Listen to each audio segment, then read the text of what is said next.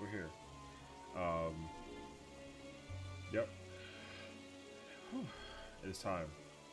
Forgive me, my friends, but I must return to Megadutha for the time being.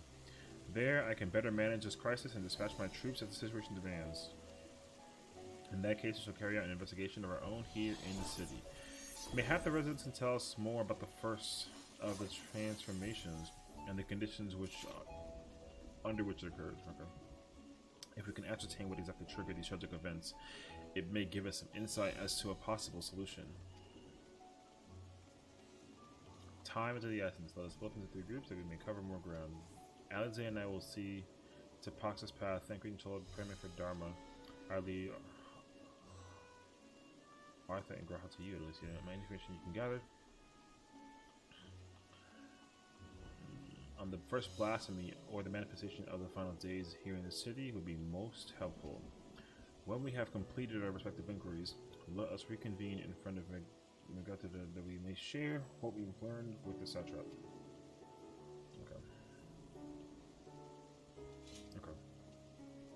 Yeah, so the blasphemy have had their ether stopped, and to the point that it just doesn't even flow. So they become husks, and then they transform and like tempered into what they are. Okay. Shall we be off then? Arthur is home to the High Crucible of Alchemia, whose alchemists forge many of our warding scales. That seemed as good as a place as any to begin our investigation, don't you think? I spoke briefly with Nuhadin, the chief alchemist there, on our last visit. He should be happy to answer some queries. Okay.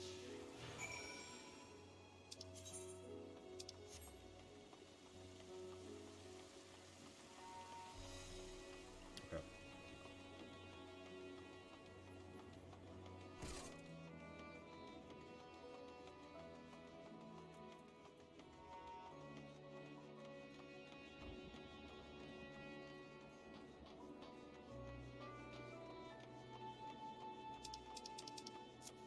Okay, just changing the chat. Carbuncle looks different now. I'm actually really excited to see what Summoner will function like. I have not personally had the chance yet to like mess with Summoner, and my hotbars are not gonna warrant that either. But that being said, though, we'll see. Ah, I remember those red eyes. You were with those scions who commissioned the scales from us, yes? I welcome you back to the High Crucible. What brings you here in these troubling times?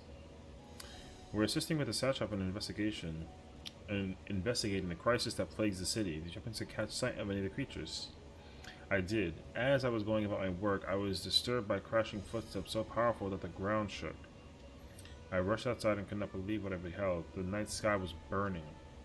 Suddenly, I heard panicked screams coming from the direction of Balshan Bazar. In the next instant, a monstrous beast poked its head out from amidst the stalls. Oh, shoot. A handful of the Radiant rushed to the scene, only to be spent sprawling as the fiend and its minions propelled themselves skyward. So the blasphemy came from the vicinity of the markets. This not only proved useful. I thank you for sharing your tale. Well, I do believe we know now where we should go inquire next. To the Bazar, then.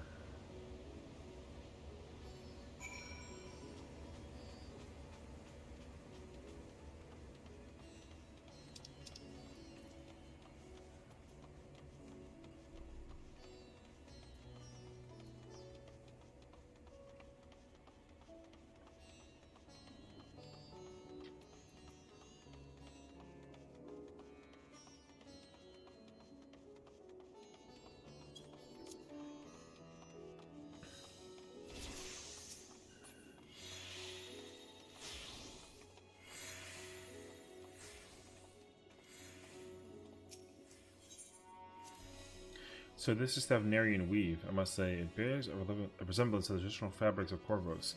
Small wonder, really, given it's just across the water. Not that I'm much of an expert in Corvosi culture, of course. I've not had the occasion to visit my ancestral home since coming to Sharlayan, and like as not, I will never reside there again. That said, in my recent days, I've felt more acutely aware of my heritage and grateful for it. It is thanks to my forebears I inherited the royal eye, and with it the wisdom of ancient Allag. And so, well, I simply hope that my countrymen are safe, and one day when the calamity is but a memory, I would like to see Corvus again, if only once. Forgive me, but my shop's closed until further notice. Needless to say, we have more pressing concern these days. We've not come in search of wares, but information concerning the enormous fiend that tore through the bazaar. Did you perchance witness anything? Afraid not, my friend. I was here the whole time, so I only saw its little minions. Made a mess of the place, they did. While that was all going on, the great big one tore through the west side of the bazaar. You'd have better luck asking there.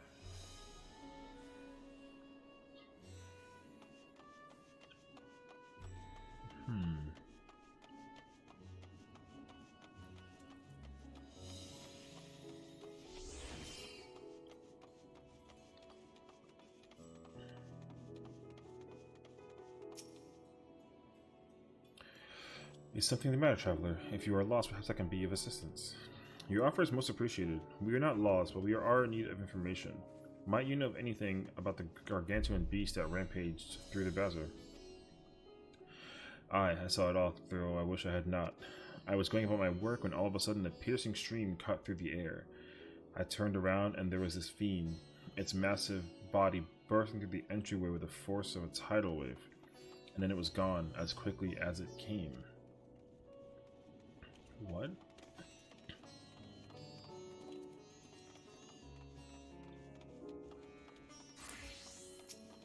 It just like disappeared?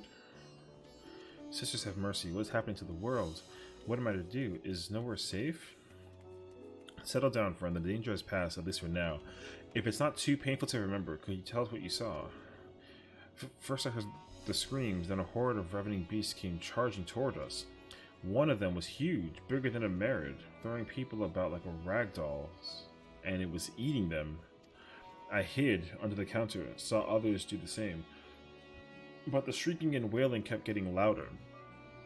More voices in the throng, beast or victims, I couldn't tell. I knew not what was happening, I still don't. That is enough, my good man. You were brave enough to share with us your tale. Many of your fellow merchants are safe. The High Crucible, too, has survived mostly unscathed. Pray stay close to your friends and loved ones. Rest your body and mind while you're able. I suspect that this is the most we can expect from people here to tell us. I think it best we find a place outside the bazaar where we might rest and review our findings. Okay. Okay.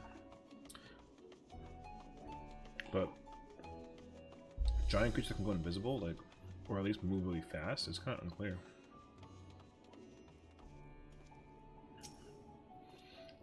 Judging by their accounts, the transformation had already occurred by the time the beast reached the bazaar. It tore through the west side of the bazaar and headed towards the Aethra Plaza. In other words, the blasphemy may have first appeared in this vicinity. That being the case, the people in that May can surely tell us more. That Mayhane? That's a word.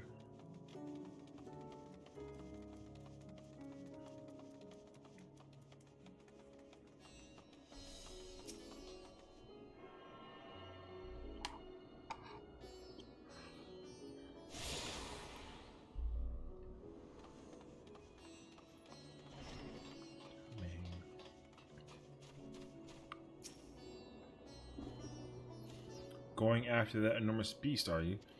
Aye, I saw it, including the very instant that poor bastard transformed. Damn the gods for putting me there. It started over there by the window. A few men, merchants probably, talking and drinking. Conversation must have taken a turn for the worst. Next thing I know, their leader, I suppose he was, buries his head in his hands and black mist was swirling about him. Then his whole body bursts apart, and there stands a hideous, slavering beast, massive and foul, all gaping maws and bulging eyes. His friends start shrieking, and then the black mist comes again, until the change takes them too. The stuff of nightmares, I tell you. Nightmares indeed. Incidentally, do you perchance know who those merchants were? No, I'm a decorator by trade. Not much cause to mingle with their sort. Saw Leo, the barmaid, chatting with them though. She might know something.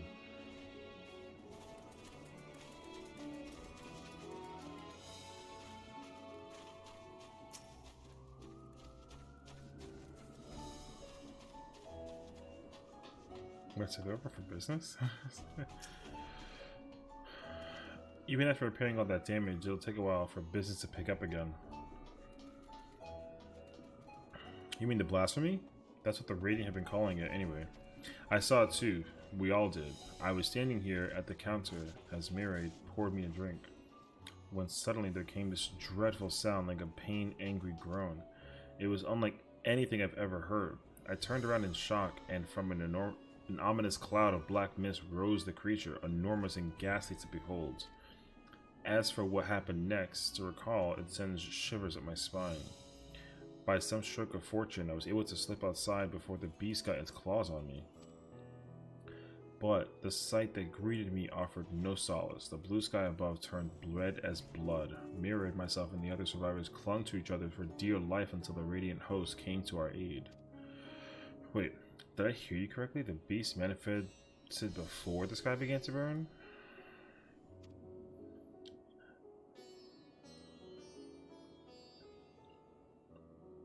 I'm certain of it. The windows here offer a clear view of the sky, and I saw nothing out of the ordinary until the beast appeared and began to rage. The order of operations is not what I expected.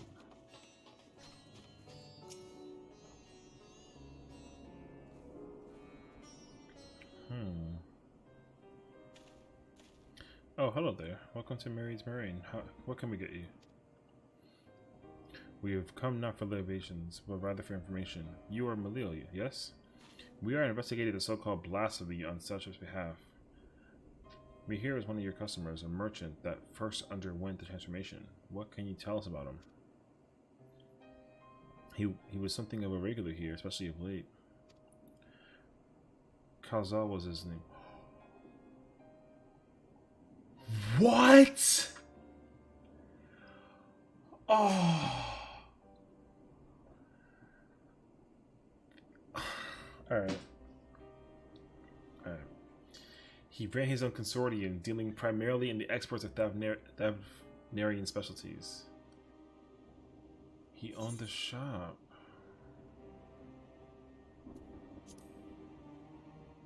It's through him we met Mattia. Yes, the names ring a bell. Didn't you meet them both on your first trip to Thavnir? If I recall correctly, Kazal ran a trading operation in Yedlamad, and it was there you made Mattia's acquaintance. Yes, that is the same Kazal, no doubt. A rather successful man from what I gather. That said, it was clear that he had fallen on hard times of late. Those ghastly towers popping up everywhere could not have been good for business. Even now, with the towers gone, the collapse of the Empire has led to all sorts of problems elsewhere. The market for luxuries is surely not what it once was. Trying times for the head of a training consortium indeed. Kazal was a compassionate man. Even as his own business suffered, he did what he could to provide the artisans, fishermen, and many others who counted on him to sell their wares. Indeed, it was the very topic of yesterday's meeting, as far as I could hear. Yet they discussed matters further. Kazal's tone grew grave and grim, and then it was then that... Forgive me, I would not have you recall the memory if it brings you pain. If I could, I would just ask one more thing. Did you notice anything unusual about Kazal in particular? Please, anything at all. Nothing springs to mind, Zai. Perhaps someone else can help you. Kazal lived for his work and had no family that I knew of. His employees and associates knew him best, but they too are lost to us. Still, perhaps his neighbors knew something I do not. I can direct you to them, if you believe it would help. What do you say?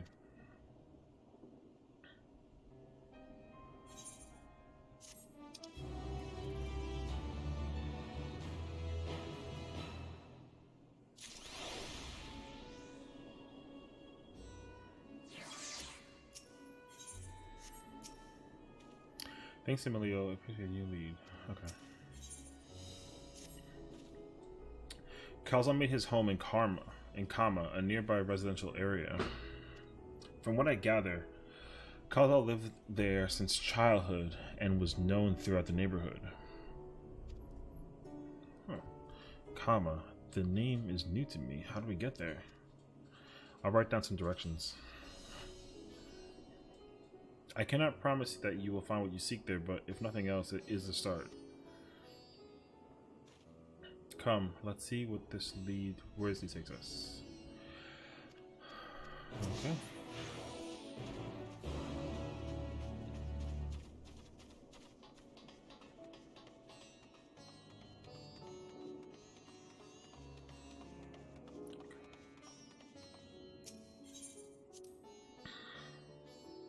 Let's see. After leaving the main, we were 66% and head back towards the Hitholidaes Plaza. Okay.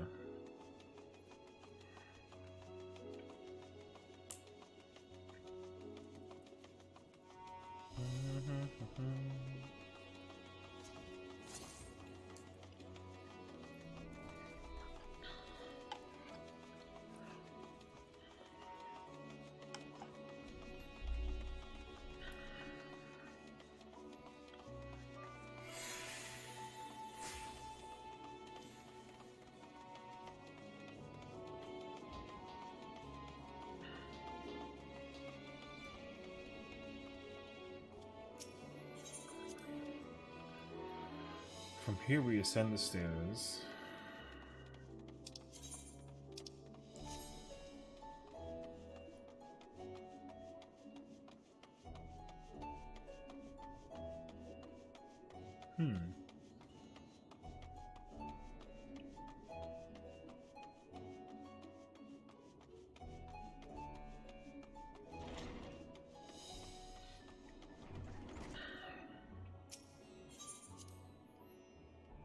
So this must be huge, in which case we should take the path leading southeast.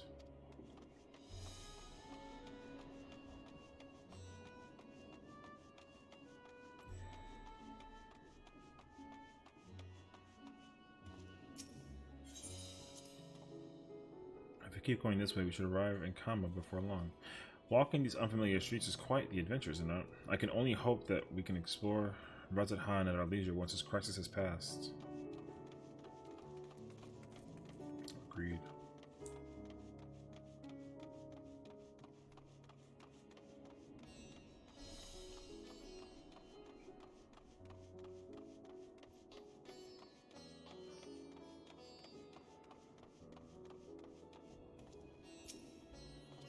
And this must be Kama.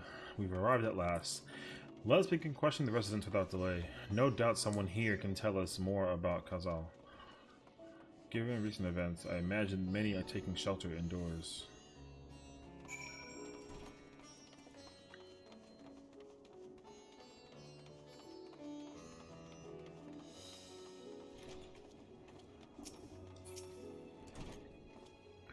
Khalzal, you say? Yes, I've known him since he was a boy. If there was ever a man who was born to be a merchant, it was him. Always early to depart and late to return. He spent his days procuring the finest wares and seeking out willing customers. You could say it came to him as easily as breathing. Sadly, business was flagging of late. No surprise, really. With how dangerous travel has become, he was cooped up in his house from dawn until dusk the other day. No doubt racking his brain for a way to turn his fortunes around. Then at night, I heard the door open. I looked out to see Khalzal sitting on a bench, his head hung low, a man with the weight of the world on his shoulders. I see. The situation must have been quite dire indeed. Did you notice anything else out of the ordinary? Nothing to speak of, other than the troubles with this consortium. It was the same old Khalzal, cordial and honest like always. These questions you were asking, had something happened to him? He wasn't caught up in that terrible incident at the bazaar, was he? I don't travel much these days, but my daughters told me not to venture outside. Stuck in here as I am, I've heard little about these bizarre goings-on. Rest assured, the city is safe for now, but the situation may change without warning. I urge you stay close to your daughter and be prepared to take refuge should the Satrap order it. Okay. Older face, huh? Okay.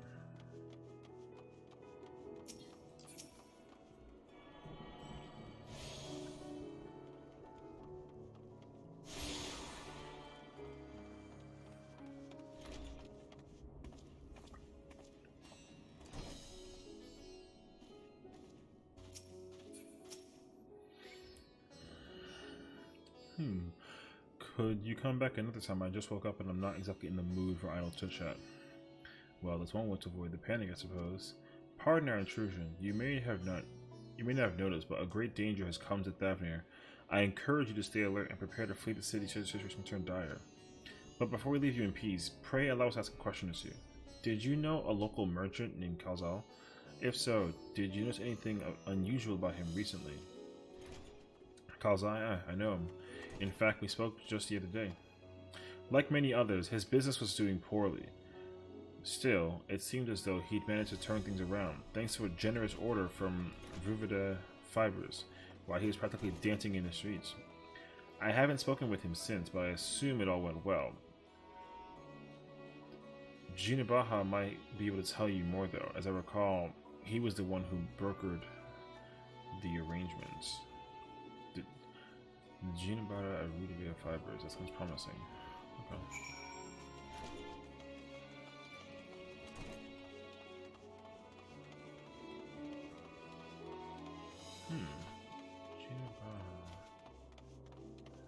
Aggravated fibers.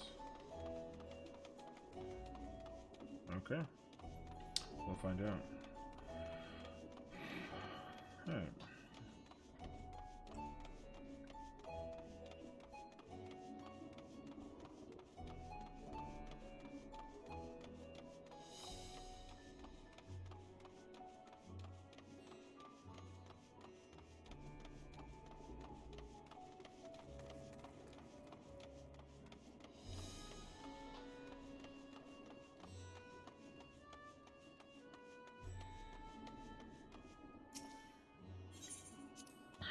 If I'm not mistaken, these stairs lead to Dharma.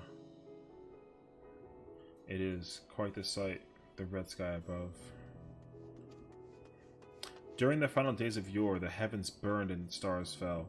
Creation magics run amok. That was my assumption when I saw Amarat. Perhaps the ancients believed the same, that the terror of a single powerful individual was the cause of their calamity. And yet, those selfsame horrors now manifest themselves before our eyes. What could it be that sets the heavens aflame and turns ordinary men into beasts? Alright, we'll find out.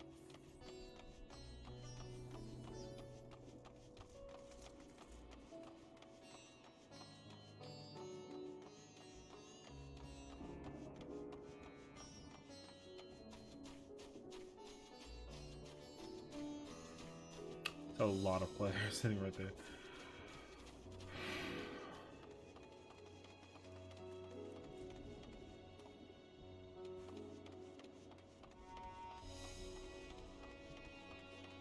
Oh, I could have ran through the middle and I totally didn't do that. Okay.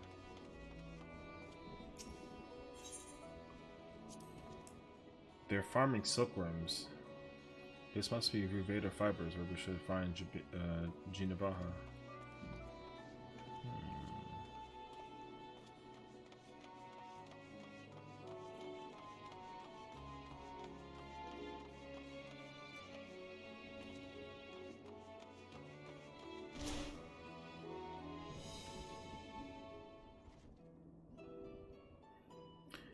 And hurry, I say, there's no time to waste.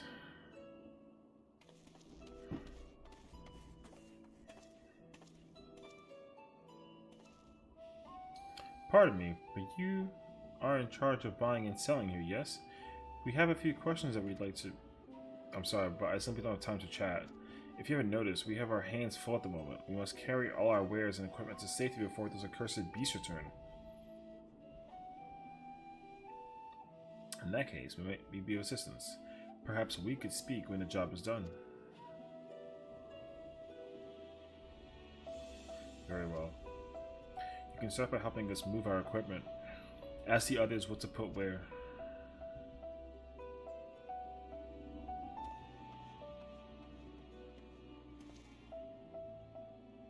And you can carry our fabrics.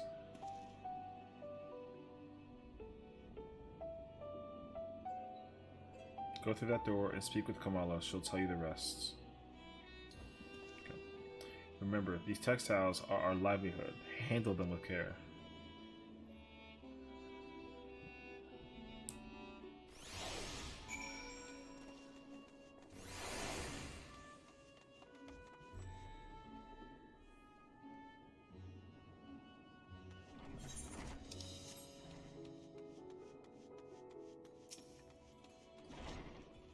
This area is for employees only. Out, out. I was told to help. Carry fabrics. What's that? You come to help? Oh, praise be to Mindura. Kind stranger, I welcome your assistance. On your way here, you pass 3 storehouses, yes? I'd like you to carry that small crate to Nabrathal by the storehouse near the hatchery. The crate of clothing is for Manuha. And that massive crate there goes to Zamira by the middle storehouse. Watch your back with that one. Those are all the crates we have ready. Once they've been delivered, consider your work complete.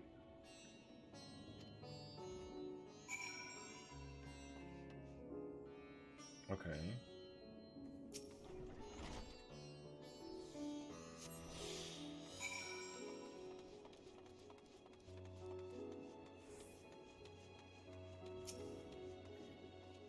Threat is it? Then you come to the right place. We thank you for your aid. That guy was wrong.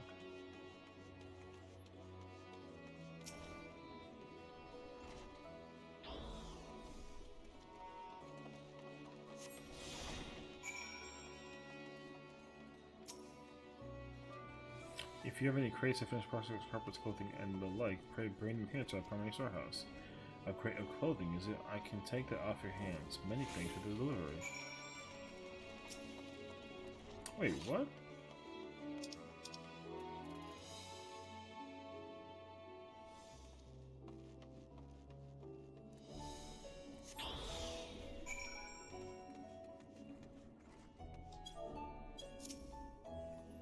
I say, you're quite the brawny one, aren't you? A good thing that you never know when you'll need to defend yourself at these unpredictable times. A crate full of fabrics, is it? Exactly what I was hoping to receive. Here, let me put that away for you.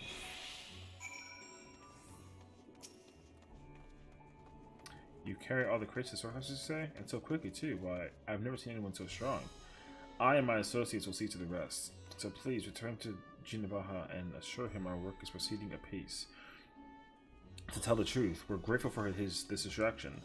Too many terrible happenings of late, but generous souls like yourself give me hope that we may emerge from this trial even stronger. I pray we meet again in more peaceful times.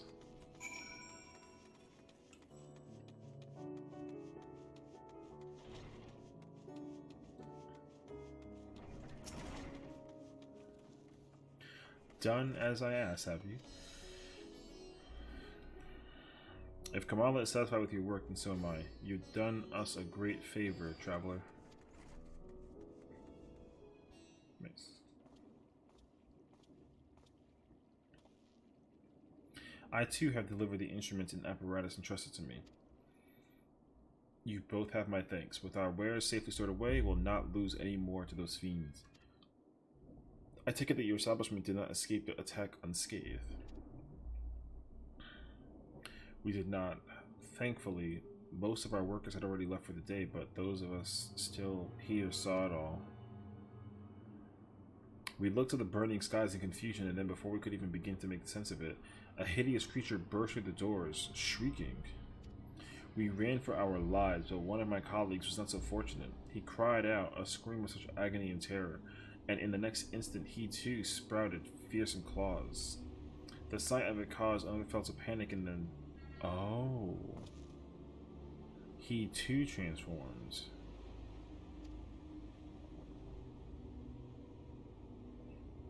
Huh. I'm sorry. Was there something you wanted to ask?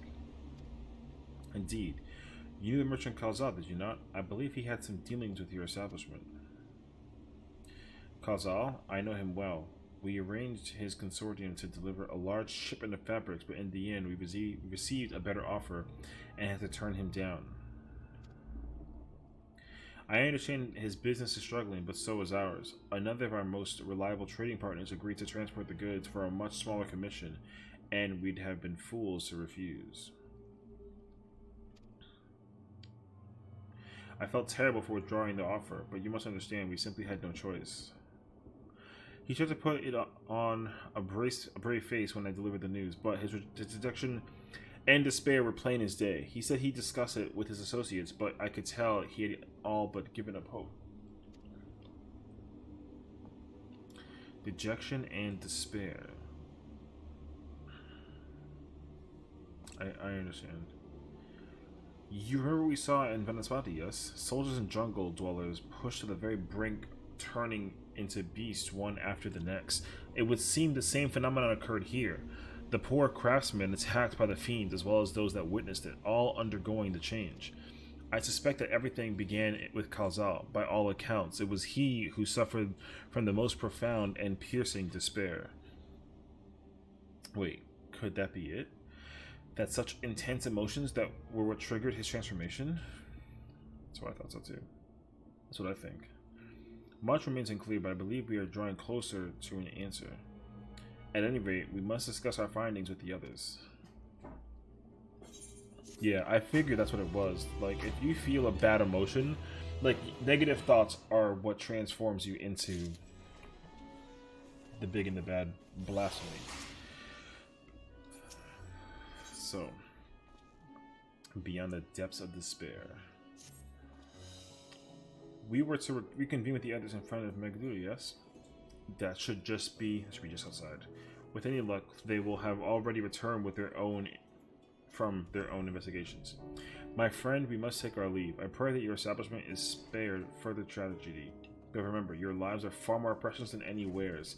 If you are ordered to flee, do so without hesitation. Indeed, I thank you for your concern and pray you two take care as well.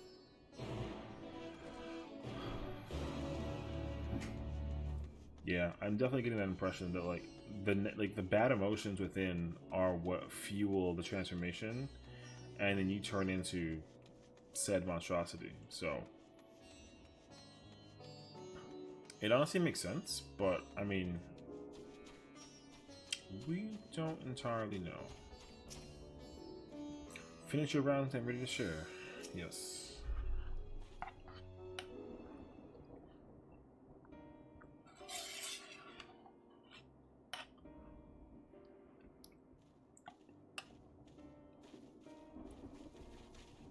There you are.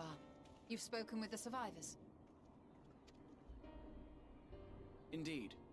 We thought to share what we have gleaned, that we might together gain a greater understanding of present circumstances.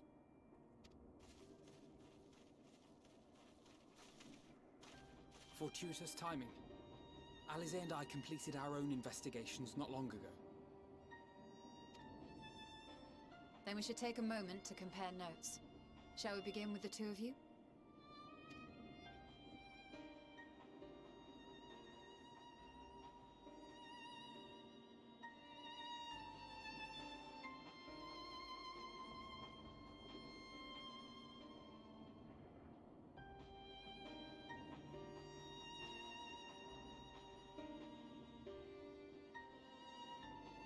So the merchant Kalzal was gravely concerned about his business in the days preceding his untimely end.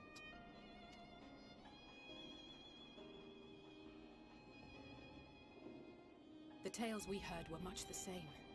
The first victims to be changed into blasphemies were all overcome with anguish of one manner or another. Then those who saw their loved ones stolen before their eyes succumbed to a similar panic, setting in motion a chain of transformations. Fear, unease, despair. These negative feelings serve as a catalyst.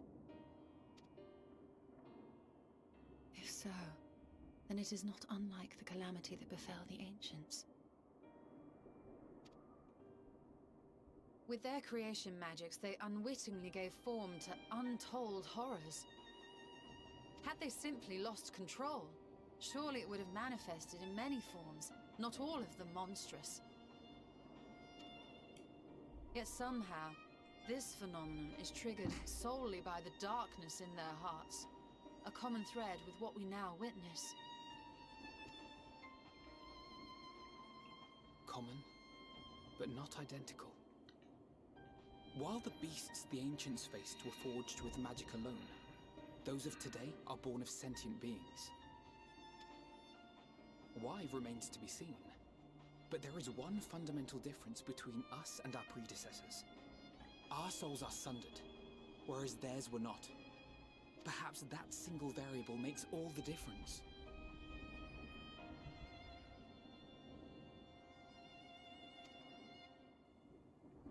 If I may, there was another detail that troubled me. We have it on good authority that Karl Zahl's transformation took place before the skies began to burn. What? If that's true, then the situation's more dire than we realized. It means even if there's no ominous sign presaging the final days, anyone, anywhere, has the potential to become a beast. Even in lands we thought safe, even as we speak.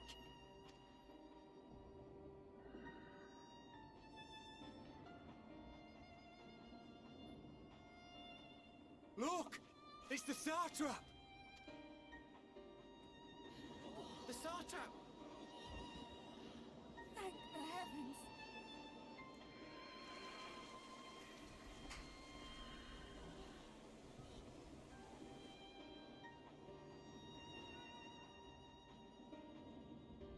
My countrymen, I am relieved and heartened to see you strong and safe.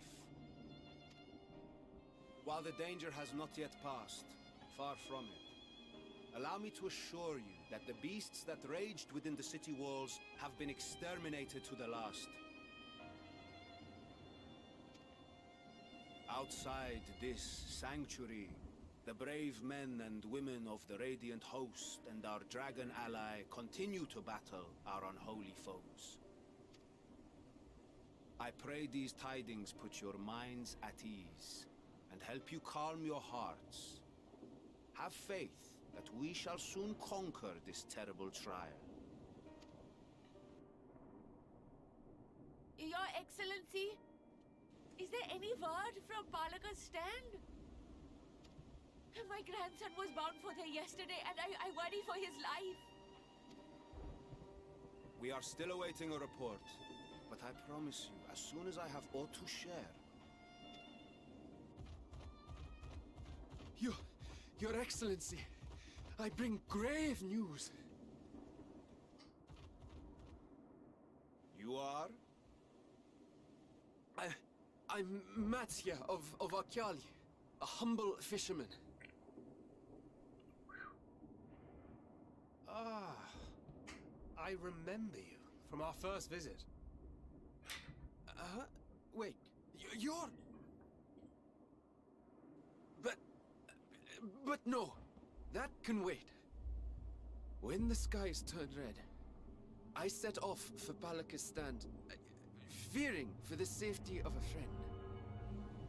But as I drew near the village, I saw dreadful beasts all about. No! Gods have mercy! Your Excellency! Save my grandson, I beg of you! We will spare no effort to save all we can, but you must remain calm. Calm? You tell me to be calm? You saw those beasts? They tore our bravest warriors, limb from limb! No. What if we are too late, huh? They catch him, stick their fangs into him? The fangs!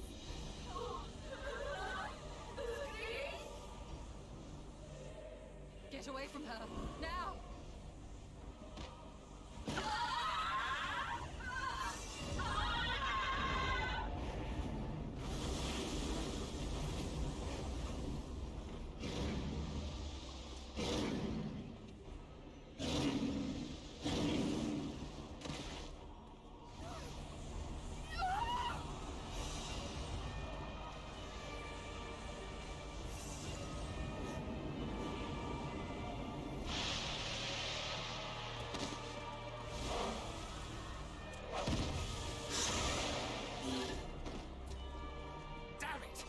We've got to kill them before it spreads.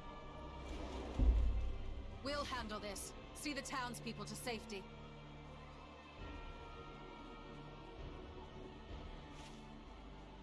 Run! As fast as you can!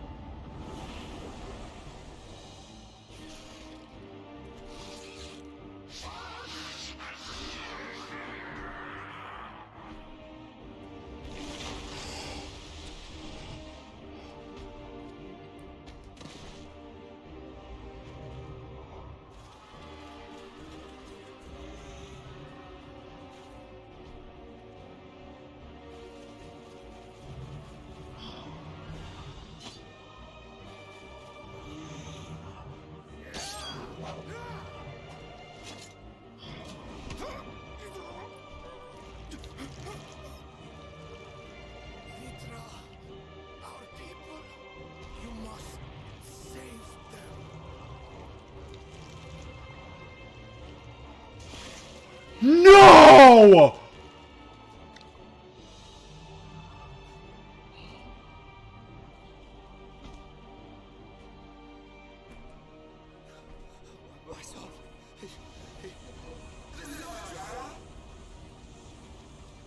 Enough! You must run. For their sake and your own.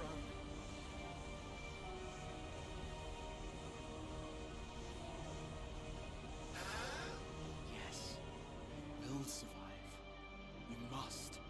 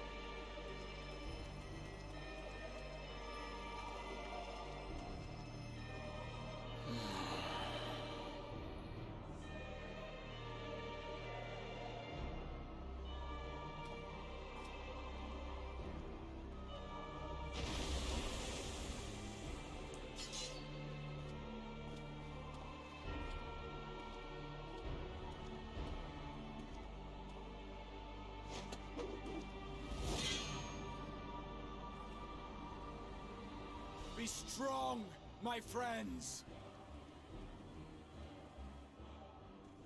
Fear not, for we will defeat these abominations!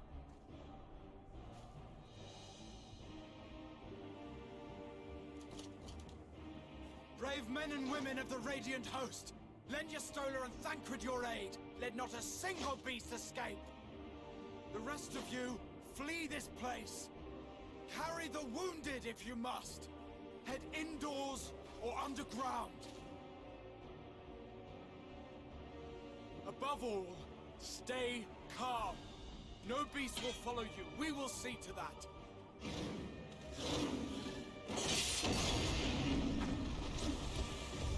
Alphino! Alizé!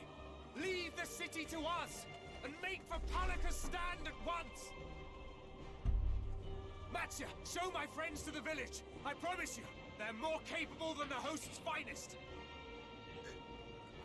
Right. Go with them, will you? We will save these people. As many as we can.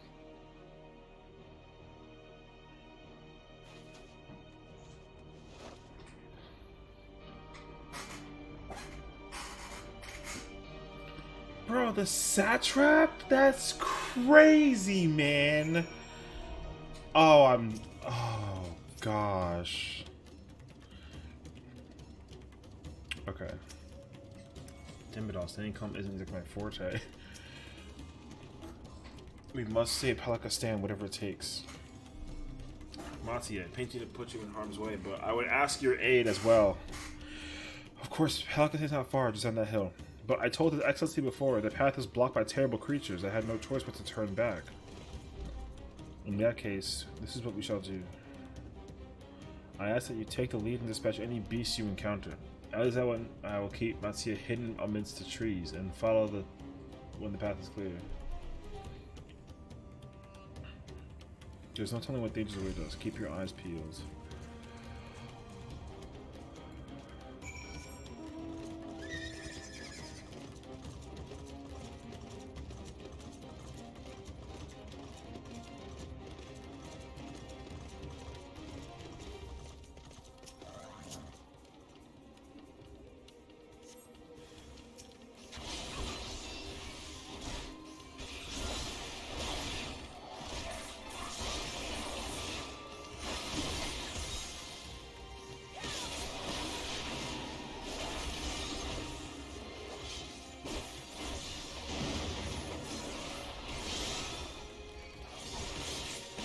That's a move. Jeez.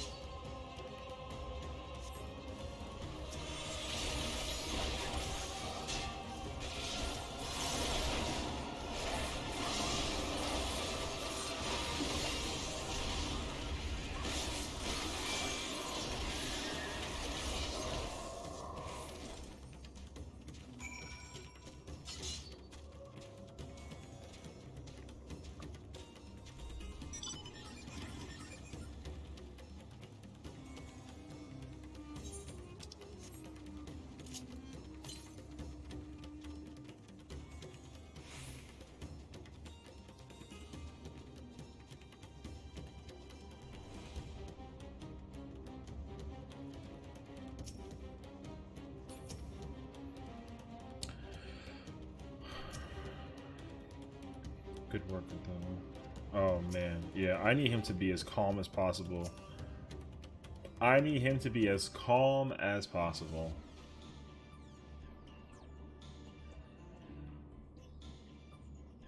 It cannot be.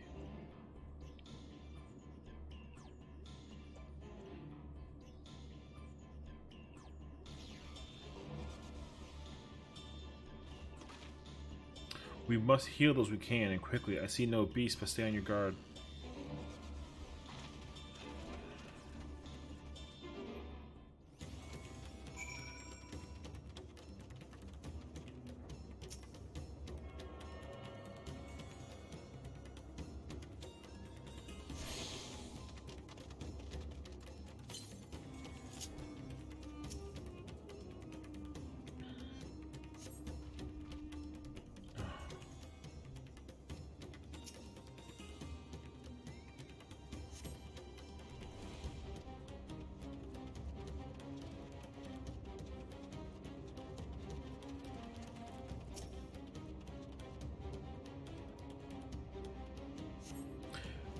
Though the vulture's injuries not appear to be that threatening, he does not respond to your efforts. His breathing goes more and more ragged and shallow.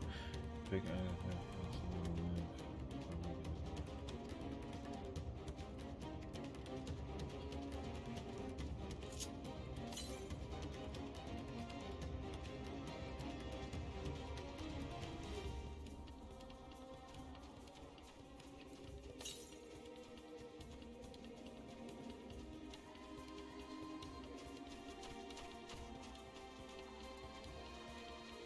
Okay. Just gonna really quickly grab this.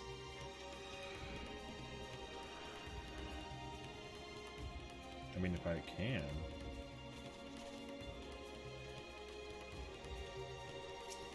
Okay. Parkour.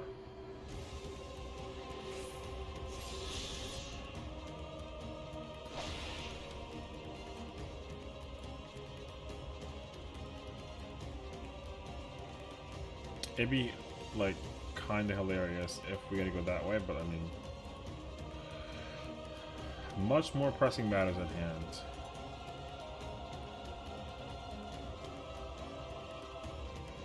Oh, I'm so nervous.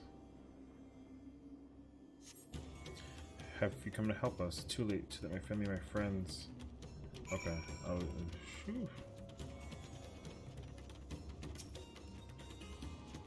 Are these the only villagers who survived? I can only hope others manage to flee, but if the rest have been turned to beasts by the 12, let us do what we can to see that the damage spreads no further, and no matter what comes, we must keep our spirits high, lest we ourselves suffer a similar fate.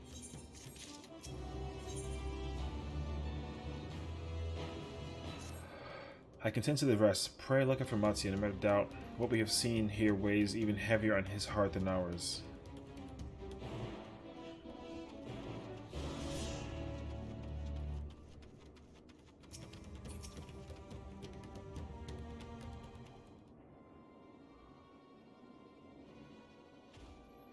Oh, Adele. This is Eurovet, the elder here. He is hurt, but praise be to the sisters, he still lives. Young Matsuya here has told me everything. I have not the words to express my gratitude for your aid. When the heavens began to burn, we were afraid, but did our best to carry on as we always have done. Until today, when those unholy beasts came pouring into our village, a flood of midnight and death.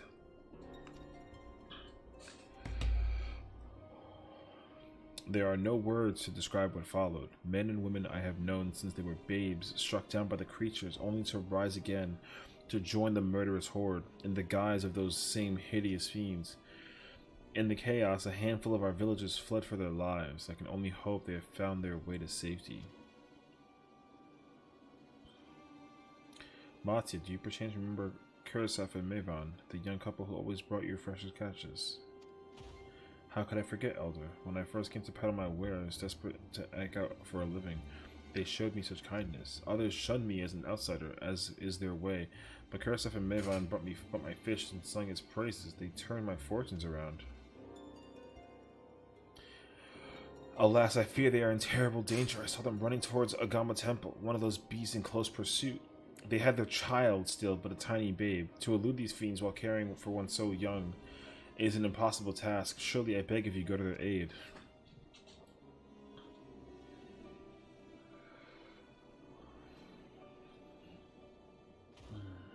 I want to help them, yet I am but a fisherman. I cannot face beasts on my own. Will you come with me? Oh, thank you. Agama Temple lies to the west of here. We must hurry. Okay.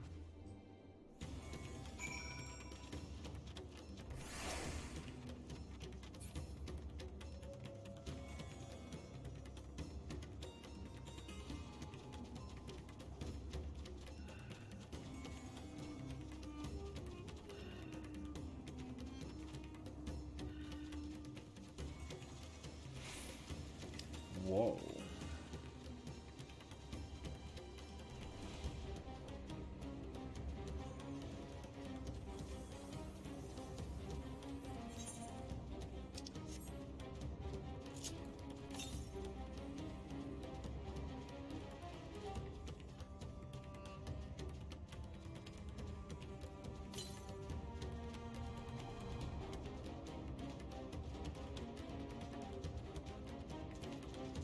Listen, don't bother me.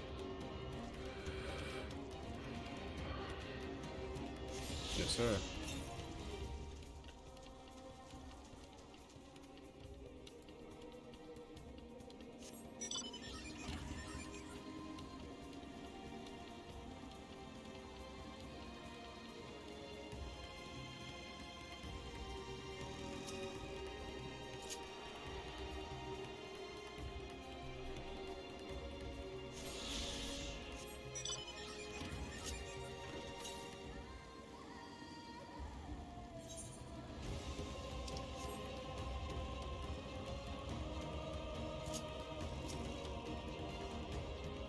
The temple is just ahead. It was built by those who worship Saint Agama, but has sadly fallen into disrepair in recent years. If my friends made it this far, no doubt they are hiding somewhere amidst the ruins. No, please. Oh, no. It's cursive. No, that's not good.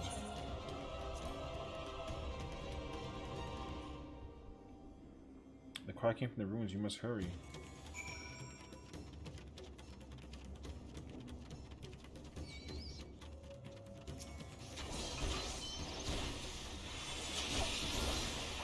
I'm in the middle of doing things.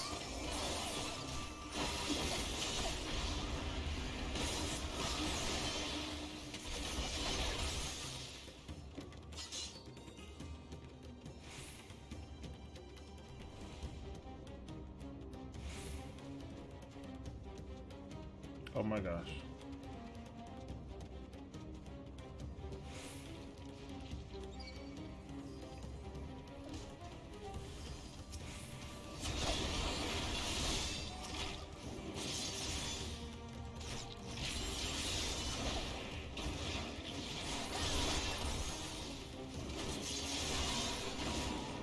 Why are you getting so close?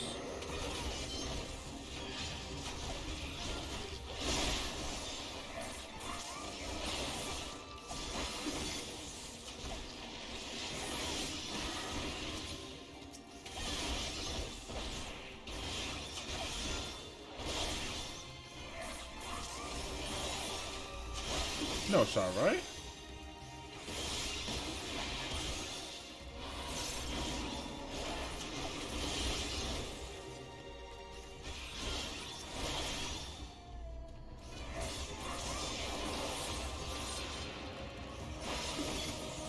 Oh my gosh. That was actually, like, kinda scary. I almost died. Alright.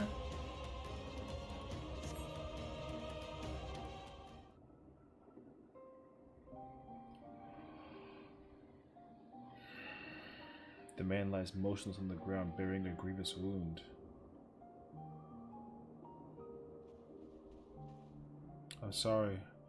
I tried to stay behind, but I couldn't.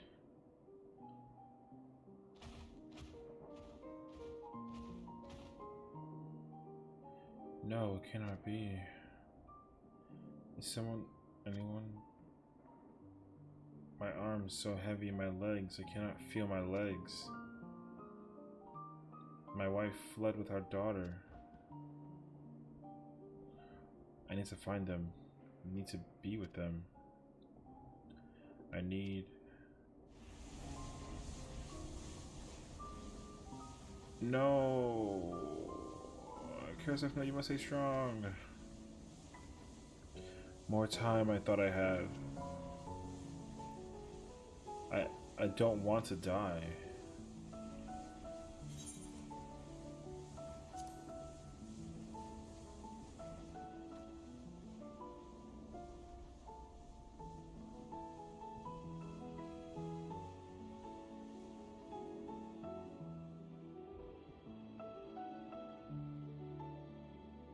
Thank you. Please find them.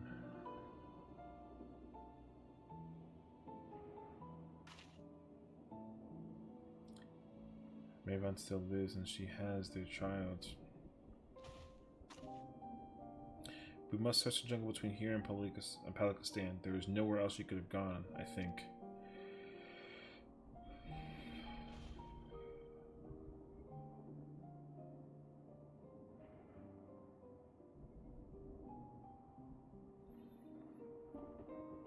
Forgive me, Karasef. Once we have saved your wife and child, we will return and lay you to rest. He didn't make it? Oh.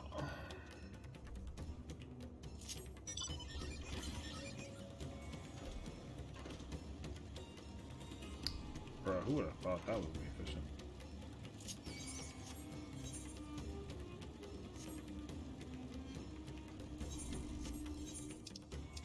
I have all this stuff though? Don't touch me! You mother... Alright, I thought.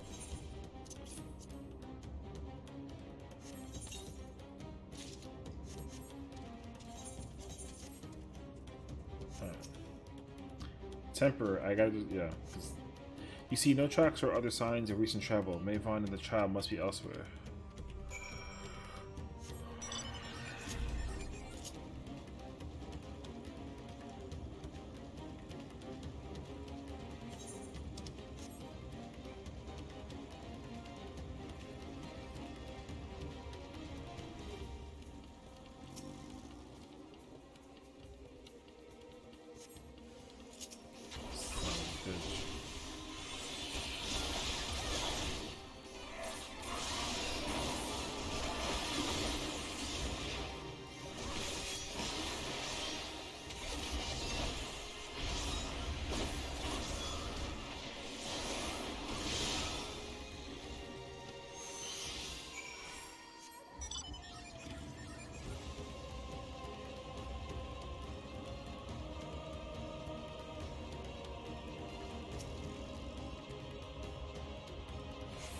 If Maven and her daughter came through this area recently, see no evidence of their passage. It was lost.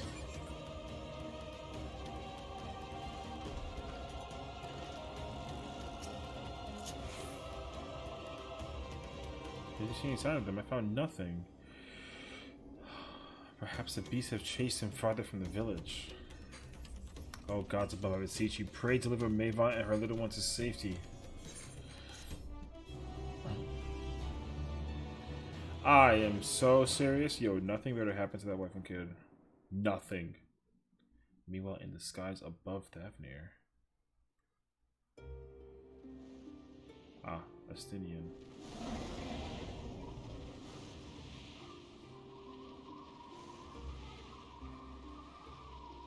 No more enemies to trouble us here.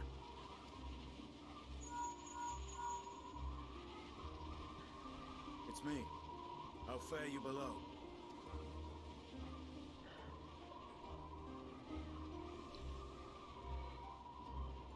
Understood. I will inform Vritra. Chaos and panic sweep Ras Khan, and many more have succumbed to the transformations. Amidst the fray, Ahawan fell, protecting a grief-stricken father.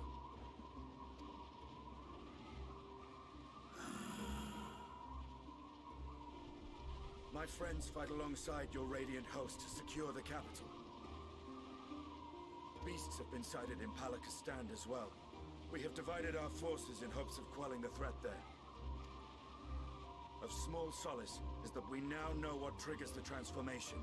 As my companions tell it,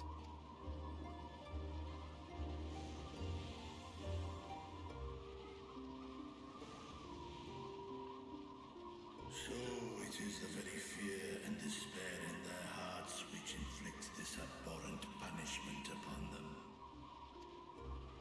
A nightmare from which my children will never awake. O capricious and cruel fate, they are undeserving of such condemnation. will you wallow in sorrow or rise to the occasion? Razat Khan is leaderless.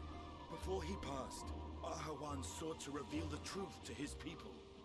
Honor his wishes. To what end? To breed a new conflict between dragon and man. These claws could reduce thee to shreds with a touch. These jaws crush thy bones to dust. Only through my proxy could I walk with my children. Without him, I am a bringer of fear, no different from the beasts which beleaguer them. Perhaps so.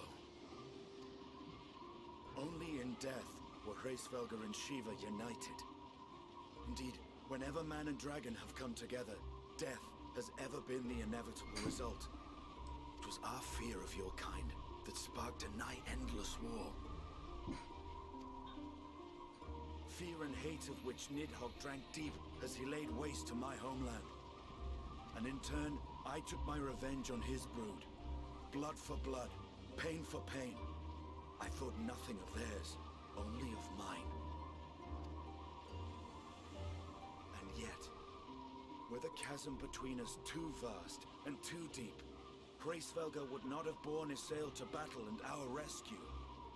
He would never have entrusted a mortal champion with one of his eyes, and the Dragonsong War would still rage on. And I would still wage a never-ending war of violence and vengeance. The future of our star be damned. I cannot speak for Ahawan's greater goals, yet I know that he served you, served your people, long and true. In this time of unprecedented crisis, he turned to you. You could do worse than to place your trust in him. It will not be easy, but the future of Razat Khan hangs in the balance.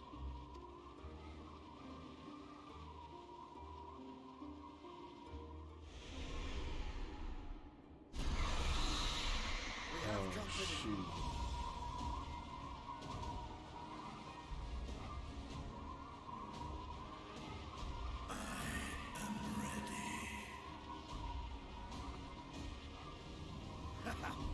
The hour has come, Vritra! It's all or nothing!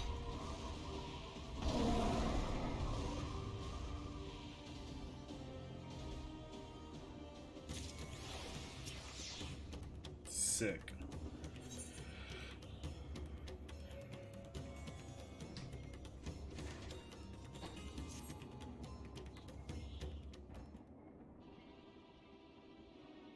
If Maven fled deeper into the jungle, she and her child are in grave danger. Whatever are we to do? Gods have mercy.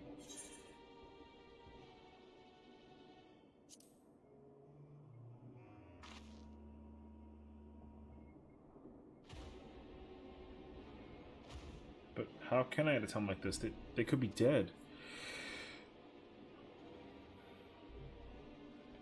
So, if I allow myself to be overcome by this fear, I too might become a beast. I am not sure I understand, but I will do my best. I've seen to the wounded. How did the two of you fare? Did you find your friends?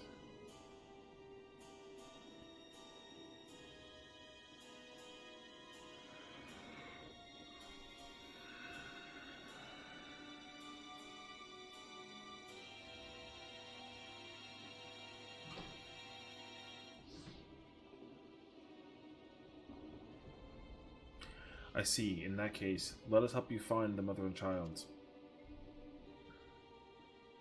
Before we leave, we must ensure the village will be safe in our absence.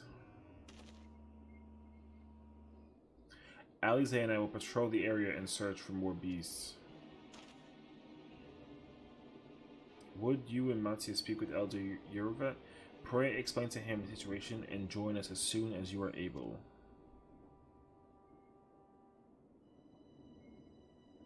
We will save Maven and her child. We can do that much for Karasaf.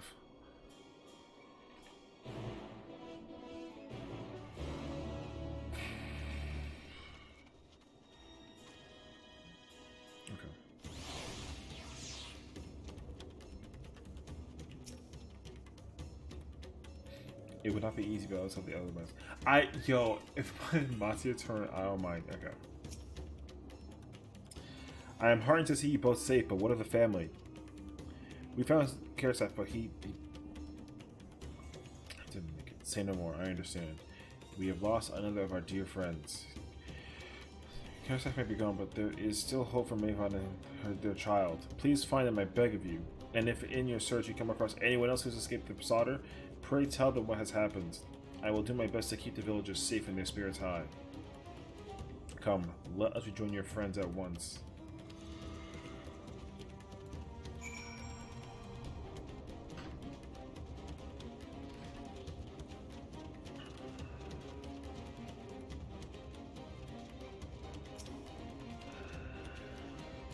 I'm pleased to report that the vicinity appears to be beast-free, no doubt thanks to your earlier efforts. And with that, let us resume our search for your friend and her child. Where should we begin, Mattia? If we follow Kisrota south, we will arrive at Perusa, a temple. It is a sacred place where people go to commune with the divinities. It's possible that Maven sought shelter there, and perhaps other villagers as well. Then it's settled. Mattia, stay close with me, alright? You two, take the lead. Keep an eye for beasts and anyone in need of help. Very well. We make for Perusa as quickly as we are able. With me. Fight.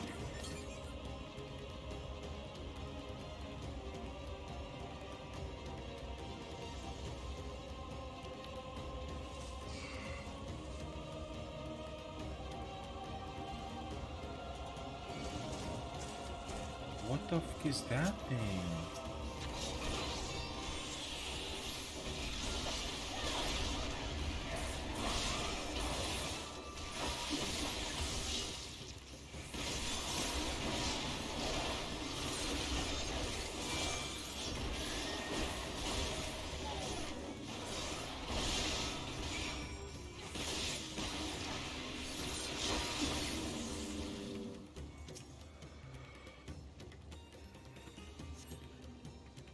Thank you. I thought I was done for. Maven, she's a friend of mine too, but I've not seen her. She must still be out there somewhere, trying to avoid the beasts and with her child. Gods, worry not for me. I can make my way back to the village on my own.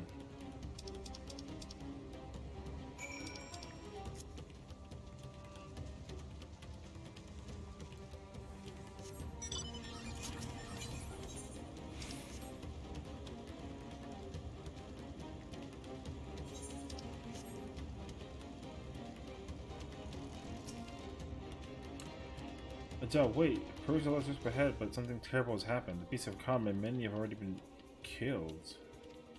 Alphino and Alize have gone to do what they can, but they are so many more than I can count. You must be ready.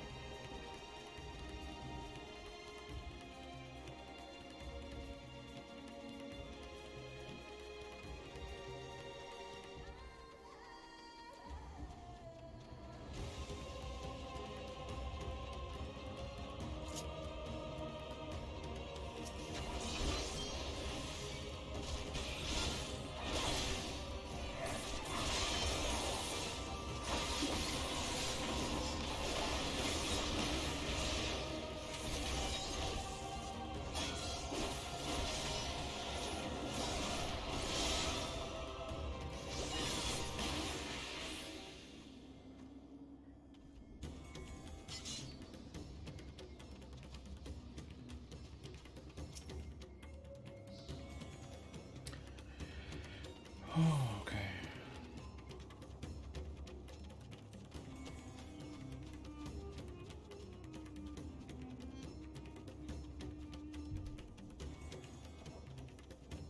Oh no.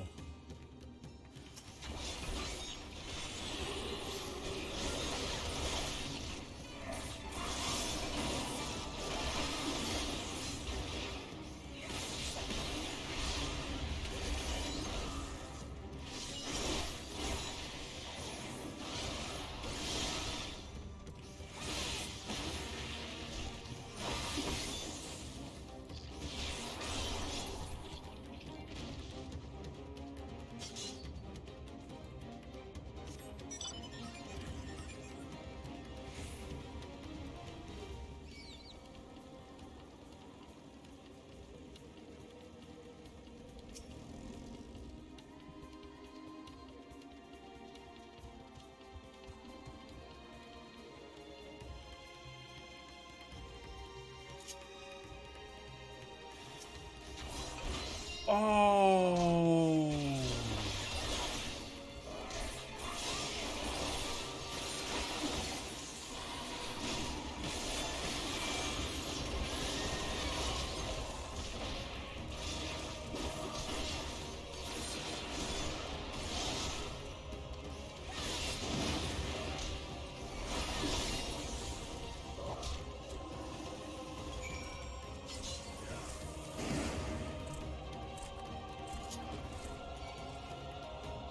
I'm sorry, can you complete your thing?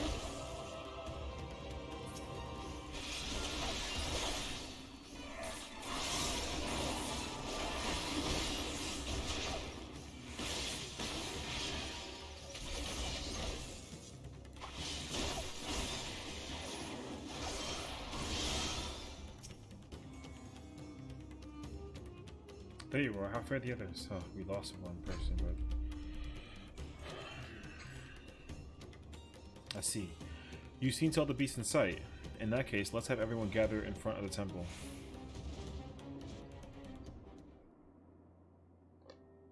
This is not the music I would expect them to play.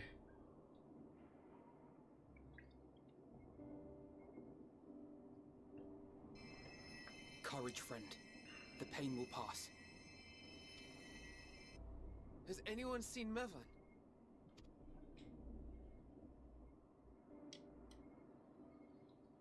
Where could she be?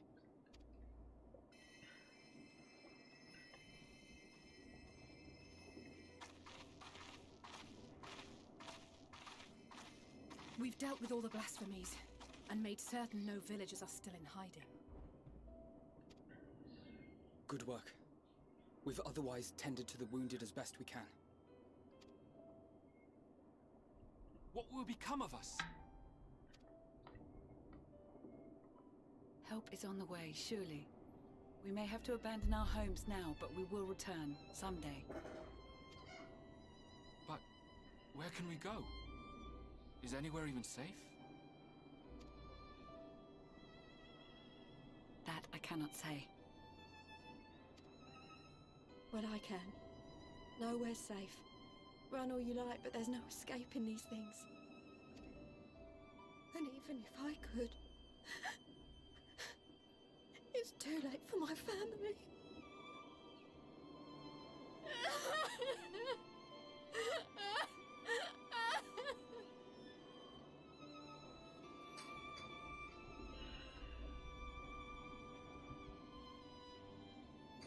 This isn't good.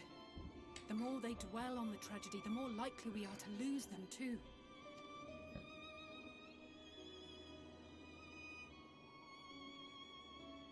My friends, this is a place of worship. Should your heart quake with sadness, cast your mind to the heavens and remember. Remember the teachings of the old gods. Did they not implore us to stand fast when waves of sorrow break against our shores?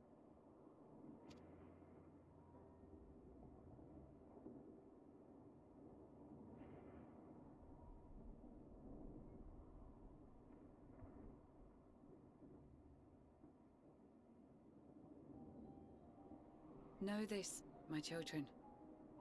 There is more ugliness than beauty in this world. To live is to suffer. To drink of calamity and drown in anguish. To toil and be tested, always and ever. 'Tis a perilous path you walk. Death lurks in the dark, and is the sole promise that awaits at journey's end. You will tremble with terror. You will weep tears of anger and despair.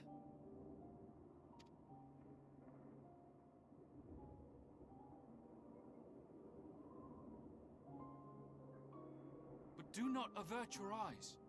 See your life for what it is. Then will you see how the hardships make you strong.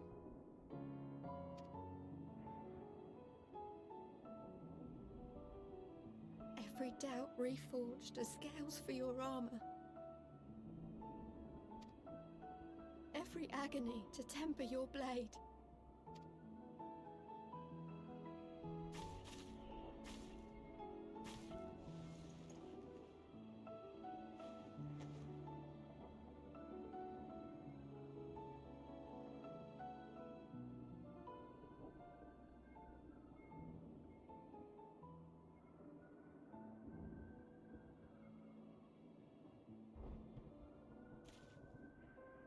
Thank you, lad.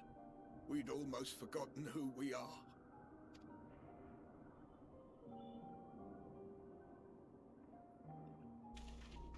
My undying gratitude to you as well, my friends. You were searching for Mevon, no? We must return home. I pray you help the boy find his friend. Gladly. We dispatched what beasts we could, but the roads are still dangerous. Stay together and go in safety.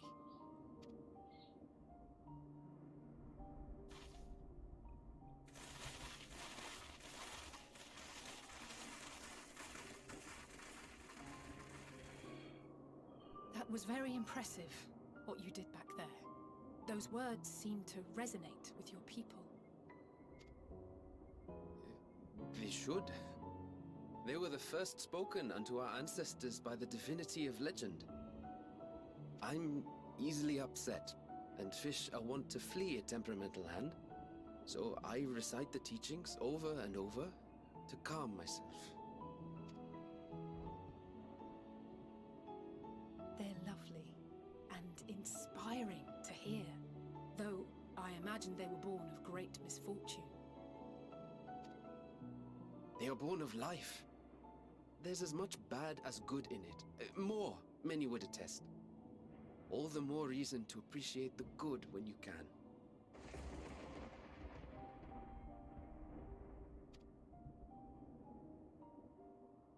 I won't argue with that.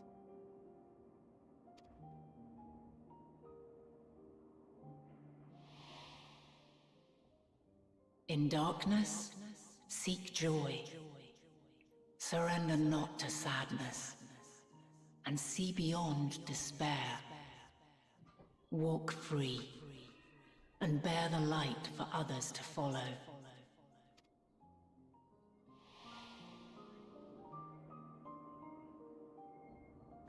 And with that, let us see if we can't find Mervyn.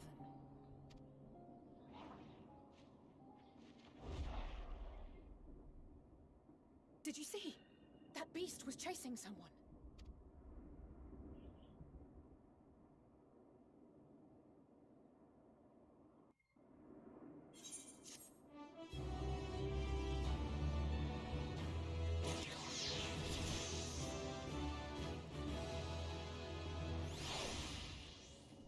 Ooh, let's go. I cannot wait to see those moves.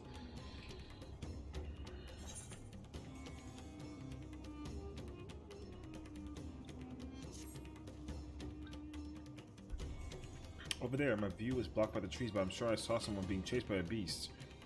As I'll go with Mattia and search along the river, Alfno and I will circle around from the south.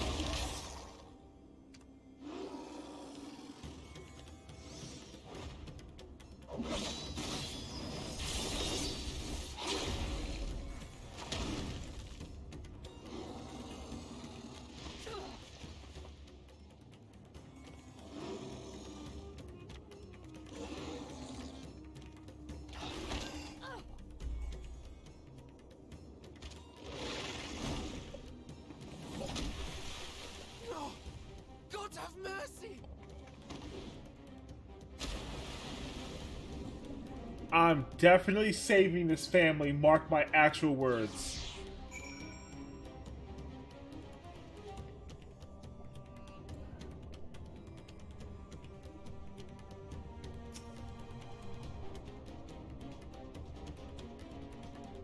Where's the baby?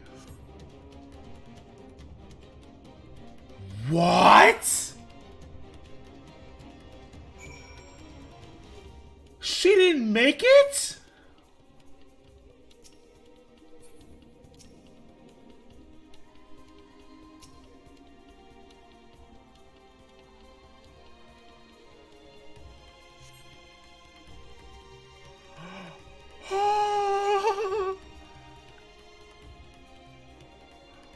Oh my. That's not okay. That is not okay.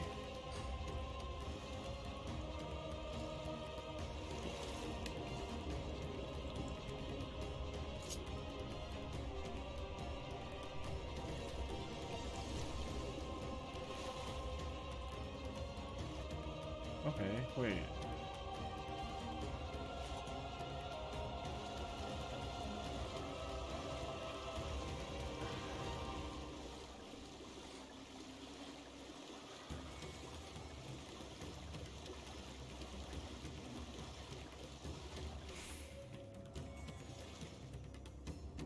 Oh my god, oh my god, oh my god, oh my god, oh my god, please be okay, please be okay, please be okay.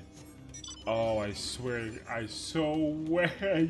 Oh my gosh. Okay. No, you have to be okay.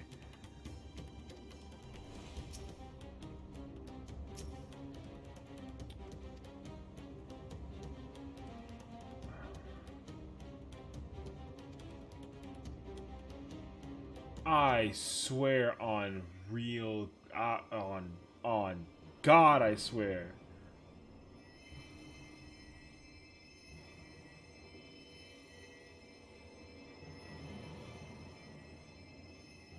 She's so cold, Elfino. The child is alert, and I see no wounds, and yet she grows weaker. My spells can do no more. What she needs is a change of clothes and a warm bed. We must hurry back.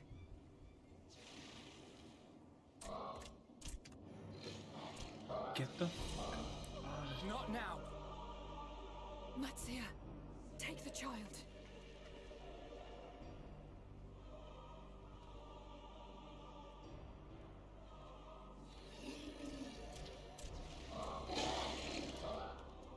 I'm gonna fuck all of you up. Damn it. It appears we've made enough noise to be heard from arms around. More will be upon us ere long. We make our stand here. Matsia, can you take her back to the village? But the child, all by myself.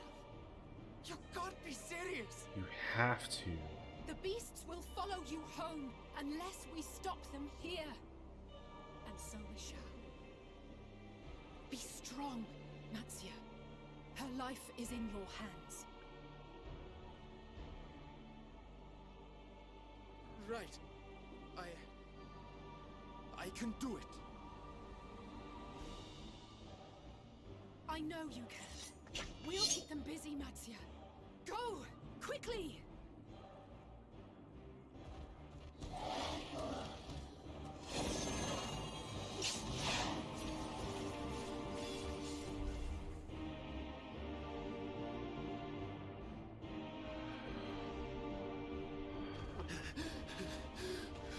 Come on, Matsuda. Steady. You know the way.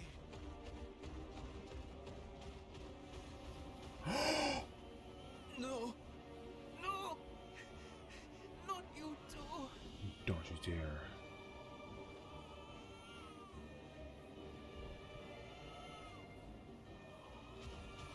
Don't be afraid. Don't be afraid. To live is to suffer, to drink of calamity. It is a perilous path. Death lurks in the dark.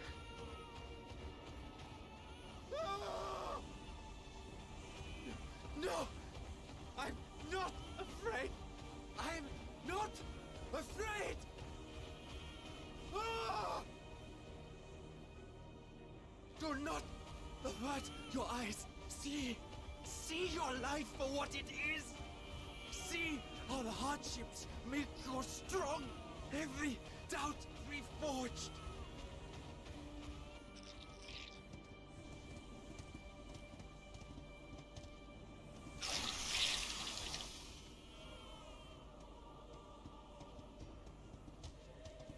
Every agony. Someone, please.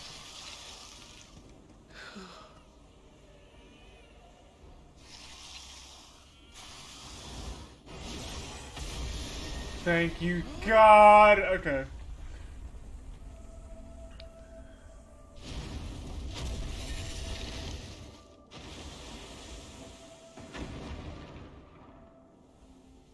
The divinity.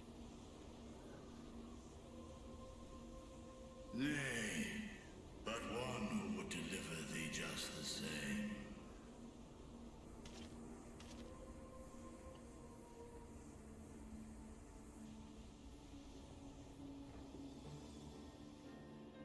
Please. You must save the child. She is all that remains of Mevan and Grasef. Please.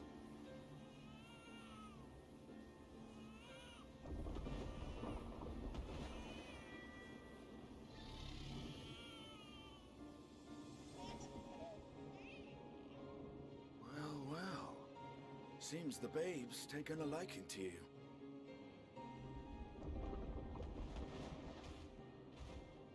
Thou art strong, little one. Let us convey thee to thy home.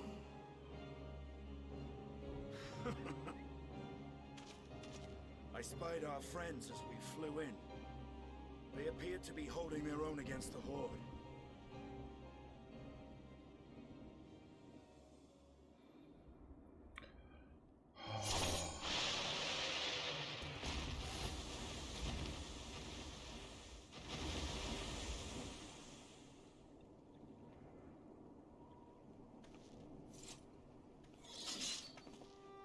Right.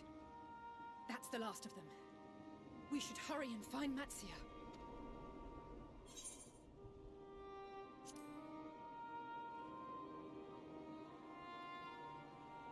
Really?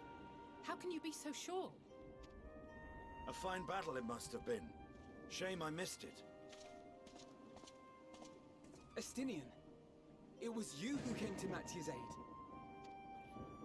I was only along for the ride. Vritra was the one who saw the boy was in need. The two are headed back to the village. Where the worm will honor Ahiwan's wishes and finally reveal himself to his people. Perhaps so. Will you go and join them? There's something I need to do first. Mervyn gave her life so that her child might live. She deserves better than to be left to drift alone. She deserves to be laid to rest beside her husband, at least. Will you help me? So messed up.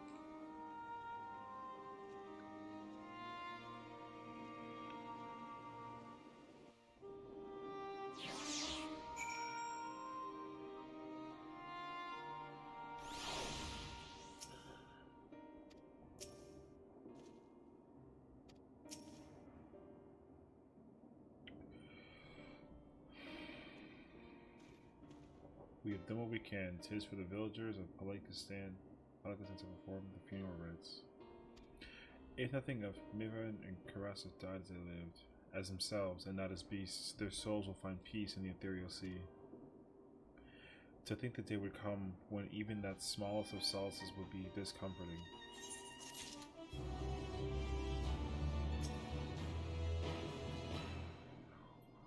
Okay.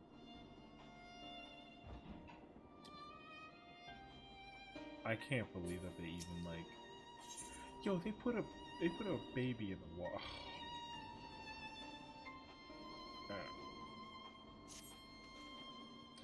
You are ready then. In that case, let's head for Palakistan. No doubt Vitra's awaiting us.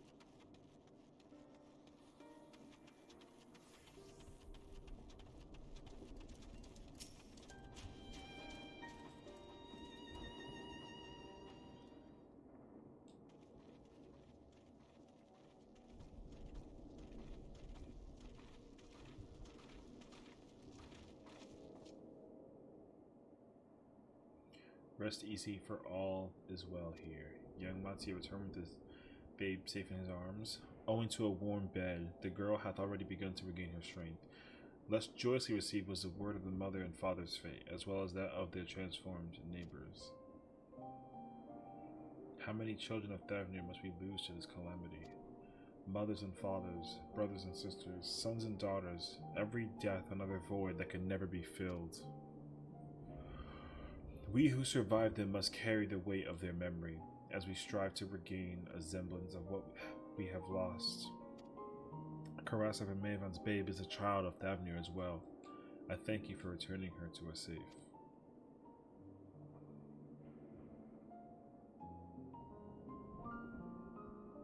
Oh, most great and merciful worm, I have not the words to express my gratitude. They say that were it not for you, brave Mattia, and the child would have been lost to us forever. Long had I heard the rumors that a mighty dragon had forged a pact with friendship with the satrap, but never would I have expected it such a kind and gentle soul.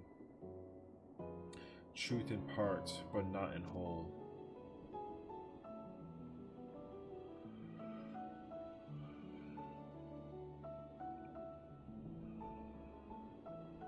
I am Vidra, and for years uncounted hath this isle served as mine abode. And I have ruled over a satrap with Ahewan as my loyal servant. Are my ears to be believed? You were the true satrap all along? Oh, it's Nirana. What are you doing here?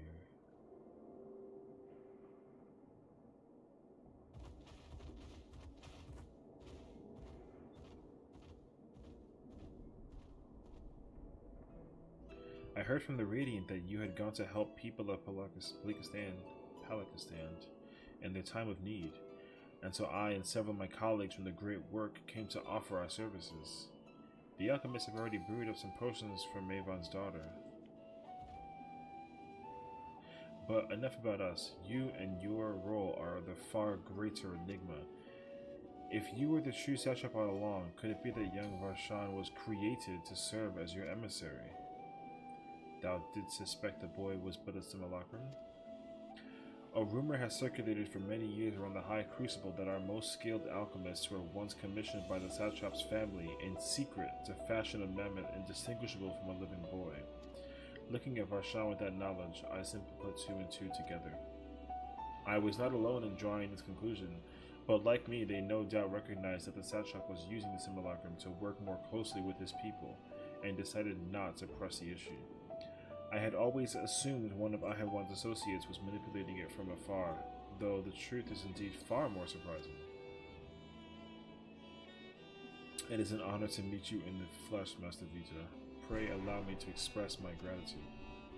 If you had not believed in and given unto us your scales, I do not know where we would be. Thank you, from the bottom of my heart. 'Twas thou and thy fellow alchemists that fashioned the means to unmake the towers. You were the saviors not only of Razadhan, but the star. Far too kind you are, Master Richard, but the star yet wants for salvation. Once more will my colleagues and I commit the knowledge and resources at our disposal to the mission of aiding the people in this their darkest hour.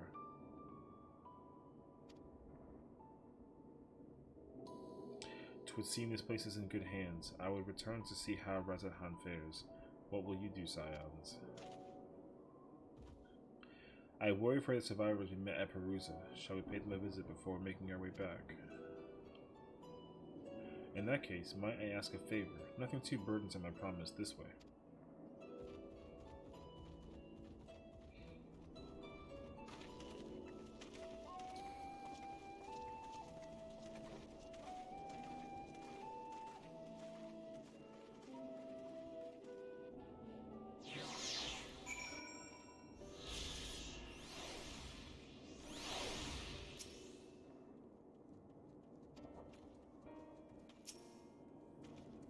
Curious, isn't the flames so ominous the crackling flames here somehow calming? Vitra chose to visit them to the village of Hitholidaes before all others. A wise choice considering the warm reception. He even seemed a little relieved. It remains to be seen how the people of Razadhan will take the news, but if this was any indication, he need not worry.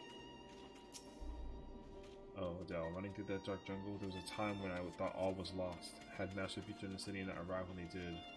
No, I must focus on the good. Mavon's precious daughter is safe and sound, and that's all that matters. Sorry. Needs to simmer just a bit longer, it said.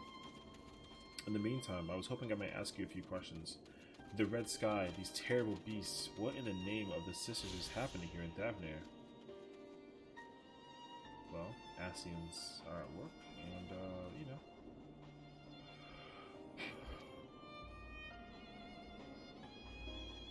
It would seem the situation is even more grave than we suspected. Thank you, friend. My colleagues and I will use your knowledge to see if it can further our own research. And with that, here we are. A pot of piping hot chai, brewed from my own secret recipe of spices and tea leaves, together with hearty helpings of rich milk and purest sugar. I've made enough for everyone in the village. My Chumpo used to deliver a few cups. The drink has medicinal properties, then? Not in the least. The ingredients are quite ordinary. It's so very tasty, though, and has a way of lifting the spirits. The spicy aroma and distinctive sweetness of chai is a simple, everyday pleasure on our islands. Sometimes the best medicine is the simplest. A lovely sentient. Nirhana, by all means, allow us to assist.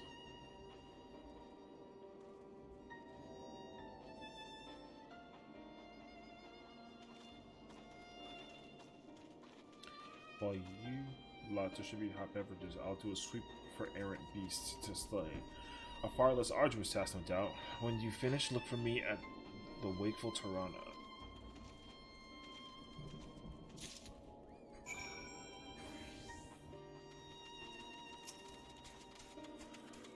Look at them all, lazing about, knowing full well the beast might strike again at any moment. Do they not realize their lives are in danger? Well, I, for one, intend to survive. I'm too young to die. Yes, I'll leave this island behind if I must. But where to go? Is anywhere safe these days? A cup of chai?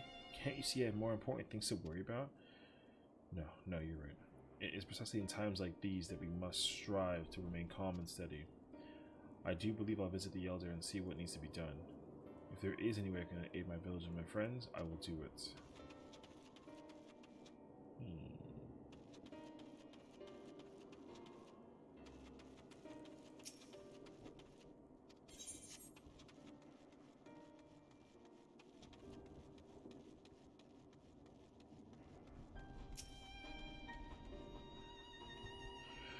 I'm sorry, I just want to be left alone.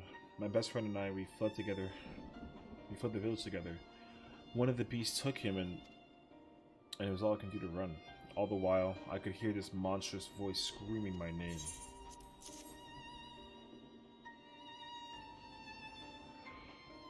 This is for me? We used to drink chai together often. Shared stories over steaming cups after a hard day's work. Thank you, friend. The pain may never pass, but I must press on all the same. For his memory, and for we who must remember.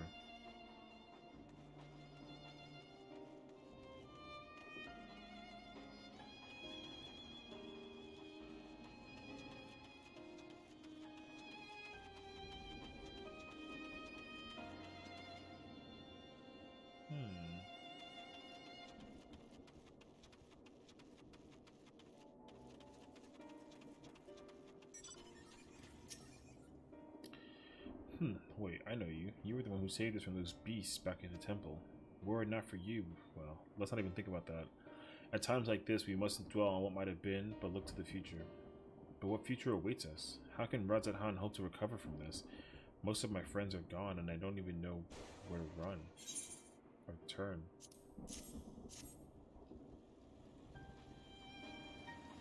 A cup of chai? Well, if you insist. That aroma has a way of clearing the mind.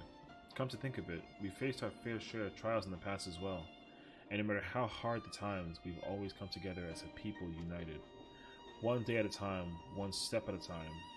For that is all any of us can do. Yes, back to work. Once I finish this cup. Thank you.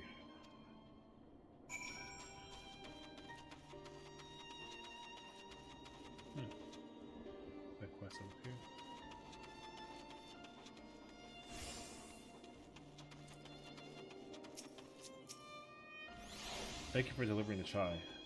Until the village of spirits? That is heartening to hear indeed. The final days show no signs of abating, but that is all the more reason that we must try to keep our composure. Our lives have been forever changed. The people we have lost will never return to us. These tragedies will long weigh on our hearts, but we have the capacity to live with our suffering, to carry the agony till we too join the fallen in death.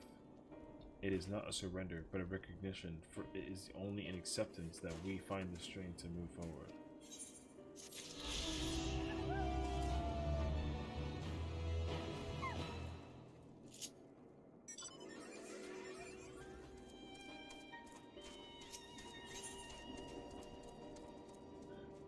Mattia is eyeing you as if there's something he wants to say. As you have finished your deliveries, might I talk with you for a moment? I was curious to know what has become of Mavon and Kersov's remains. Oh my goodness. Ah, thank you, friend. Surely they'll be able to rest peacefully by each other's side. I and the people of Palakistan will stand and perform the rites as soon as we are able. As for the child, it will not be easy for her growing up without her parents, but I promise to do what I can. Once she is able to eat solid food, the fish I catch will help nourish her.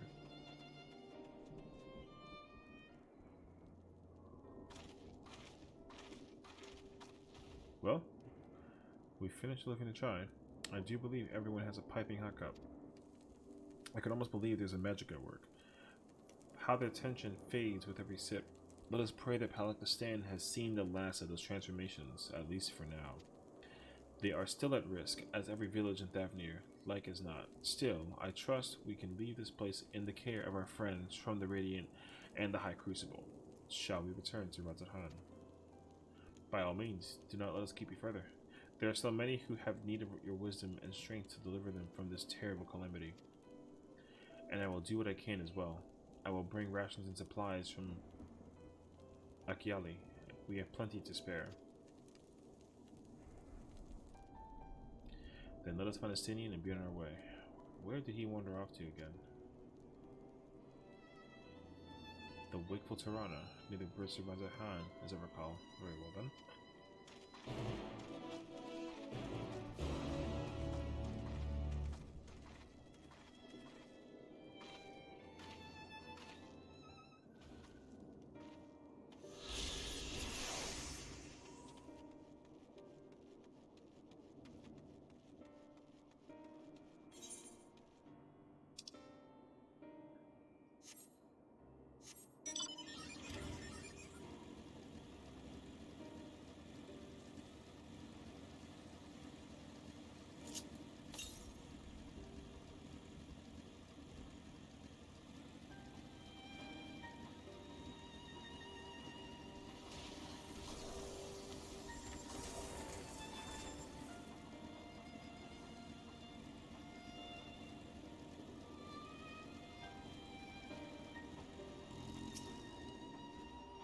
How do you suppose the others have fared in the capital? I hope things have not been too eventful in our absence.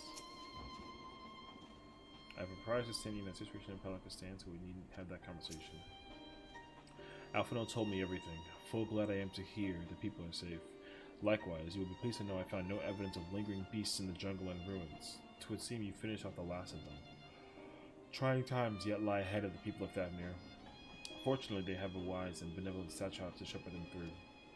Speaking of which, I received word from Thancred not a short while ago. He awaits our return to the city on Adazal's path. Come.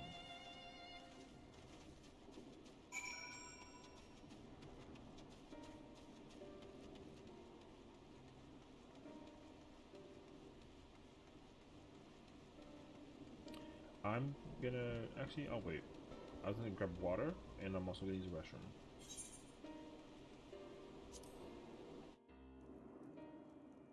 Okay. I'll be right back.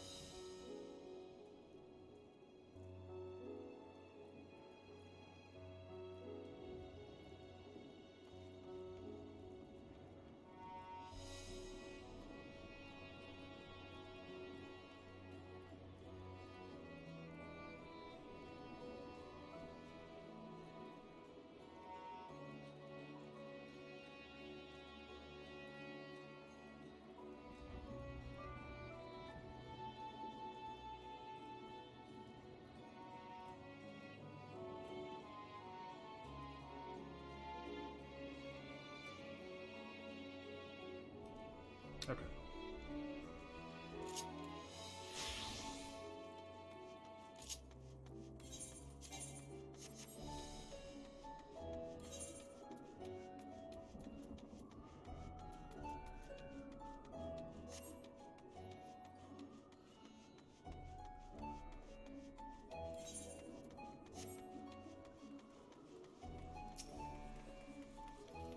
There is a lingering sense of desolation here, but that is much preferable to the panic and chaos you saw before.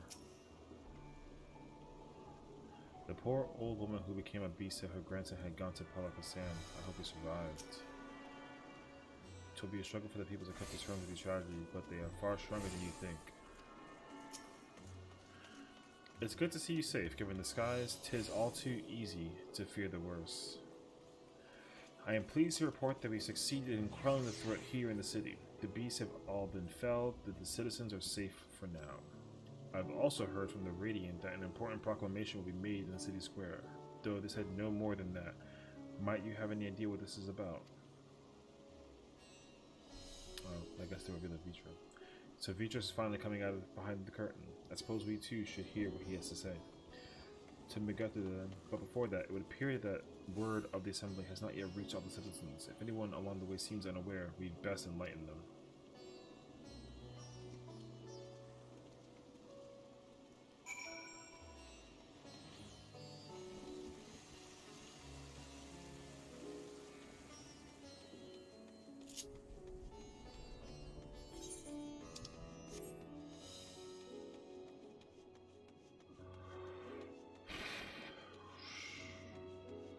Yeah, this is insane. Honestly, all of this is crazy. Are the beasts all gone? I like his outfit. I've been hiding and I'm too scared to go out and look. Yes, you needn't worry, and it also is a assembly happened. Huh, that's a relief. I thought one of those beasts was going to eat me. I wonder where Vershan is. He's the slowest runner. I hope that he got away. Maybe he could be with the other people from the palace. Maybe I'll see him in the square. Good boy.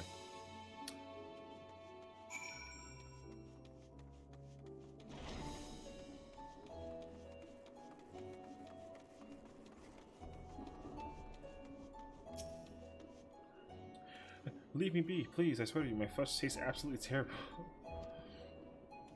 Calm down. Oh, gods, what are you doing? Scaring me like that. If we're not quiet, those beasts will find us. The city is safe, and there's also a meeting happening at the square. The square, you say? But that's where the satrap was killed. With my very eyes, I saw him crushed in that creature's maw. So many lives lost, such terrible carnage.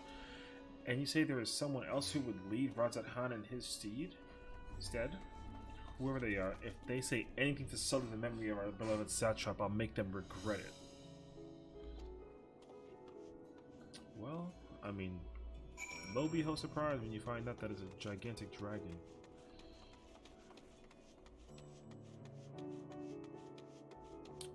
We'll find out.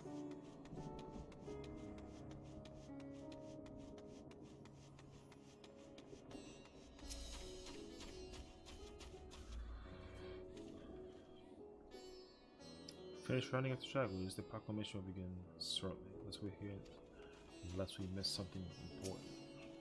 Alright.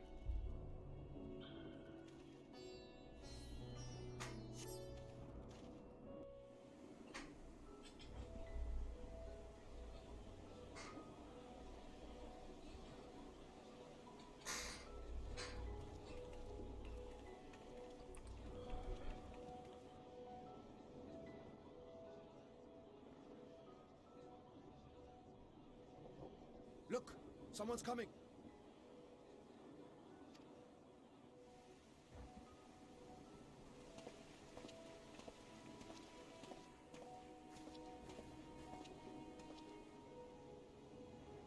People of Razat Khan, it warms my heart to see so many brave, resilient souls before me. Today, I would share with you a great revelation. But before I do, I must make a humble request.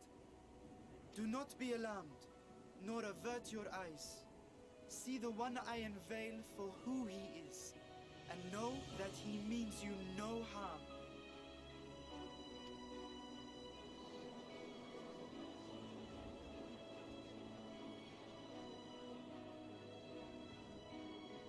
Very well. I dare say it can't be worse than the horrors we've already seen. Many thanks.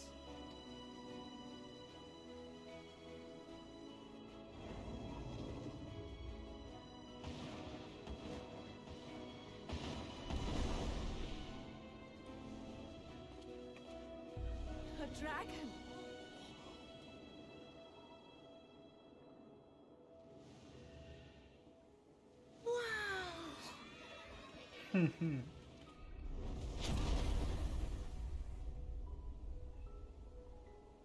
People of Radzathan, I am Vritra, and for years uncounted hath this isle served as mine abode.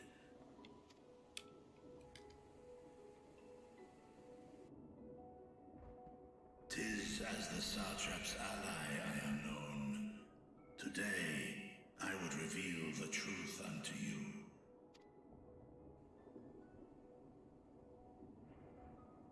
Let us hope they accept him.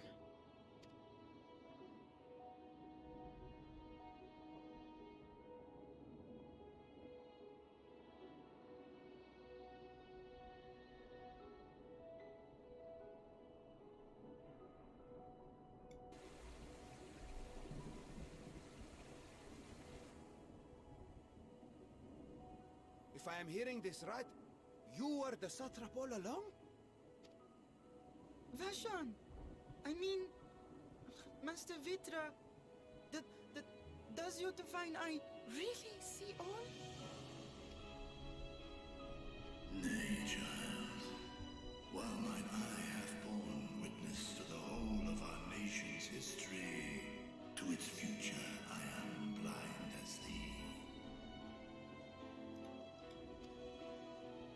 Countrymen, calamity the likes of which we have never known is come to Fafnir, our home.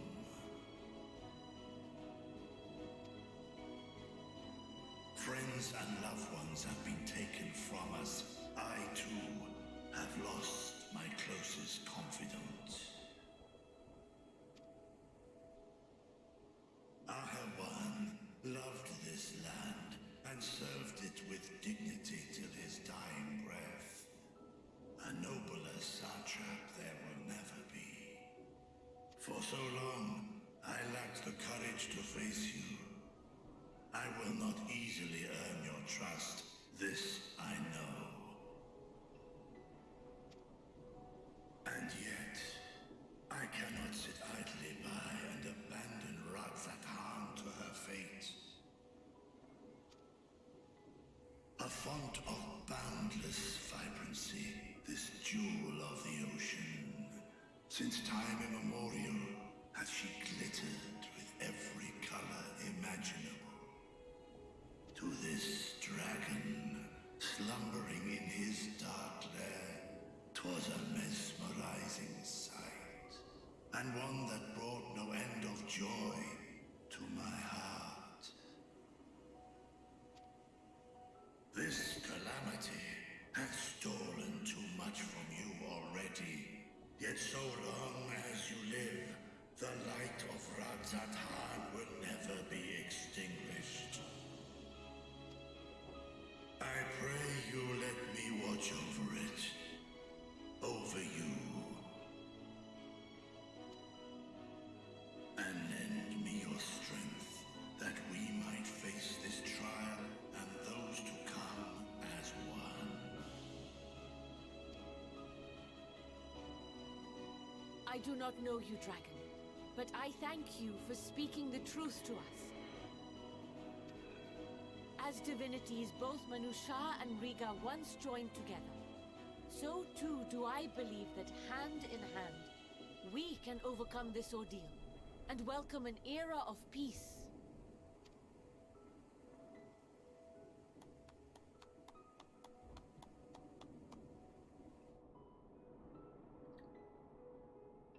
A sight that would have surely brought a smile to Izael's face.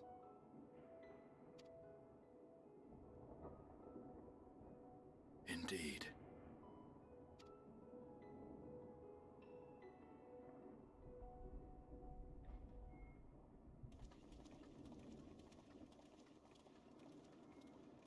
Of course you are here. Excuse me, but I must speak with the Satrap at once. Father!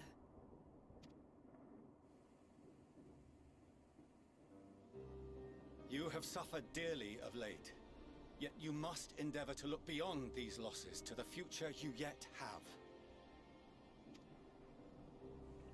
On behalf of the Forum of Sessiion, I come with a proposal by which you, the people of Radzat-Han, might be saved.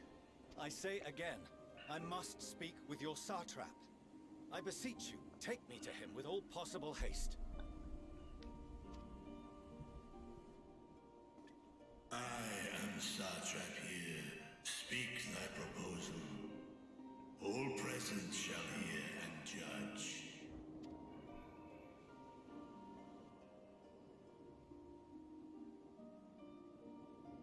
If I have given offense, then I apologize. First, allow me to share with you what knowledge we have of the phenomenon responsible for your woes. The final days. 'Tis an affliction of stagnancy and rot, sown into the currents of the star. Though the first prominent manifestation was here, in Thavnair, it will invariably spread to every corner of the world. The Forum was forewarned of this apocalypse several centuries ago. Thenceforth, my predecessors sought to prepare for the end times in the only conceivable fashion, by securing a means of escape.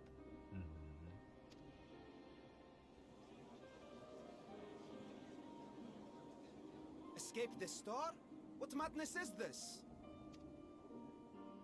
'Tis by no means madness. With the coming of the 7th Umbral Calamity, the true nature of the Red Moon, Dalamod, was revealed. That it was an artificial construct of ancient Alag.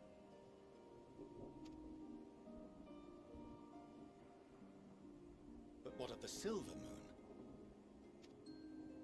This celestial satellite is yet another technological marvel fashioned and maintained by ancient allies. A ship that will sail the heavens and deliver our people from destruction. And by our people, I speak not only of Sessiion. We mean to save every man, woman, and child it is within our power to save. Including you, our dear friends of Radzat-Han. Recent events necessitate adjustments be made, and quickly, but we can and will escort you safely to the moon.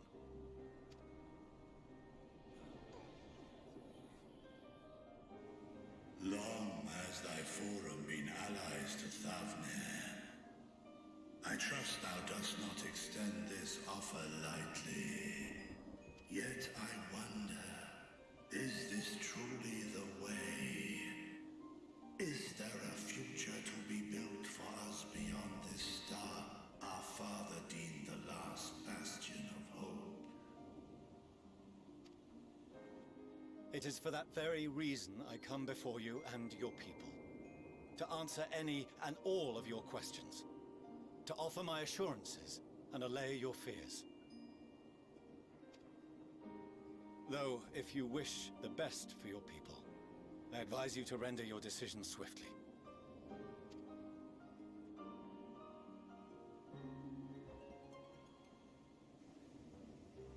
Show our friends to Megaduta. They are to be received as honored guests.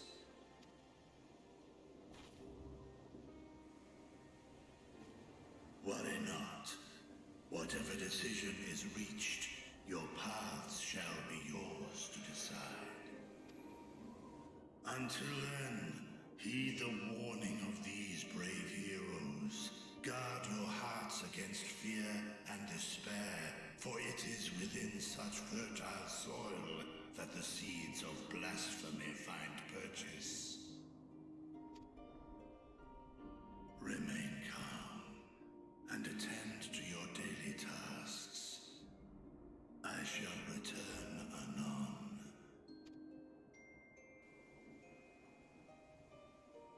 We'll do as you say, Master Vitra. We believe in you.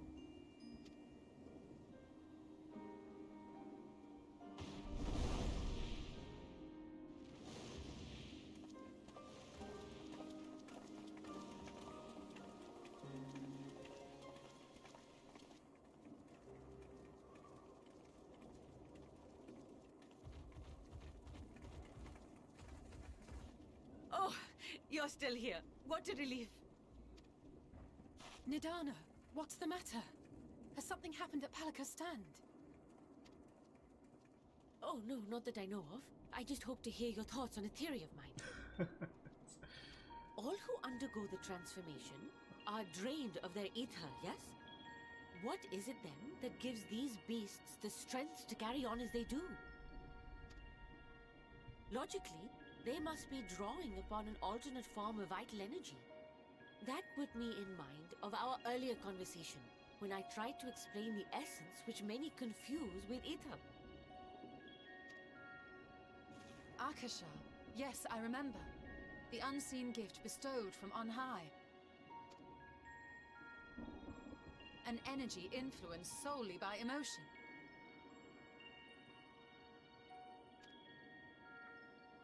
Yes, yes. In this instance, negative ones set Akasha into motion, thereby infusing the beasts with vitality. I posit this as the mechanism by which the beasts are born and sustained. Right, because if they have no etherical compound and then they transform, they have a purpose at least, which is weird.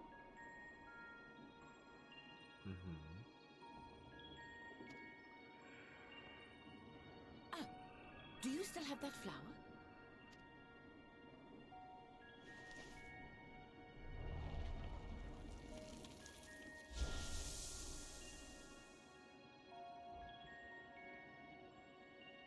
If we accept that it once shone bright by drawing upon Akasha, influenced by the thoughts of those nearby, then fear, terror, despair, negative emotions so powerful as to suffocate it, permeated the air in this place.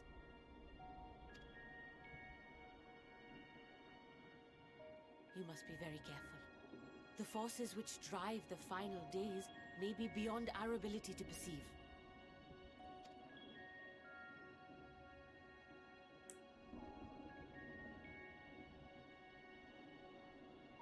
Sorry, I didn't mean to scare you like that. At any rate, I will continue my research into Akasha. Do temper your expectations, however. There are sadly few detailed studies upon which I may draw. Formulating a new theory as you have is itself no small feat. I wish you well in your endeavors, and pray you take care. Thank you. You stay safe as well, yes? Till next we meet, and we will meet again.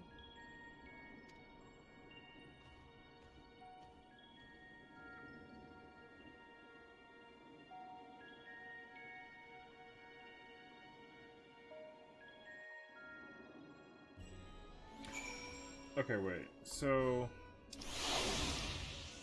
Okay. Akasha is emotional energy that is... like, just all over the world. The energy that people feel is energy that's released, like, from the body, I guess. And then... if Akasha being an emotional energy around the area is influenced by the people's emotions, then that's what's causing them to transform.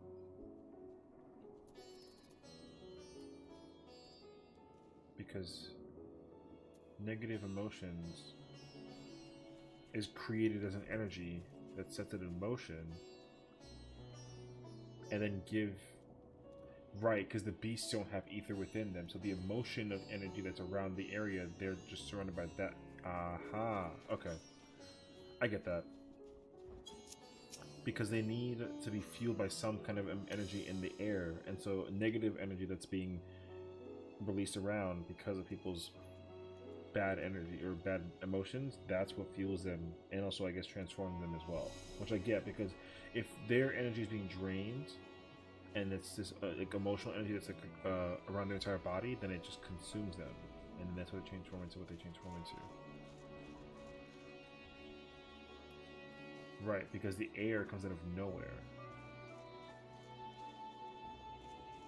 But then I guess that means that like their ether is being drained, or it's being transformed based on the energy of our body.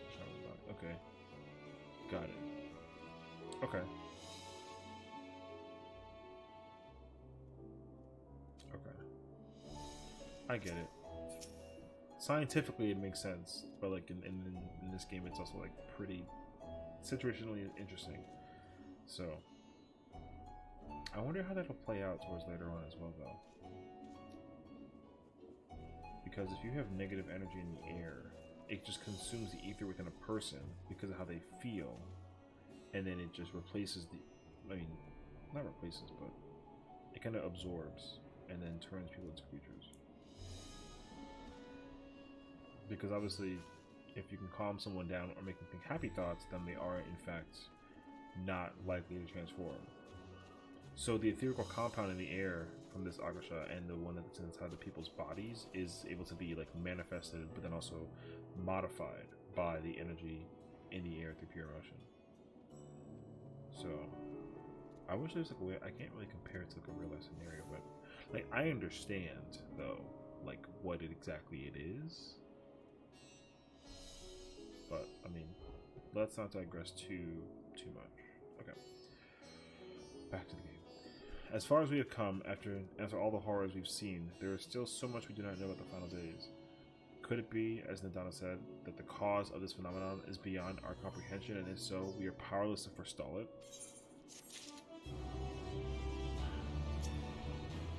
The soldier was leading from my second peak company. I have left it. That's why the company we just ended all along. We have no better, safer course of action than to offer them the fleeing to the moon. I know this, and yet Vitra and his people love their home. There must be something we can do. Even were Vitra to acquiesce their proposal, just how do the Sharlians intend to transport the nation's entire populace to the moon? That, let alone the dragon.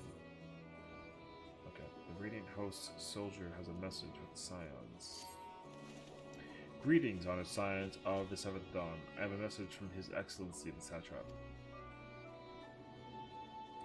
Brave Scions, you have my gratitude for aiding my people in this most trying of times. Alas, matters here at Megadita prevent me from meeting you all in person. As a token of mine appreciation, I have arranged for a feast to be held in your honor. May it nourish you in preparation for the trials ahead. Such are the words of Master Vitra. The feast he speaks of awaits you in Mered's May you pray make your way there whenever your business here is done. We thank you for your kindness. Indeed, I was hoping we might find a place to discuss our next course of action, and that seems like an ideal venue. And to you, Hadel, there is something we had hoped to introduce to you in particular. While I am loath to continue further, might you spare a moment of your time? There's someone that we need to meet. A personal invitation, knowing full well that your services are in the highest demand right now. This must be very important. Worry not, we'll save some food for you, so take all the time you need. Okay. Thank you. Whenever you're ready, please join me in the Aetherite Plaza. I shall go on ahead.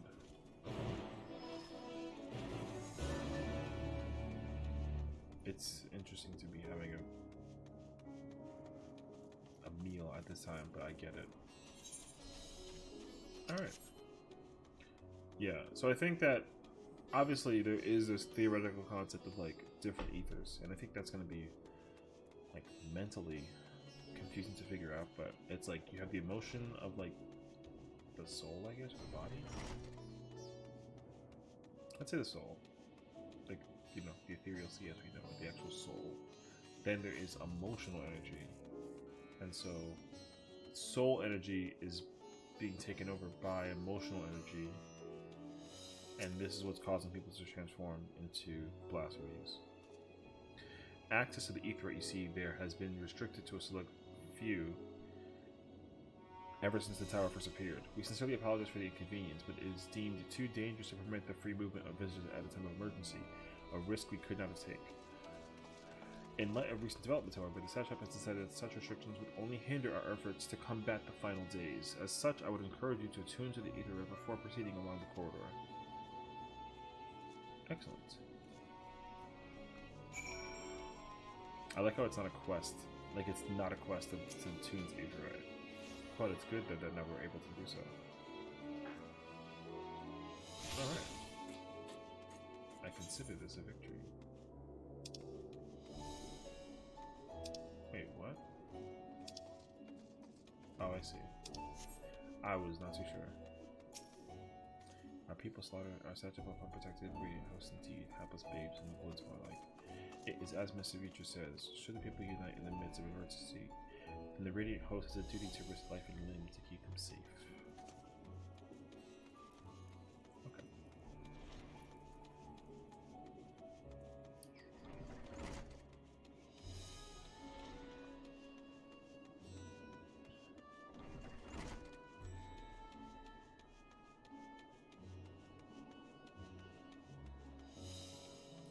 This might actually be like the last one.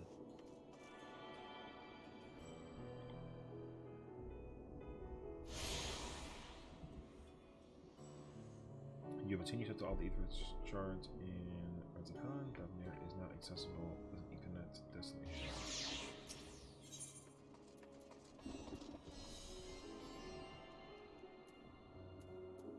I love that they did it like this. This is actually really great. Okay. You must be wondering what this place is.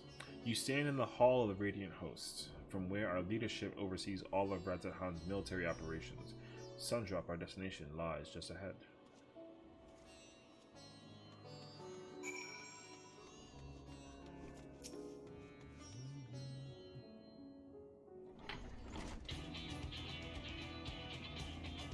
Welcome to Sundrop. Without further ado, allow me to introduce you to...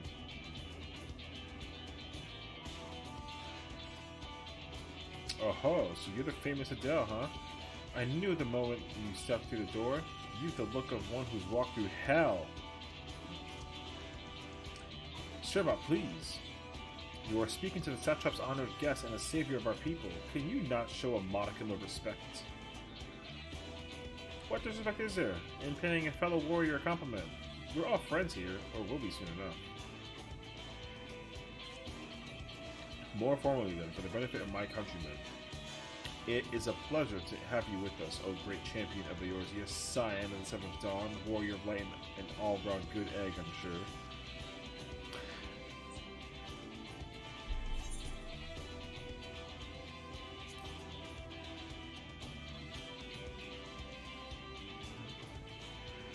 I hear you've been to Kugane, where you'll have seen all sorts of foreign embassies and whatnot. Well, we've got them here at Radzahan too. Other lands send delegates to oversee trade and diplomatic dealings. Then there are military matters to discuss, which is why all these officers are stationed here in Sundrop. I imagine you're more familiar with each of the nations they represent, yes? We've got representatives from Doma,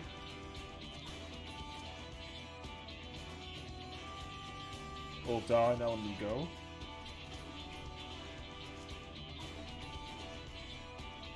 Libs Elemensa,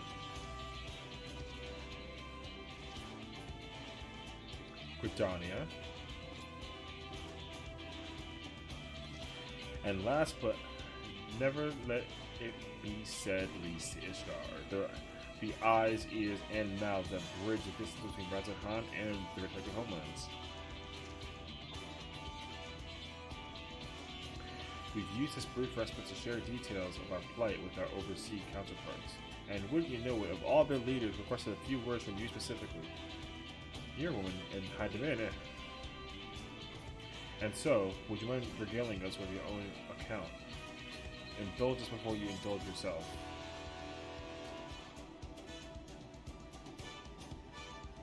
Everything crazy. Alright.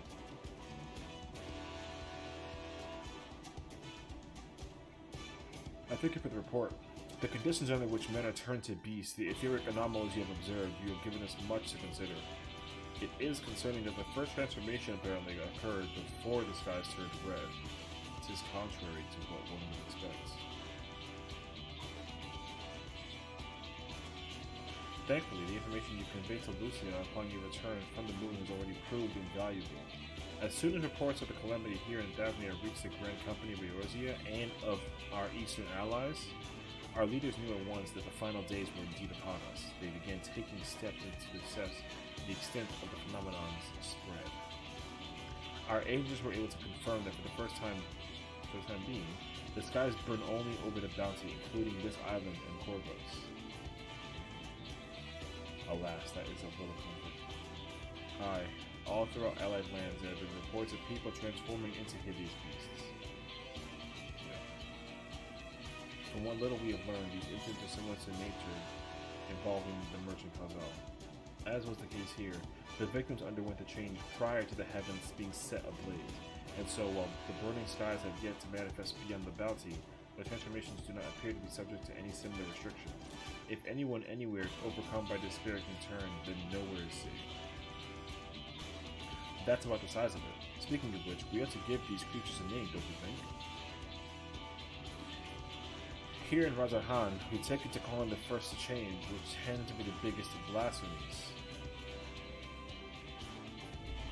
As fitting a name as any. To ensure clarity in future communications, we shall urge our comrades to adopt this terminology. Our leaders have taken measures to deal with the threat to the best of our abilities.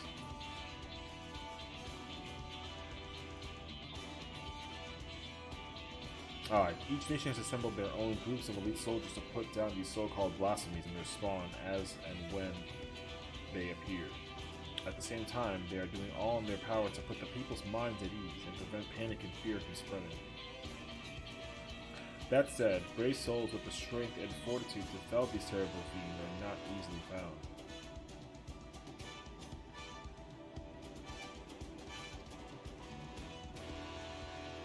Just so, and it is for that very reason that we turn to you.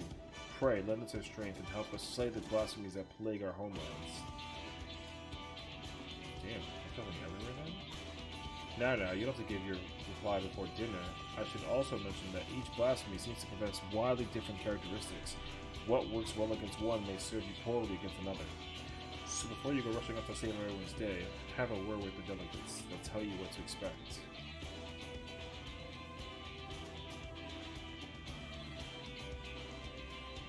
Huh. And with that, I do believe our friend here has a feast to attend. Spare a thought for us while you're tucking into all that fine cuisine, huh?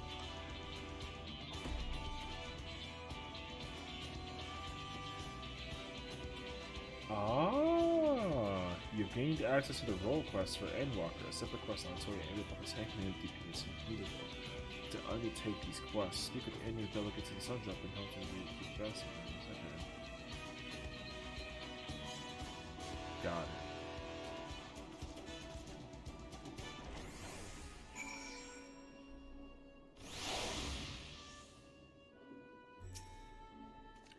Pray forgive her about her rudeness. She can be a bit boisterous at times, but it is simply her nature. Anyway, my apologies for keeping you from your hard-earned rest. You will be rejoining your companions, yes? Do you know the way to the Mahan? The Mahan? Yeah. I know Razahan at the back of my hand. Glad to hear you become familiar with our fair city. You'll be pleased to hear that all drinks are on the house, so order whatever suits your fancy. And with that, I must return to my post. On behalf of all the Radiant hosts, I thank you and your friends once more for lending your strength and courage to Razahan in our hour time of need. We shall endeavor to fight the good fight to the end, that we might honor Ahwehan's legacy, and serve Master Vitor well. You have my word that your efforts will not be in vain. Okay. I wonder if the quest is required.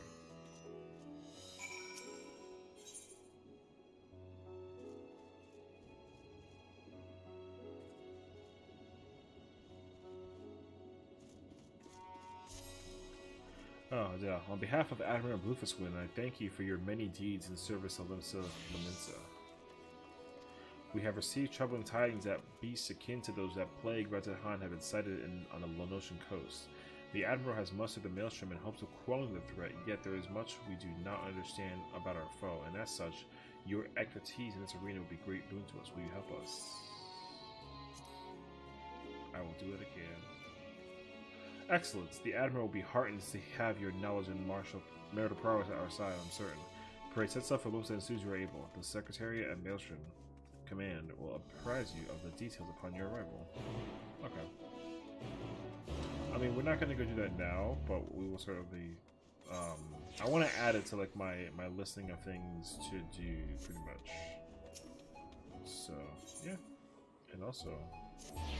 I know it's back of my hand because we got all the ether currents. Let's go.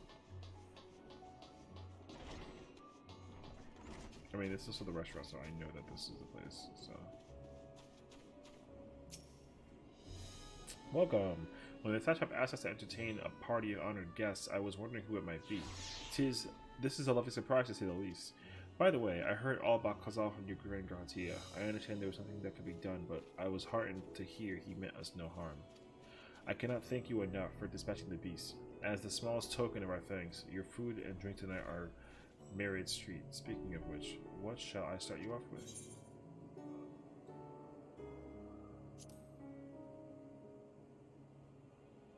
As you wish. Pray join your friends. I will bring you your drink.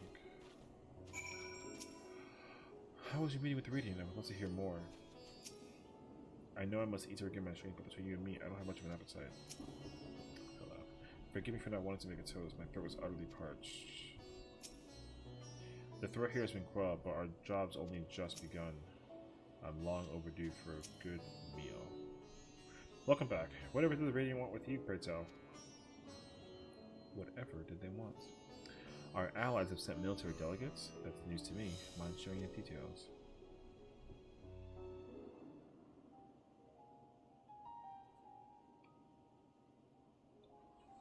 This is a new song. So blasphemies now plague all the realm. It will only get worse if what Father said is true. As it did in Amarot. If that's our model, then shouldn't we expect the effects to grow more severe as it feeds off its own spread? As if people transforming into those monstrosities wasn't bad enough. If the flora and fauna, if the land itself turned against us. No one would survive.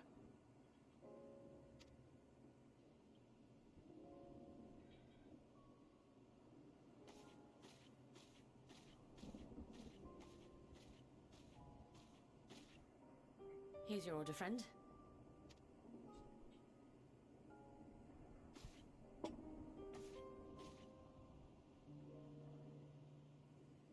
May you find comfort in these dark times.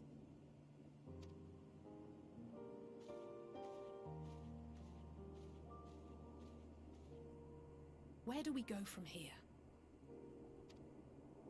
If there's one thing we've learned, fighting blindly and simply reacting to what comes will accomplish nothing. We must find a solution that addresses the fundamental cause. Before our strength is exhausted, before this crisis spirals out of control. Is there something, anything we've overlooked? If there is an answer, Hitholidaes herself will have it. 'Twas she who bound Zodiac and forestalled the final days. Alas, we have heard naught from her since the Tower of Babel. Whether she cannot or will not speak, I can only speculate. Even the flower she gave us is no more.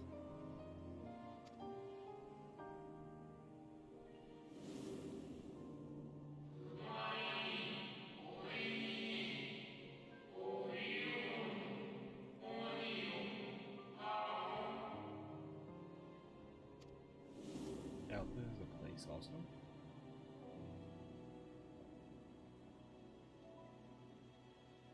So advised the Watcher. But what could be the significance of that name? It is entirely unfamiliar to me. to me as well. It meant something to the ancients, though. In our time. Most surely.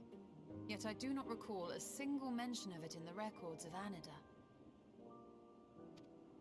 Another dead end. And quite literally. It's not as if there are any ancients living we could go and ask. Not alive as such, but not quite dead.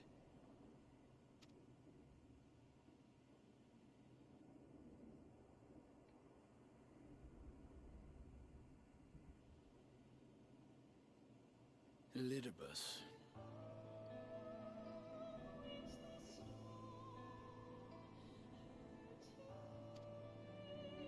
I sealed him in the White Horus site at the Crystal Tower back on the 1st. Contained within that reservoir of ether that maintains it, ether that is returned little by little to the sea, naught may remain of his soul.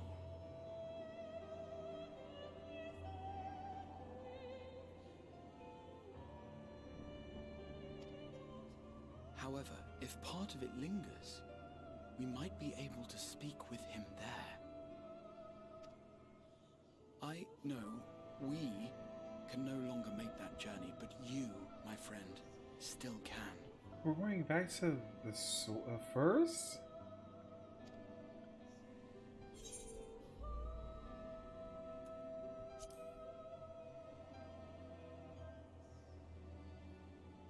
Thank you, my friend.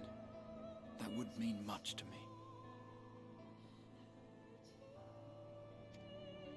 If nothing else, should we learn the first is safe, we'll have that much more reason to keep fighting the good fight. Oh my god, imagine it was taken over also by blasphemies? That said, the odds are not in our favor, to say the least. Which is why we're fortunate to have Urianger up there on the moon, working hard to make all the necessary preparations for our departure, should it come to it. And why we have nothing to lose by staying the course till the last instant. Indeed. To the last, let us all do what we can. I will consult with Master Matoya and see if she knows of a way to reach Hydaelyn from the Ethereal Sea. And I will visit the nation's leaders and attempt to ascertain how far the final days have progressed elsewhere. Keep me abreast of your findings. I can seek out and slay the worst of the immediate threats, if only to slow the spread. Unease, terror, despair. Try as we might to suppress them, these emotions will return to harry us time and time again. But when they do, remember this. Your friends and loved ones are out there somewhere, sharing in your struggle. You are not alone.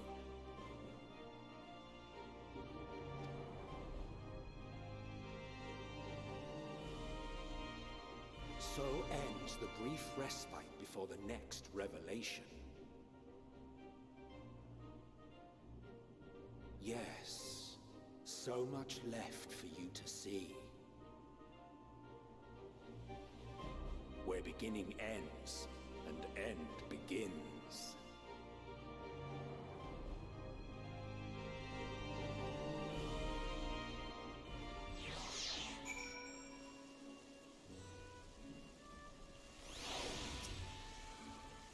Now then, is there anything we've forgotten to mention? Are your arms and armor in good order? I'm ready to go. In that case, it's time we each attend to our tasks, and when you arrive on the first, give my regards to Irene. Tell her I miss her.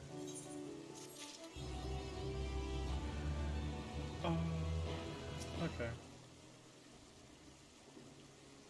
Okay.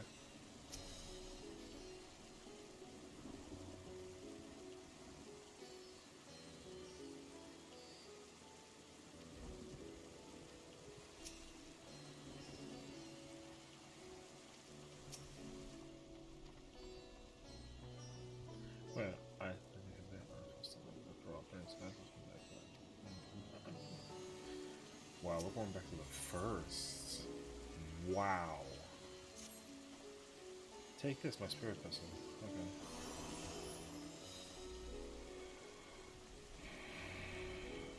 empty now, of course, but it should allow you to operate the tower's systems in the umbilicus.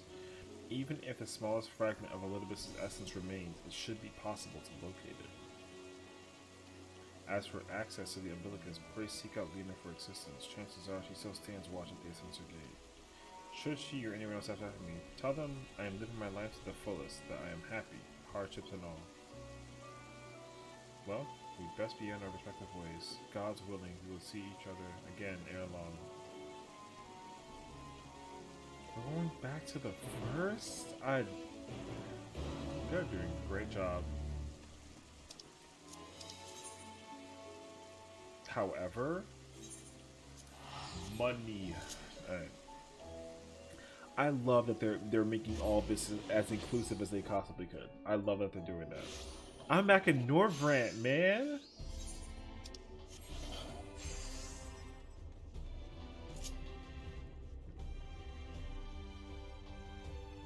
We're actually back in Norvrant. This is crazy.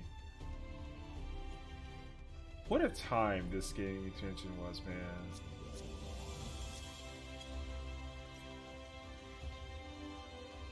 What a time. God, I love this game. Oh, okay. Absolutely to no avail. This game is just like one of the best games ever, man.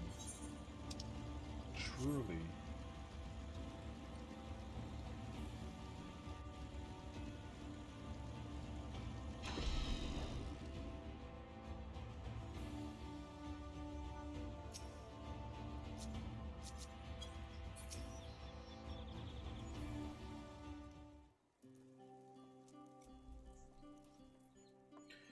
Yeah, you returned.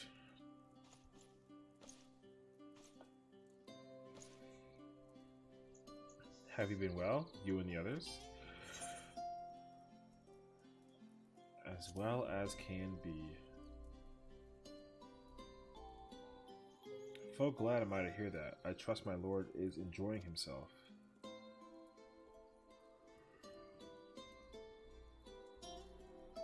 He said this to you? These exact words? Oh, to know that he is happy, it fills my heart with joy. Thank you, Adele, for taking care of him. When next you see him, please tell him not to overexert himself. Futile a request though it is. And tell him that all is well here. The peace you gifted us continues, and we work hard to build new lives for ourselves.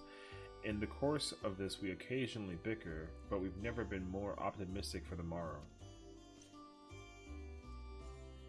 If I had to mention one dilemma, it would be the question for our governance. Even as we speak, debate rages on how we should run the city in the Exarch's absence. Most are of a mind that the Settlement Council should continue to oversee the general running of the Crystarium, while representatives are elected to determine policy and handle diplomacy. Thus far, nothing is set in stone, but however we choose to proceed, we will not replace our lord. No one could.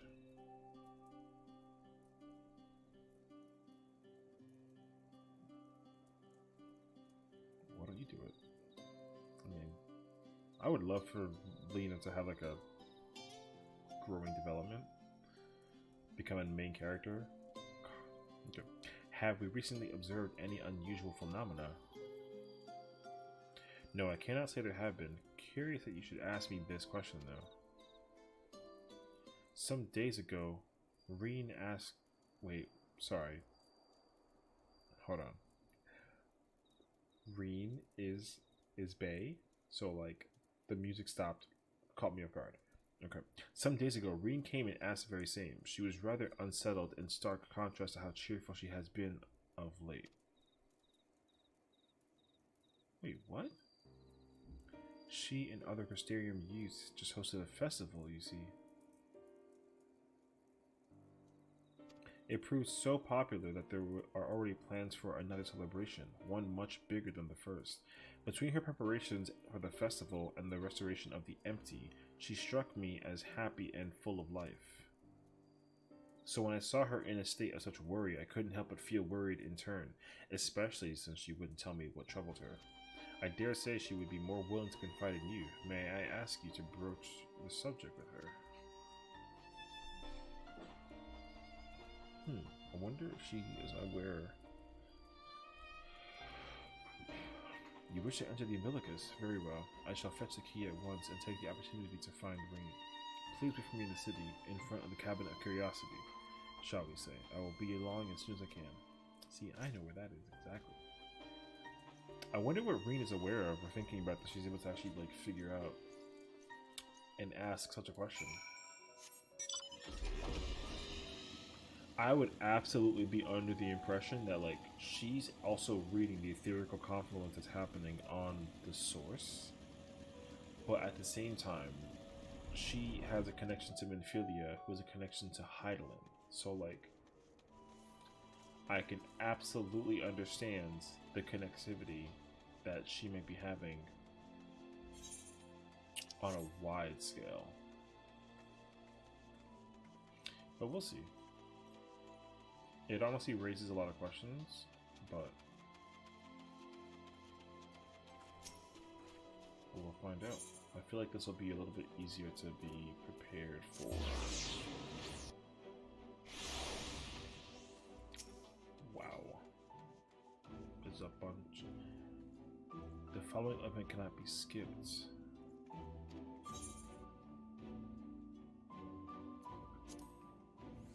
Okay.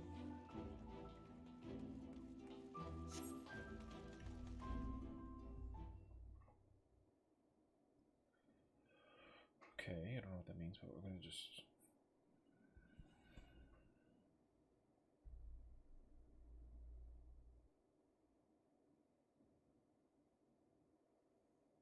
Do my old eyes deceive? Is that truly me?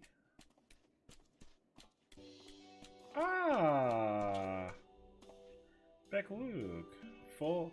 Ha, it is. Full glad am I to see you hale and whole, my friend. And it's more, what a wonderful surprise is it to have you back with us, and at this most opportune time. In case you haven't heard, we are planning to produce a tome chronicling the events from the Flood to the Knight's return. For this project, we intend to draw upon records kept by the world's people. Historical and contemporary first-hand accounts will be the centerpiece of the tome, but yours will be one to crown them all. I've been asked to contribute a chapter on the soul, a subject that is key to understanding much of your endeavors. In the course of developing the Spirit Vessel, I gained valuable insights into the travel beyond the rift, knowledge that will allow me to attest to your existence and deeds. Sorry. There is just no end to the questions I would ask you, but if you could indulge me just one for now.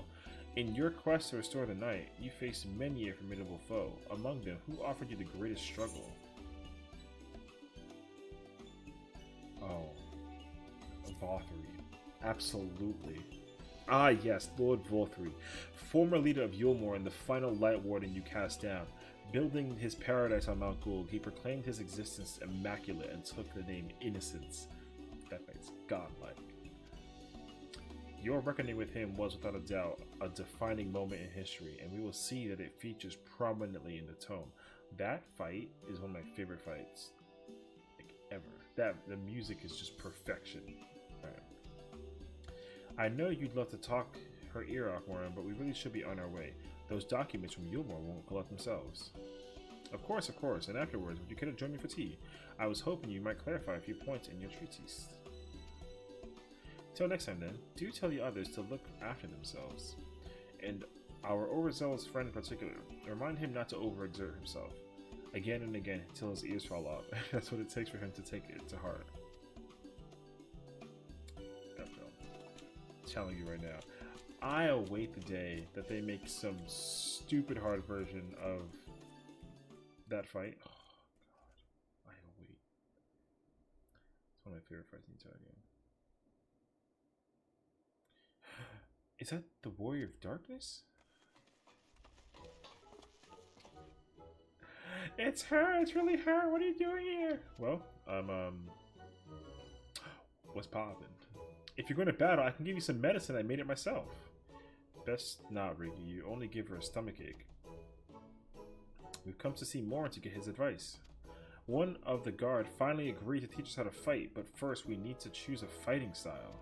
While I know that I want to be a mage, Arco isn't sure. Magic isn't really my thing, so I was thinking of taking up the axe, or the sword, or maybe the bow. They all seem alright, but it's hard to decide, so I thought I'd ask Morin. He knows lots about things. About lots of things. He isn't here? Aww. Why don't you have the warrior dark choose for you? What do you think suits Arco best? Axe, sword, or bow? Bruh. Protecting your friends? The sword. Absolutely. The sword? If you took out the sword, you could be just like the Brandon, the Warrior of Light. Ah, good knowledge. I love that tale. Let's borrow that book today. It's really popular though. I hope it's still there. Thanks for helping me decide, Warrior Darkness. I'll start with that style and maybe try something else later on. And when I finally get strong, I hope to have a bout with you. I hope that these kids grow up and then they join us in the next expansion. I mean, it's interesting though because they actually like look like, you know, younger versions of the characters. So that's really cool. Don't like jump scare me. Can you imagine if such fun she's been having basking in the adoration of musty old bookworms and wide-eyed younglings. But does she spare a thought for me? Of course not. Just who I was thinking about. I waited and waited and waited, but she won't so much as acknowledge the presence of her beautiful branch, even though they're right here. Such a heartless thing our sapling is. Cold and cruel and heartless. Phil, ooh, I need you? Bruh. Oh, faithful Phil, ooh, lovely branches, how I have missed you. If you truly miss me, you should have cried for me at the top of your lungs the instant you arrived. To make up for it, you will call with twice the passion next time, though for there to be a next time, you've some few struggles to overcome. So, my adorable sapling, the world is on the verge of destruction, is it? How do you know that? How do I know this? Joined as we are, spying on you is as simple as sliding down the back of a rainbow. Would that I could aid you in your quest, but the fate of we faithfolk is bound to that of the star. Whither it goes, so too do we follow. Such is our way. The most I could do for you is spare you the pain, by gifting you the sweetest of eternal dreams. But if escape's not to your liking, then you must struggle with your fellow mortals. Sir. Ah, but here are the ones you were waiting for. I wonder, what manner of conclusion awaits at tale's end? Okay. Here is Lena and Reen.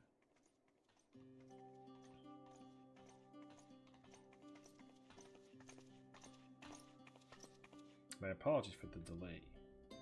Yeah, it's so wonderful to see you again. Oh, Rain. Reen, it's good to see you. I said Rain. Jeez. Reen. Love that character. You doubtless have much catching up to do, so I shall leave you to it. I've taken the liberty of unlocking the umbilicus, and you may enter at your leisure.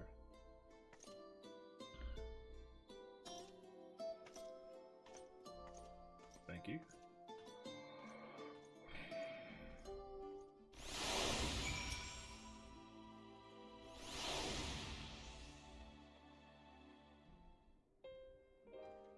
I'm relieved to hear that everyone is well. I've had this feeling like a pit in my stomach, and I was afraid that something might have happened. Maybe I'm overthinking things, but it's just that I'm the Oracle of Light, but I've never spoken with Hydaelyn, never once heard her call.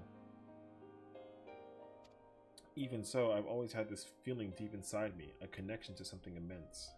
These past few days, though, that connection has wavered, as if that immense something was distant, then close, then distant again.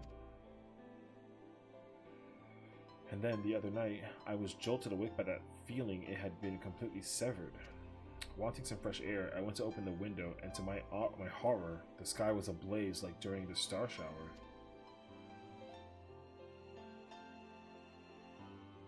But then I blinked, and everything was normal. The next day, no one said a thing. No one else had seen what I'd seen. As far as I could tell, nothing was out of the ordinary. I began to wonder if it was a figment of a half-remembered dream. That's not a coincidence. Adele, what are you not telling me? I have to know, please. It doesn't matter how terrible it is. Well, in the source, the final days are actually reoccurring as we speak. And Hitholidaes turns out that she's losing the battle. And Thinker misses you. Yeah. It wasn't my imagination then. The doom we witnessed in Amarat has come again. I can't believe it. Like I told you before, all is well here in the First. So don't worry about us, please. Look only to the threat before you. We're fine right now, and even if we weren't, we've learned how to survive. Should the final days reach us here as well, you may be assured we won't go quietly. No, we'll hold on until you can find a way to save all our worlds. So long as you continue your fight, so too will we, united in purpose beneath the blazing sky.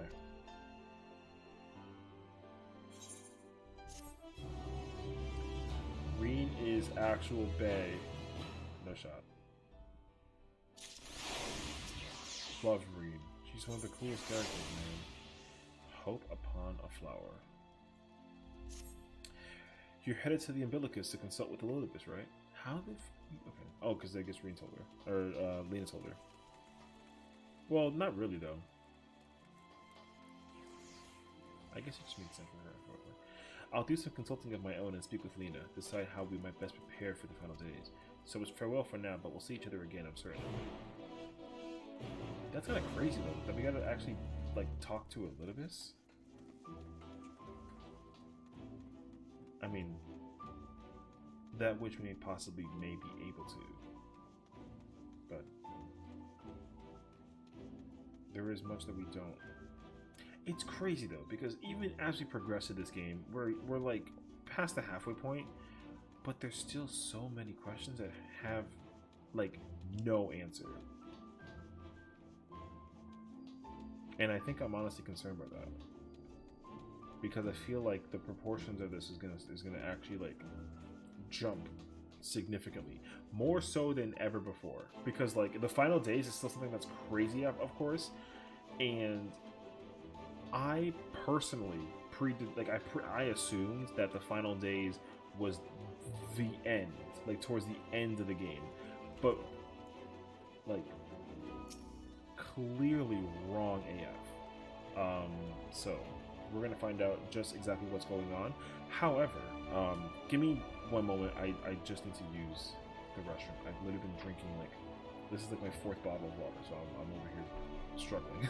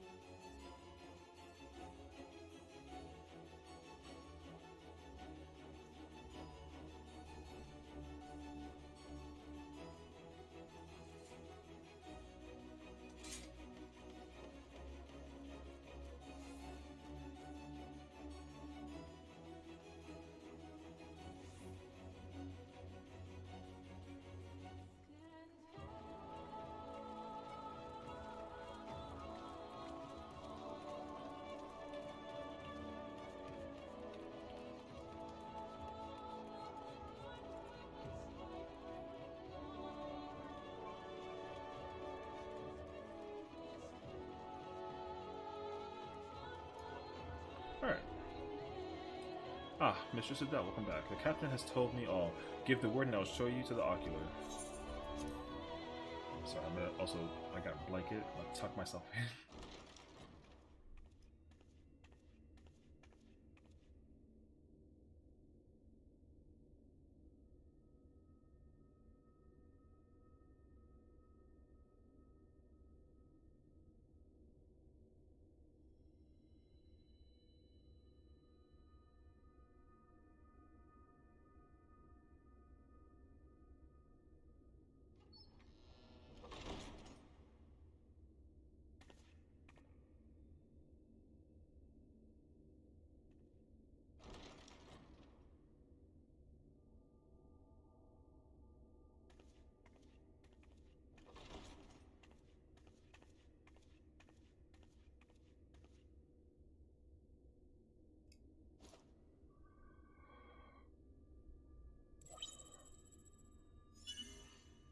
Biometric authentication complete. Please state your business.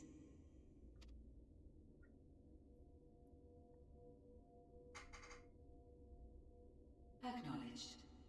Reinitializing Circus Tower systems. Searching for Hitholidaes entity.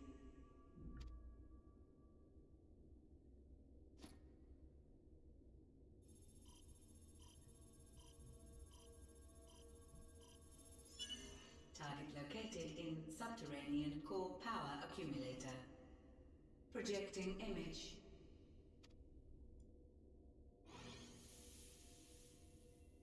My home. My friends. No more than a dream.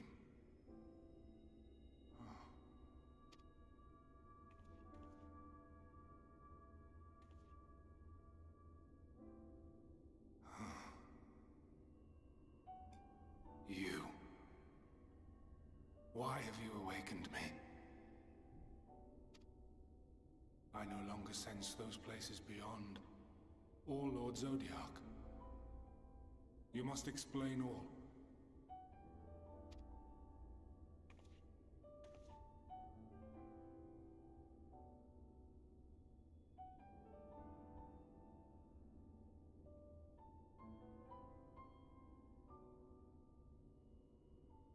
So, he is fallen, and my brethren's souls returned to the star.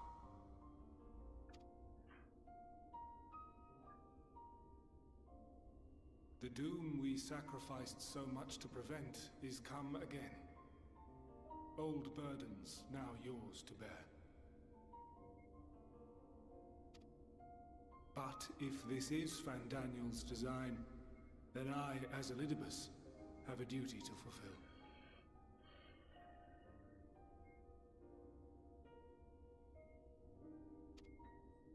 Your unsolicited act has restored to me some few memories of the convocation. Such knowledge as I have, I will share.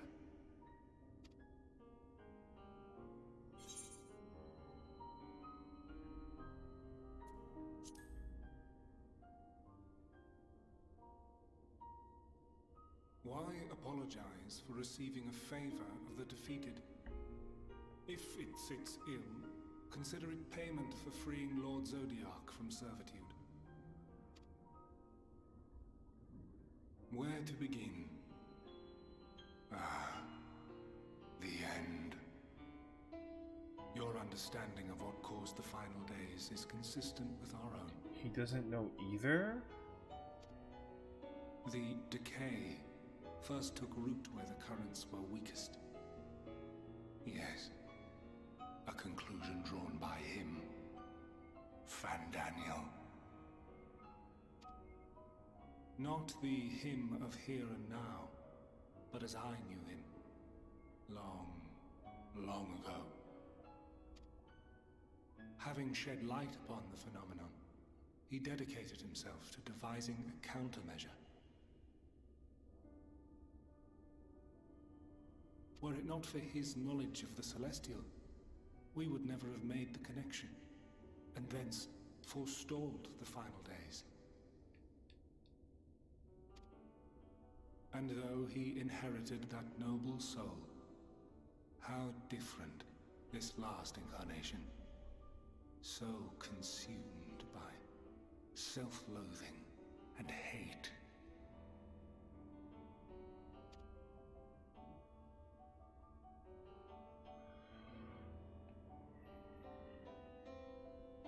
Elpis.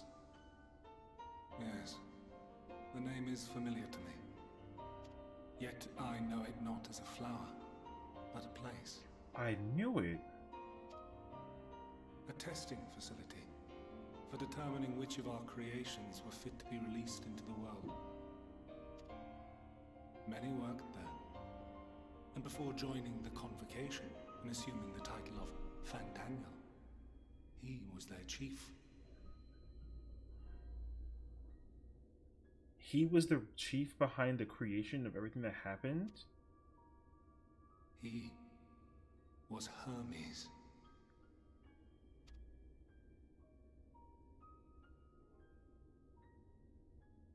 That is all I know. The crystals tell little of the lives the 14 led prior to their induction. Elpis itself would tell even less. Nary a ruin has survived.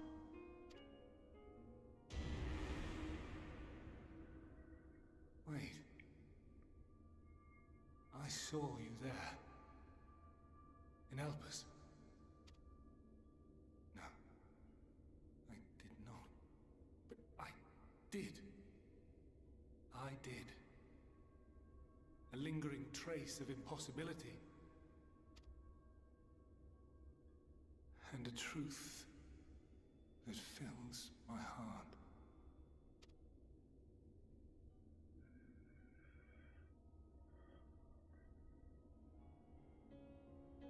My memories remain clouded, I fear.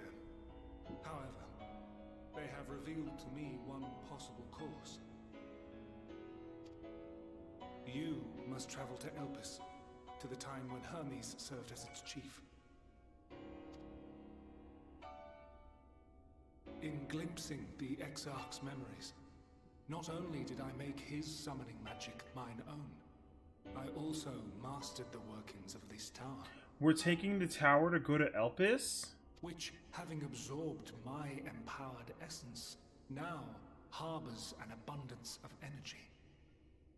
We're time traveling. As such, I believe I can deliver you unto the past, unto that place and that precise moment. What? Given the eons that must be traversed, the gateway will not be fully formed.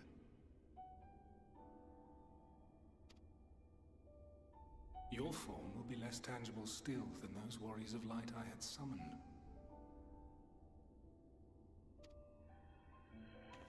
In all likelihood, none will be able to see or hear you. Yet even should you manage to interact with others, you will be unable to effect meaningful change. For the reality you wish to save, the reality to which you must return, exists as a result of the final days. You cannot reshape the past to undo the tragedies of the present. Cannot unmake the sorrow and suffering fated to come. In full knowledge of this, will you still entrust your life to your foe and make the journey? I mean, I don't have a choice. Very well. I shall cast you unto the river of time. Let this be my final act. You must input the commands. I no longer have the authority. We're literally traveling back in time. First, you must reconfigure the systems, that the tower's ether may be channeled for the magic.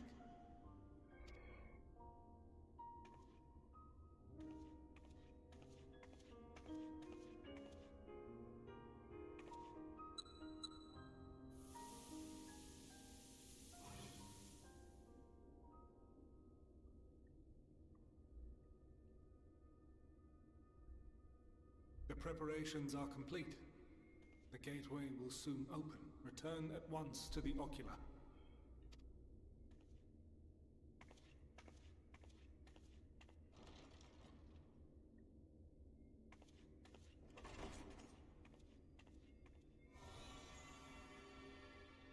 All appears to be in order.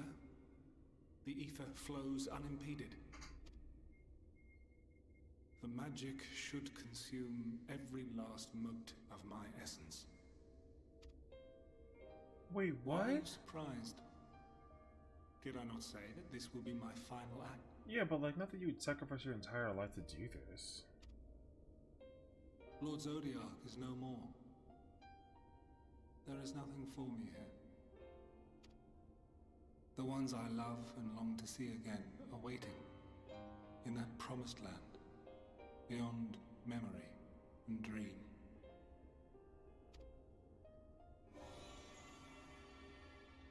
Now go, warrior of light. Go and do not look back.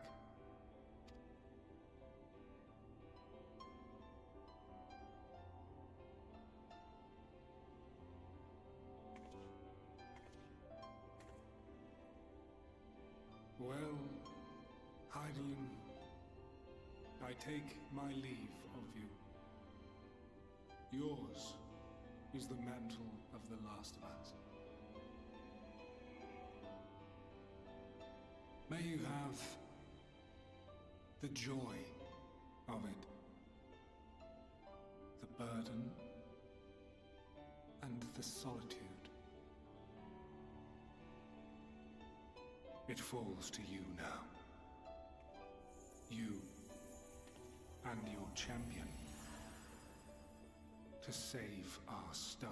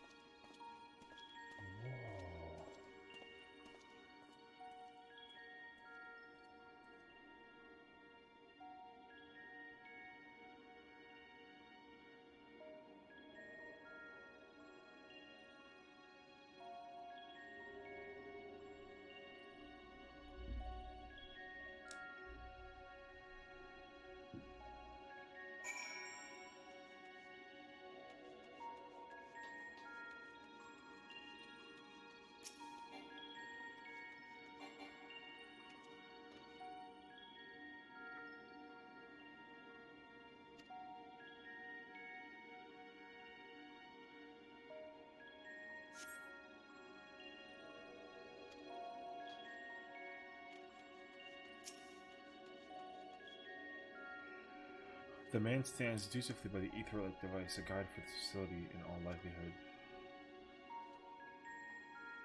You attempt to get the man's attention, but if he sees or hears you, he gives absolutely no indication. As Elizabeth warned, it appears your form is intangible.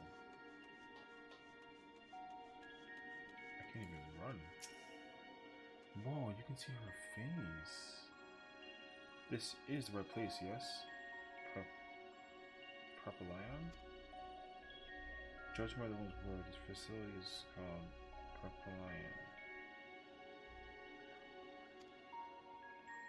Propylion.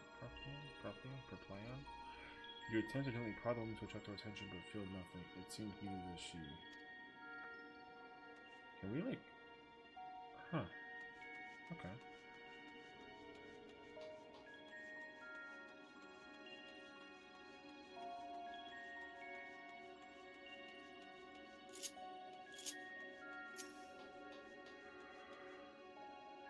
The remarkably large man wears a black robe and a half-mask, much like the phantoms you encountered in Mar Lamentorum and the recreated Amarat. It would seem you'd made it to your destination.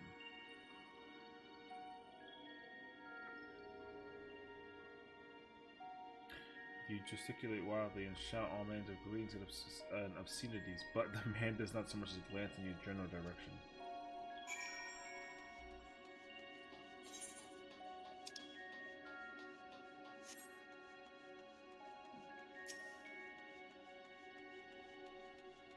Right, we're in the past right now. You suspect this door leads outside, but how to open it?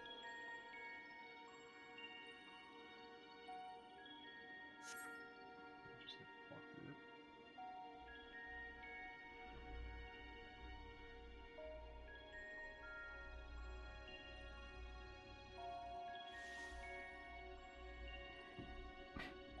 And here we are, Elpis. Well, well, how rare to receive you in person. To what do we owe the honor? Oh, just a few odd tasks. We'll be here a while. You're welcome to stay as long as you see fit, of course. As a matter of procedure, however, I must ask that you kindly remove your masks.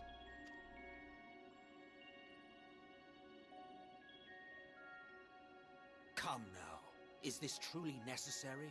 Surely you can tell who we are. Who you are, perhaps, but I am far less infamous. Regardless, if we do not follow protocol, 'tis our hosts who would be held accountable. So, please, do favor us with your handsome face. I feel that. I'm glad you finished the game. I'm getting there.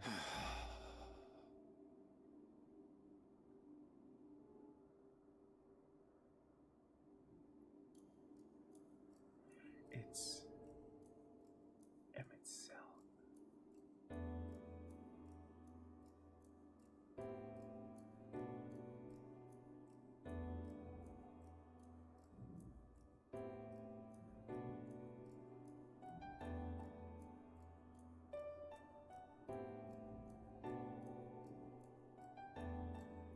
Satisfied?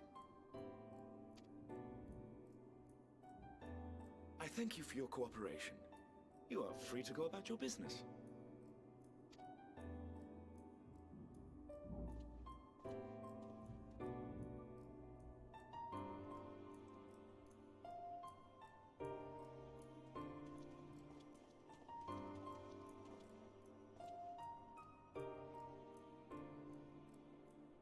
By the by, you see it too, yes?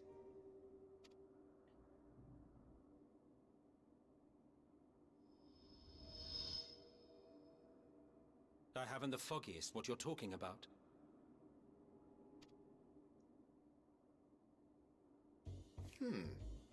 That's odd.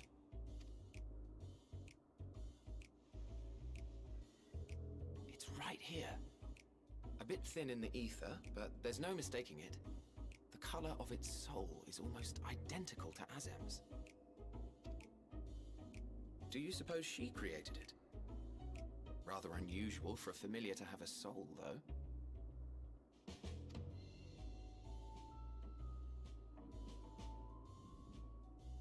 Don't ask me. All I know is that it's trouble. Doubly so if it's her spitting image. So let's leave it be. Come now.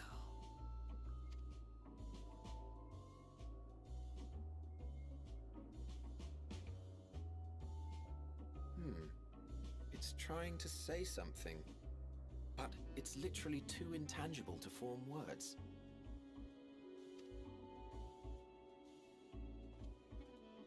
Why don't you give it some ether? Spare a snifter of your bounteous reserves. Who do you take me for? Why, a dear friend, of course.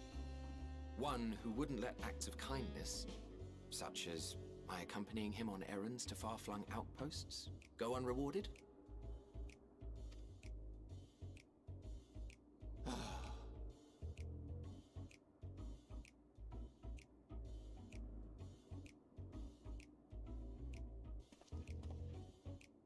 I suggest you close your eyes, or this may be unpleasant.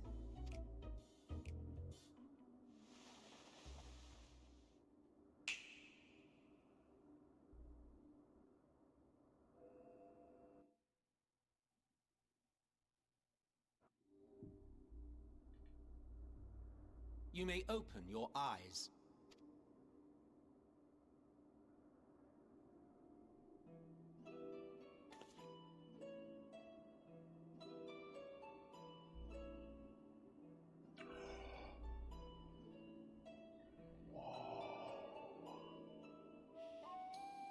Oh, you even adjusted its size. The better to indulge your whim. This way, it will be easier to communicate. How very thoughtful of you. And may I applaud your artful reinforcement. Without further ado then. Greetings! I am Hitholidaes, Chief of the Bureau of the Architect.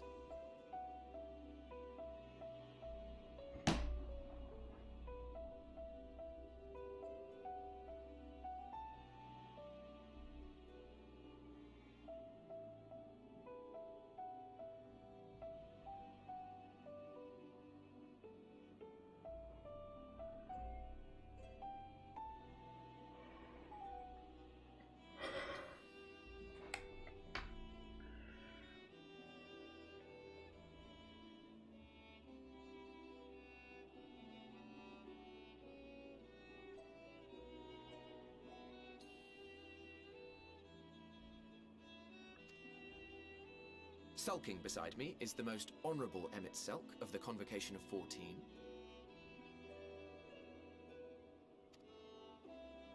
And how might we address you, my new friend?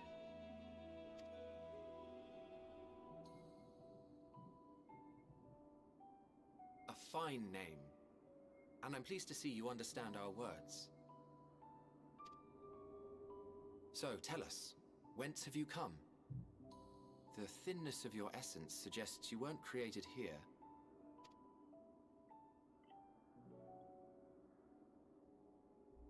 You do not know? Or cannot say? Allow me to ask a different question then. What brings you here?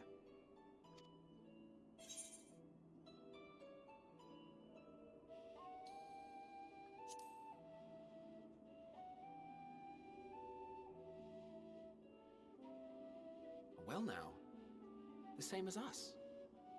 Perhaps Azim wished to come too, but had to settle for a familiar. If she truly wished to be here, then she would be. Right you are. My apologies if we've given offense. The two of us can discern the color of souls, you see, and yours happens to resemble that of a friend. And with your purpose matching our own besides, we jumped to a hasty conclusion. We are here to speak with Hermes, the chief overseer of this facility, which we also intend to tour in order to gain greater insight into the man's work. We, I say, though this is Emmett Selk's charge. I am here only to serve as his guide. And I should be happy to serve as yours as well, by way of an apology for the misunderstanding. Wait, are you suggesting that we bring it along on official business? This thing we know next to nothing about? If you harbor suspicions, better to keep it close than leave it to its own devices. Wouldn't you agree?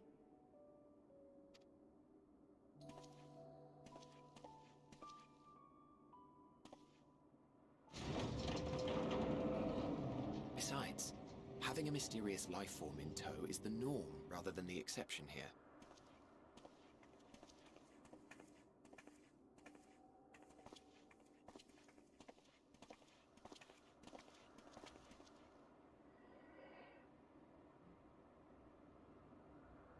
Welcome, my friends, to the testing ground of creation at Heaven's Edge, Elpis.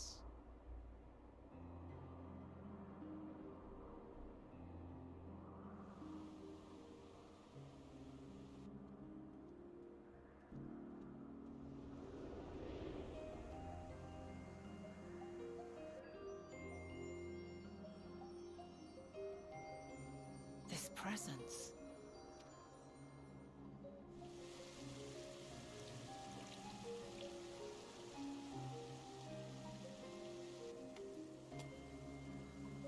Hermes! Visitors! We have visitors!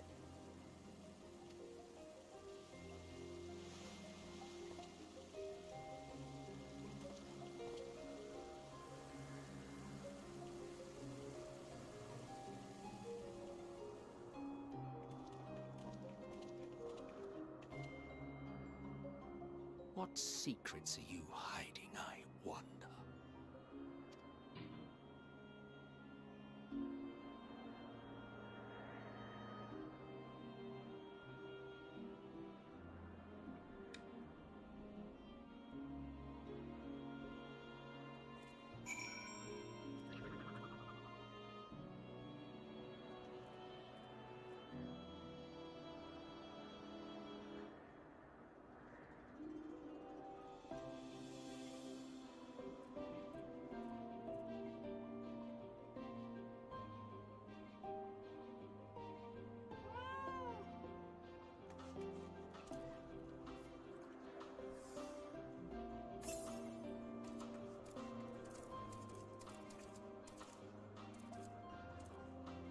My mind is still blown by the Hitholidaes reveal. Let alone be in the world of Elpis. That's not even like a question. The fact that we're here and we finally met the old new friend whose face I so swear to you I would never have thought I'd see you. Until this day.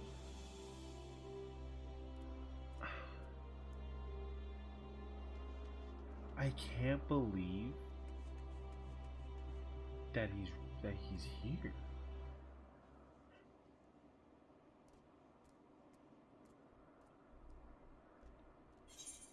There's just no way.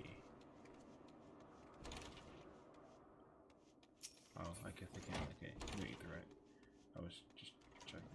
I can't believe that he's here. But like, what? Also, for the record, I can already tell you right now, people are gonna marvel at that face. For both reasons considered. But like what?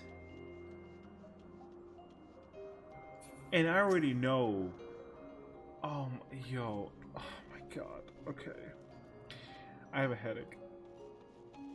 I have, my mind is in 50 directions right now. Oh my god. Okay. Okay, I'm here. Okay. Me too. This is hardly my first time here, but the scenery never fails to take my breath away. Why, it feels as if you could reach out and touch the heavens. Now then, to begin our guided tour. Perhaps you already know these things, but for sake of thoroughness, I shall start with the basics.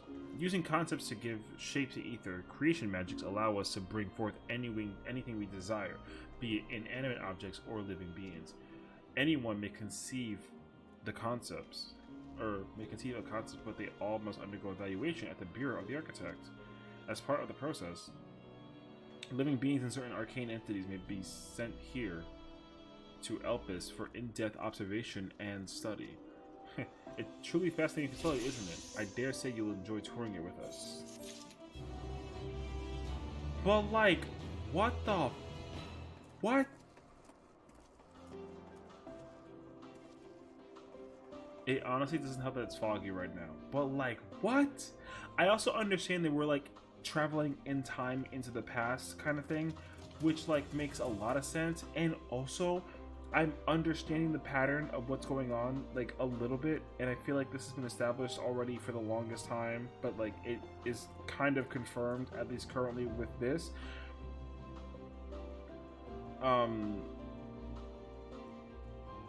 The things that are occurring in like either the Alliance / like normal raid for description reasons, whatever, are actually starting to tie into the story. At least for, I mean, it's coincidence because two expansions have done this, right? Because Shadowbringers, you were required to do the Crystal Tower Alliance raid for sake of like story lore, one. But now that we're traveling back in time, that's obviously Alexander normal raids. And so they figured out how to manipulate time, and they obviously have figured out a way to make a connection henceforth. So I don't expect this to manifest beyond, because then you got to figure out like how does this work with, you know, Omega and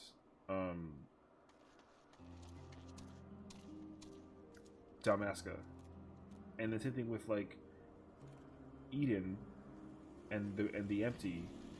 I mean, and Nier Automata, but like that's not possible, right? So like,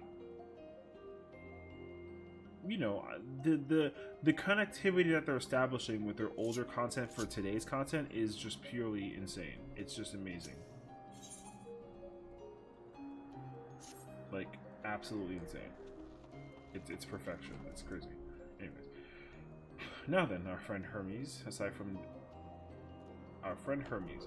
overseeing the facility, he also conducts his own research. Chances are he will be at the main observation hub, so let us seek him out there first. Attired as you are, however, you stand out a little too much. Our dear Emmett Silk wishes to keep a low profile for his errands, so do you know how to make a robe? The basic concept will do. No. In that case, Emmett Silk? No. Your whim, your responsibility. You're not getting... You're getting another thimble of ether out of me.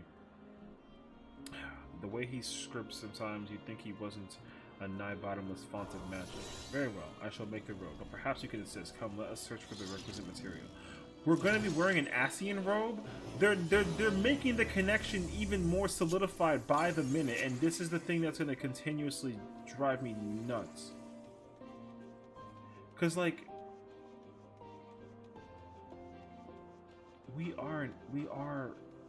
if we are an Sessiion, us putting on a robe, being the height of them, is truly a hint that, like, if you don't get it at this point, oh my lord. Okay. No means no. Just be careful if I'm even willing to wait. Yes, these creatures should suffice. This woman and her chocobo needs to go somewhere far, far away. An etheric rope. I want you to use it to capture, so I would say 2 Hitholidaes. There are 3 species here, I believe, and any 2 kinds should serve. Now, I should mention that the strength of the rope is tied, no pun intended, to the strength of its user. As your ether is still thin compared to ours, you'll need to weaken the Hitholidae first. Good luck. Alright, makes sense actually. Wow. First off, what the fuck is that thing? Can I, like...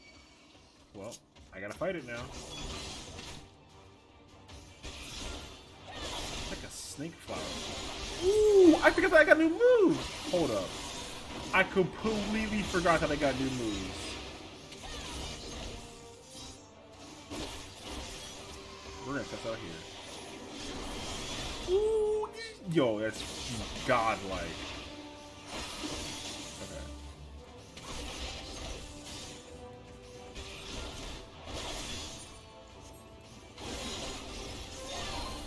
That is so fire. What is it?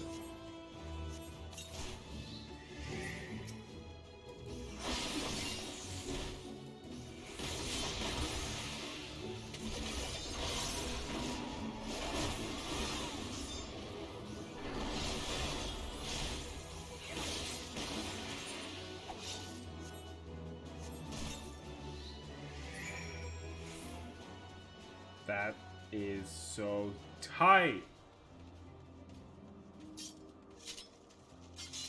I love this game. I really do. You caught the pedal there. Come, let us see. There you go. Captured butterflies and do like a rope. It's gonna be crazy. Yes, these fine fellows do nicely. And now for a spot of reversion.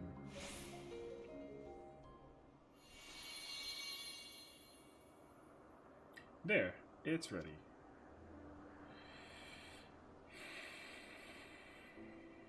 It's nothing fancy, but when trying not to stand out, but then we're trying not to stand out. Try to emphasize.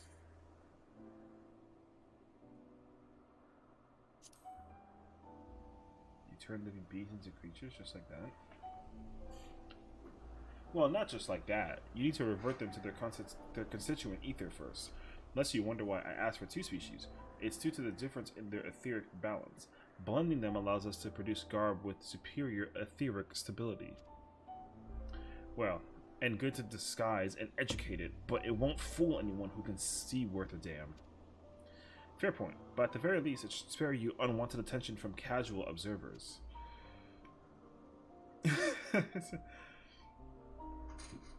Emmett Suck speaks true, even dressed like us. Your unusual nature will be plain to those who think to look. Wait a minute! Sorry, I just had the most insane revelation.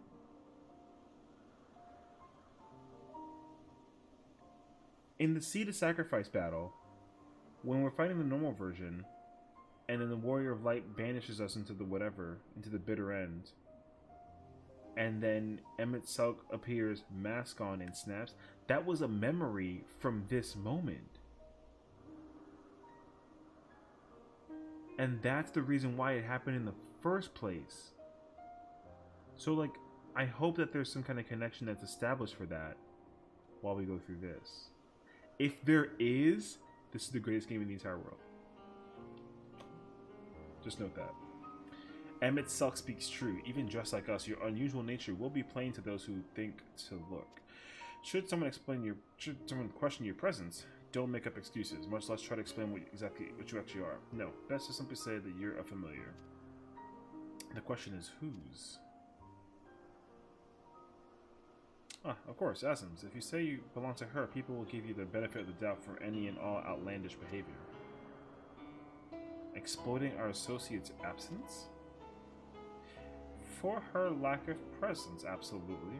For lack of her presence, absolutely. Were she here, she'd have been the first to propose the idea, and you know it.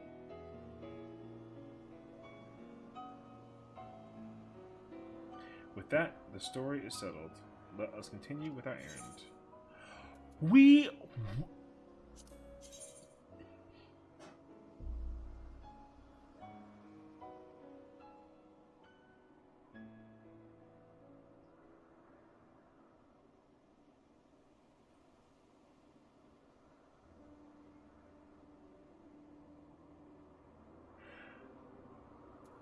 And you can color it?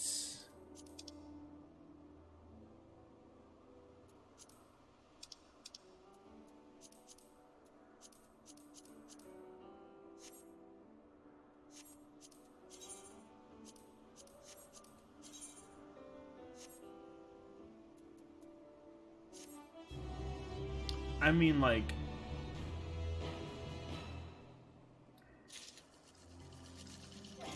Are you out of your mind? Of course we're doing it. For the literal sake of story and lore? No question. That's fucking godlike! Alright.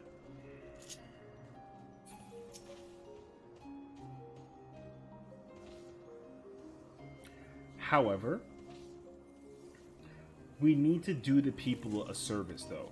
We cannot wear this robe outside of this world. It's forbidden, because we're not trying to spoil nothing. Let's just keep that in mind as best as we can. If there's any particular time and point where I gotta leave outside of Elpis, we not leaving with this robe on. Not at all. Okay. search of Hermes. If you are ready, let us continue on the path to Anagorisis. The place serves as an observation hub and resident both. Someone there should be able to point us in the direction of Hermes.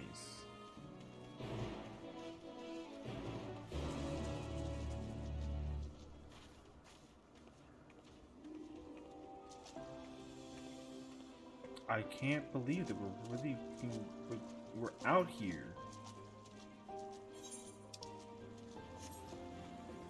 This place is so big that there's 4 points of there's 4 Aetherites here? Bruh, okay. Sick. I should probably change the insides, but like for now, we're probably just chilling. How in the world have people kept this a secret?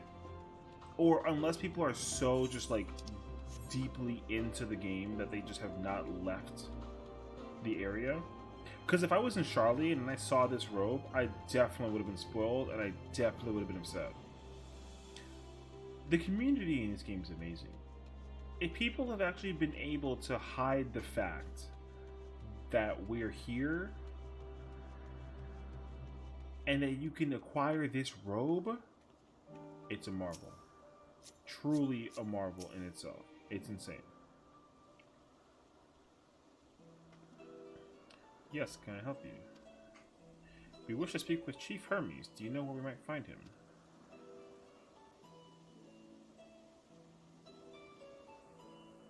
Well now, by your mask, I assume you are one of the 14. I wasn't aware there was to be a visitation. Between you and us, it is something of a surprise. Your discretion in the matter would be appreciated. I see, my lips are sealed. The chief should be out conducting observations as usual. His focus of late has been aquatic creatures, so I expect you to find him at one of the pools here.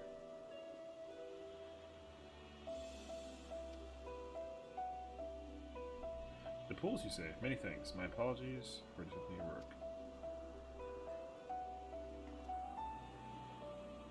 I say, Hitholidaes, while I've never met Hermes, you know him well, do you not? That being the case, couldn't you simply find him by his ether? Aye, that I could. As you know, Emmet Salk and I can discern the color of souls. By the same token, we can also see ether quite keenly and from great distances. With the skill, I could readily locate Hermes, but I felt that it would be a waste of an opportunity. We're here to perform an assessment, after all. By searching the ordinary way, we stand to gain insight into Elpis and the man in charge of it.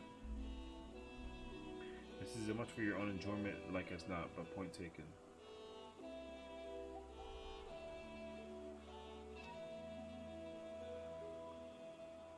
If you're going to accompany us, make yourself useful and help us look for Hermes. According to his profile, he has short, dark hair. So you know, it's because we're in Elpis that we don't have our cowls out. A special exemption due to the need to be aware of dangerous creatures. Elsewhere, we do not exhibit our individuality. It's unseemly. This is all common sense, but I would not assume you possess any. Guy. It's a rare treat indeed to be able to search for someone by their appearance, and I thank you for humoring me. Come, let us find our man. You know how to make fun of me, bro. But like, thanks? But like, don't.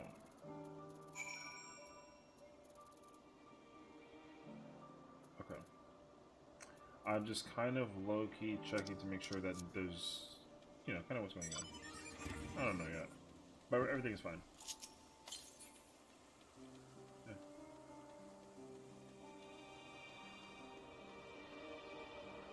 This is crazy, though. Like, this is the land of creation. What the fuck is that thing?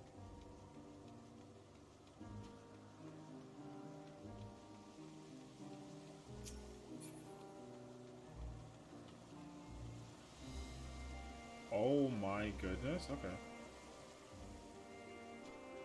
Nope. Okay. Short, dark hair.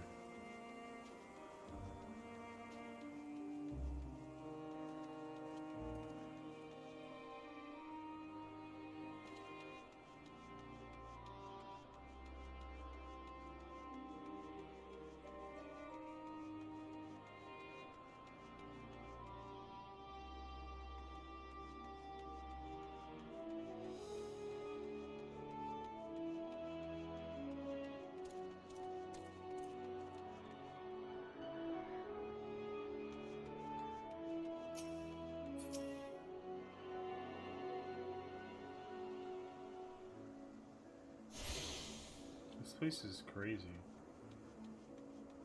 It's insane to me that like this is a field laboratory like research place. Imagine like they make a housing here. I would not be able to be mentally ready for that.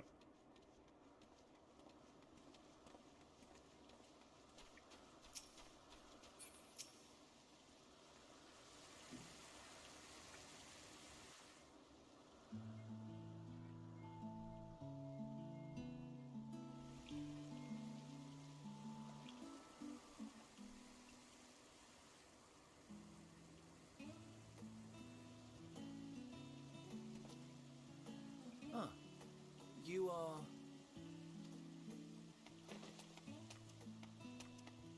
Oh. Different. You're different too. You and me. We're alike. Friends. I want to be...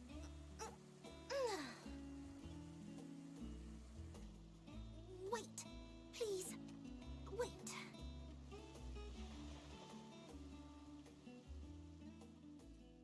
Greetings and salutations. Can you hear me? Do not be alarmed. I mean you no harm. I wish only to hear your words, share your feelings, and know your thoughts. May we please be friends?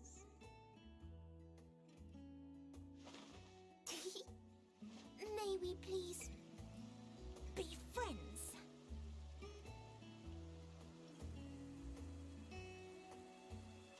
Ah, I see you found him.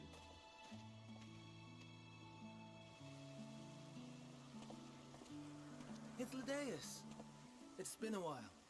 Too long, I think. Too long indeed for close collaborators. On this blessed occasion, I bring not only myself, but others who long to speak with you.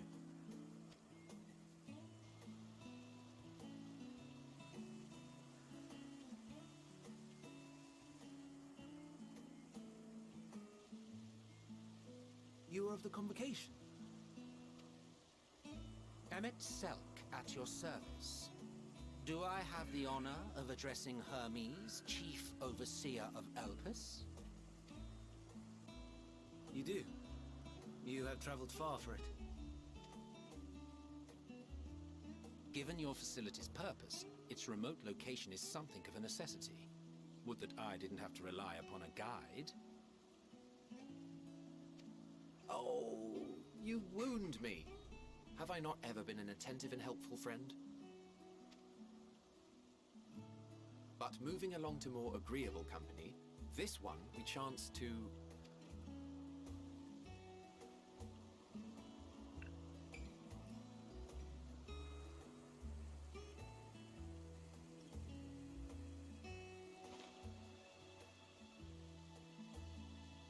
Well, you certainly have her attention. Is she one of yours, Hermes?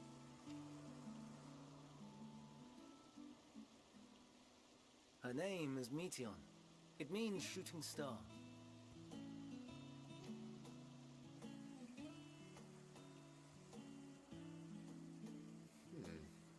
If I may make an observation, her ether is terribly thin. I fear she might dissipate at any moment. Nor do I believe you've made a submission to the Bureau. I would remember such a concept if you had. I haven't, as you say. I judged it too early. She's a pet project of mine, still undergoing preliminary testing. But rest assured that I will attend in person ere long. Very well. Being an authority on flying life forms, I appreciate that you are exacting in your work. I shall look forward to your submission. If we have finished with the perfunctory chit-chat, I would discuss official matters.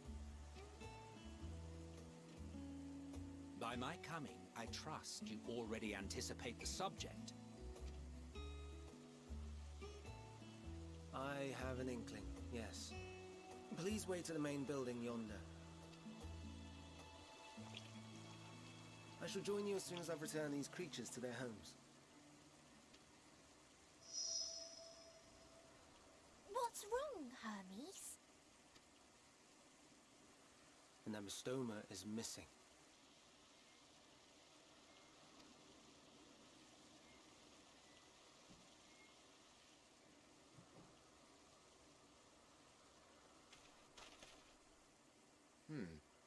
I may have found it. A creature with the self-same ether as those there, nestled in the boughs of a tree outside the grounds. Okay, hold on a second, because here's the thing. Elidibus already said that we can't manipulate the past, so how is it even possible that this is even happening in the first place? Honestly, I only say this because I'm kind of concerned that something is about to happen, but I don't want him to go. Anyways.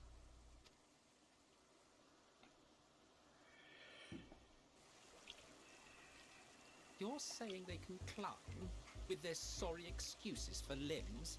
Oh my god, please, like...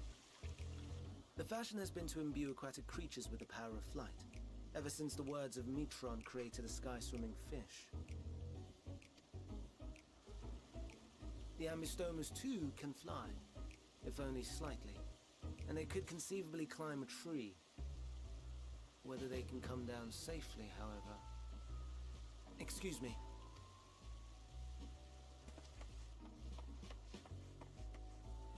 I'll help, too!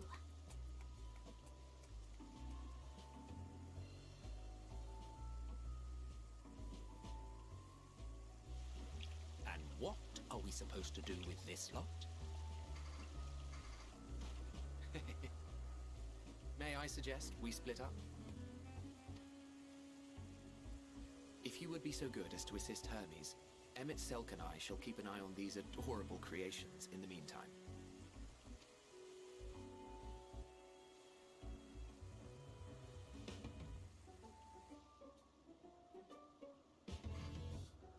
Alright.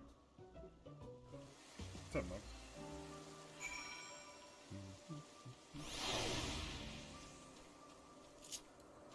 This place is huge. Alright.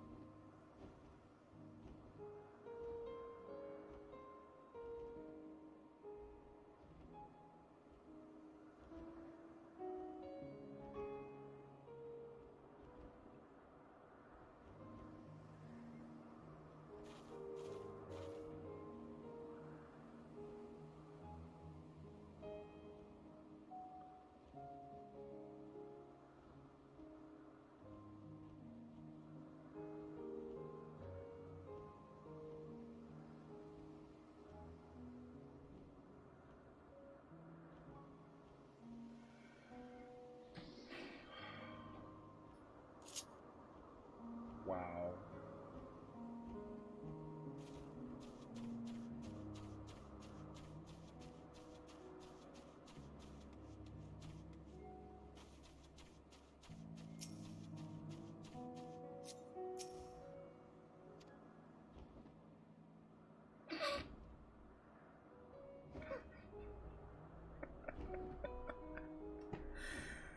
Oh my gosh. Alright. It seems Hermes and Meteon have found their quarry, a creature known in this age as an Embrosoma. Yet though it has been safely extricated from the tree, Hermes appears to have found himself in quite a predicament. The Embrosoma Hermes saw high up in a tree. He climbed to get it, but it jumped on him and he slipped.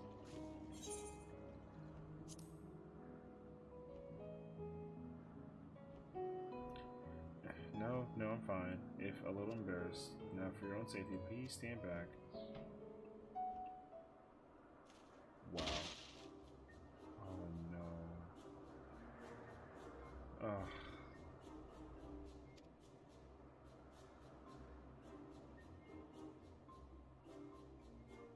Hermes, are you alright? Quite alright, yes. My apologies for making you worry, Medion. Both you and,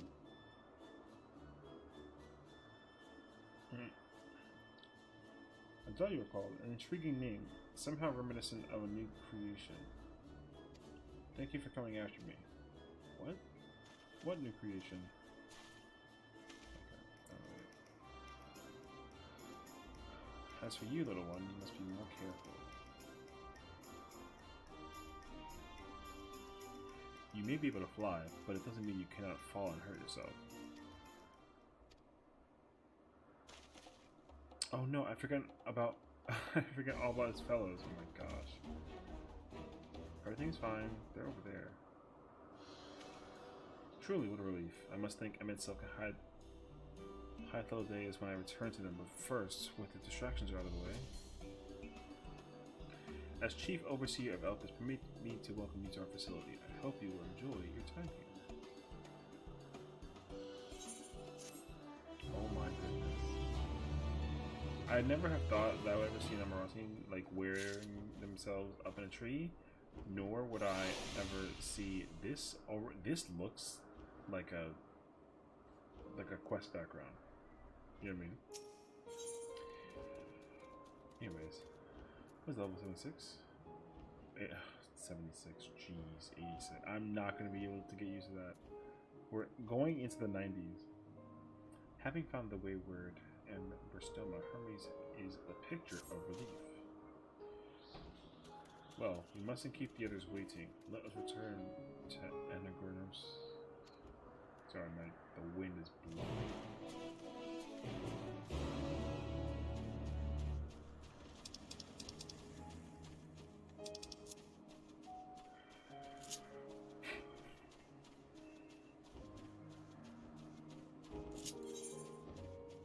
It is so weird to not see full thrust and chaos thrusts in their respective names. I'm so weirded out by that.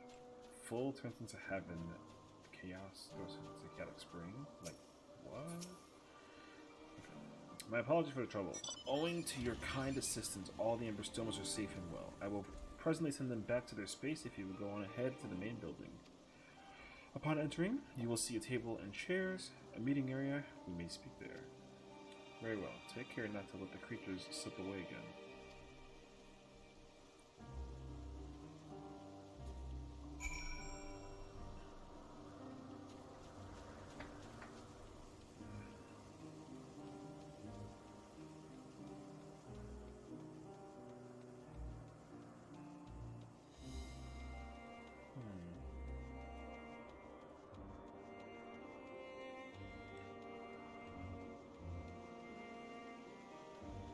I'm fighting a bit of like a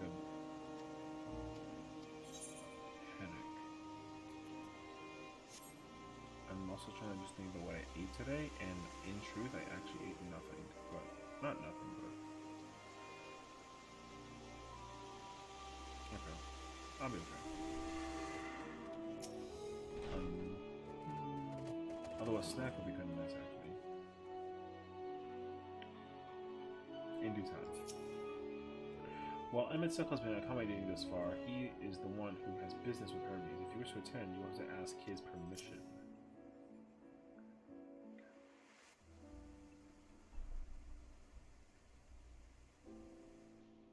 This appears to be the place.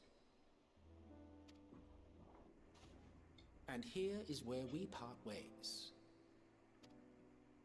We will be discussing highly sensitive affairs. Only a select few may be privy to such knowledge, and that does not include someone who cannot or will not divulge their origins.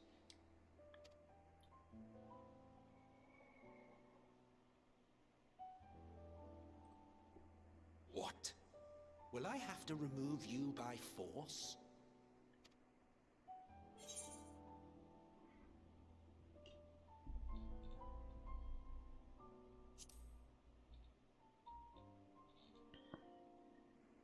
Yes, I'm sure your business with Hermes is quite pressing. You may speak with him to your heart's content after ours is concluded. I do not object to her attendance. Hermes, this is highly irregular.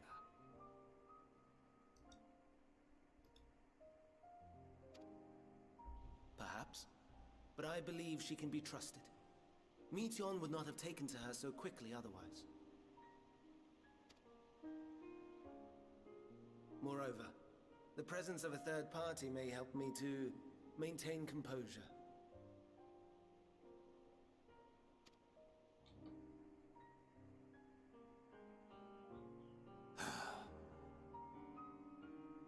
As you wish, then.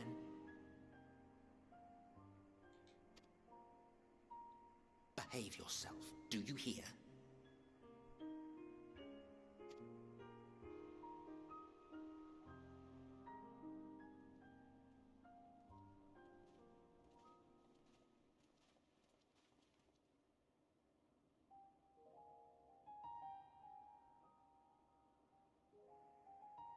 So, it's finally happened, then.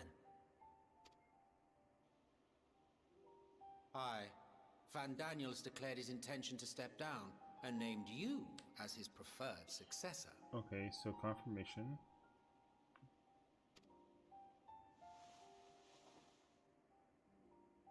In recognition of your knowledge and your works, the convocation is giving the recommendation due consideration. As one who does not know you personally, I am to use my impartial eye to take your measure. And above all else, to ascertain your disposition towards the invitation.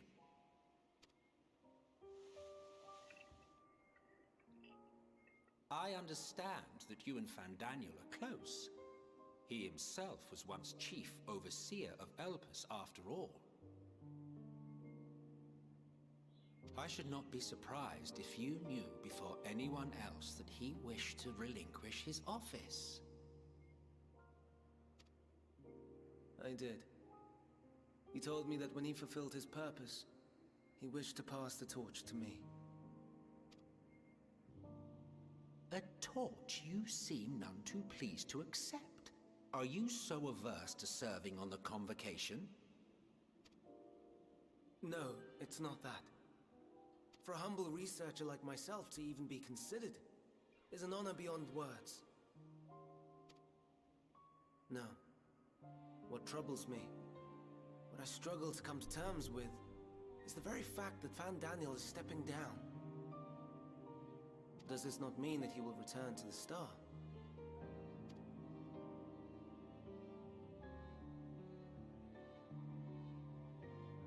Of his own volition, yes.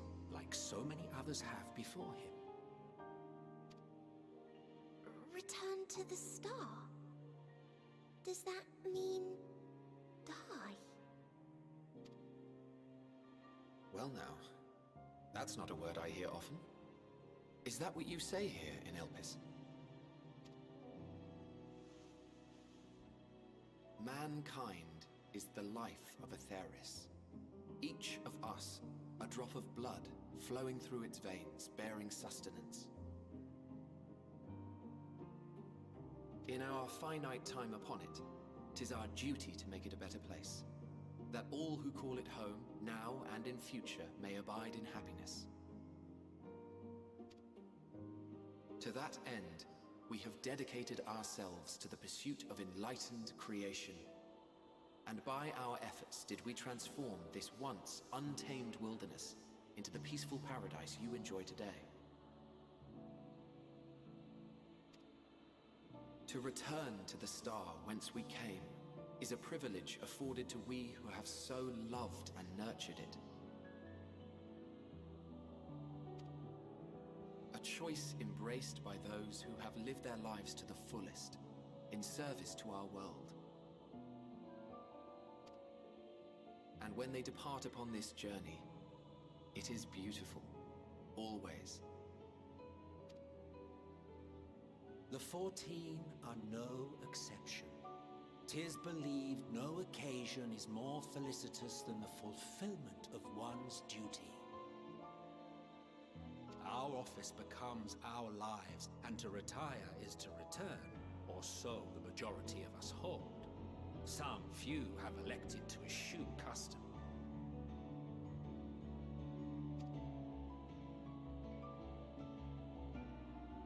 Mayhap you feel Fandaniel's deeds do not warrant his return.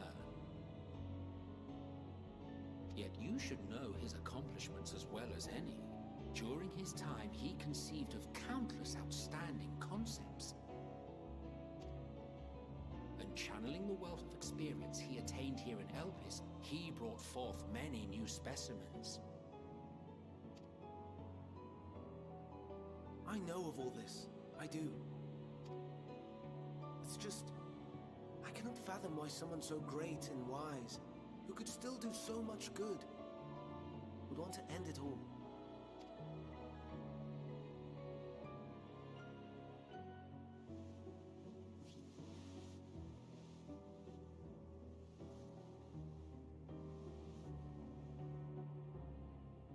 Oh no. I've made her upset. Forgive me. I know I requested your presence. Might I trouble you to take Meteion outside? A change of scenery would do her good.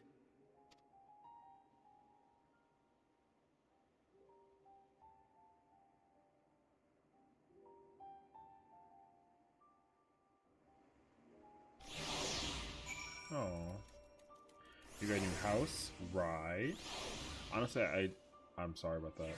Also, how's that even possible? Like, what, just like time?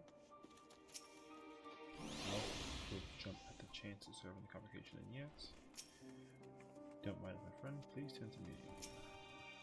Forgive me, I'll make up to your photos. Okay, sorry. I kind of like got mentally lost in what was going on. Not because I wasn't paying attention, because like just like words.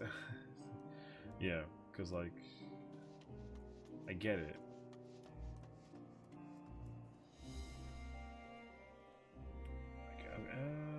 Okay, actually I do get it. Never mind. We're here. I'm sorry, didn't mean a walk. Perhaps can we go for a walk? Sure, we can go for a walk. It's okay. No reason to be sorry. Hermes gets sad when he thinks about death. Yeah. When others are sad, I'm sad too. That's how I am. How he made me. But don't worry, I'm fine now. So, why did you come here? Kinda ask him a question about something. I can teach you. Ooh. We can take turns. I tell you something, then you tell me something. Okay, sounds like fun. Ho ho, 21 questions. Let's go. Where to start? Yes, let's talk to Memnon. He should be unique, right? I'm not good at explaining, but Memnon is, so I'll have him explain instead. Oh, okay.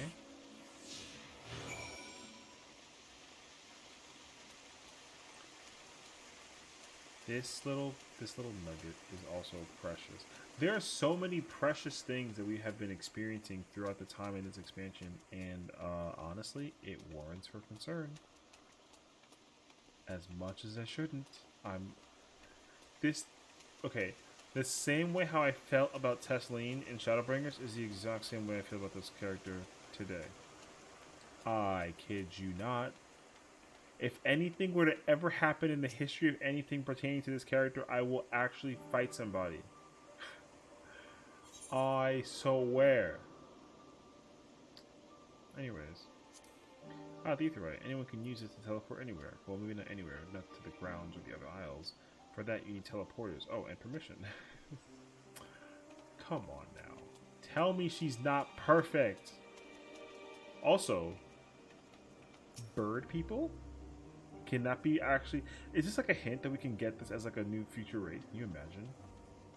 I mean, I'm not trying to make any kind of pre-assumptions, but I mean, I can foresee this being a possibility, actually. And what we have here. Though you look like a person, your ether is quite thin. I assume you are familiar like Meteion. Meteion is the thing you need. This is Adele. Can you teach her about Elpis? Ah, a newly arrived familiar, is she? Very well. I should be glad to introduce our fair facility to her. As you know, it is mankind's duty to make the star a better place. As part of this duty, we employ creation magics to bring forth new life. However, we cannot simply release our works into the world, for it would lead to chaos. No, any and all life forms must undergo extensive testing to determine their fitness to exist. Testing which is conducted here in Elpis. Every candidate is subjected to rigorous study, in which we identify their properties, surmise where habitats might be suitable, and speculate as to the effects they may have on the environment and other species. Should it be judged a beneficial addition to the star, it will be allowed to take its place in the world.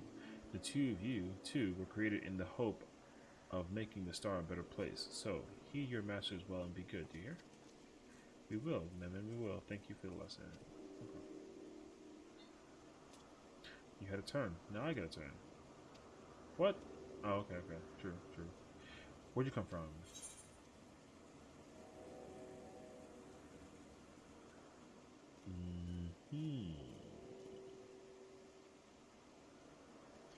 I wonder if...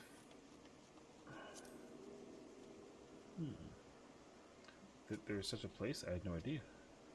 But this place is important to you, I can feel it. Oh, my power. I haven't told you about it. A creation. Let's find a creation. One not being watched, then I'll explain my power. Okay.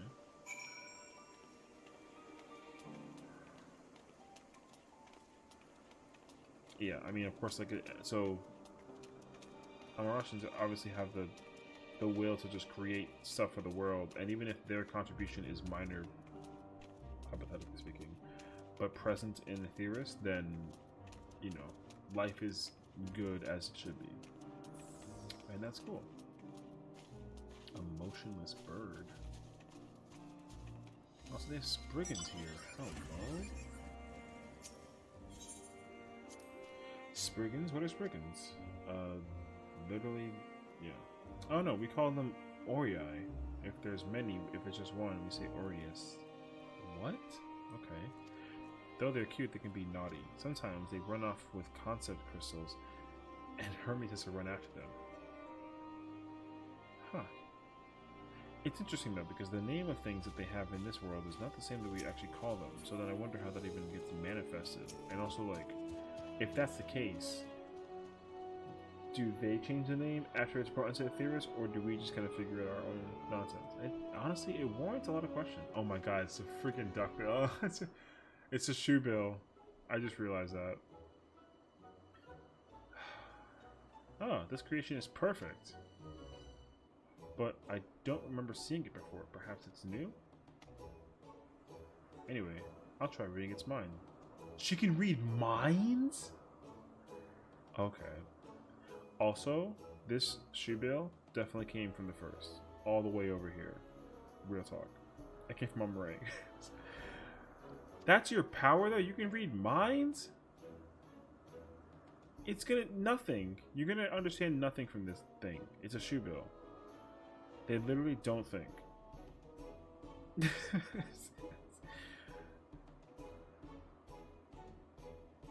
Or is it because it's so quiet, it has a billion thoughts? I can't read it. Or maybe there's nothing to read. Okay. Please wait. I'll try again. With you this time. Reading my thoughts? Oh, crap.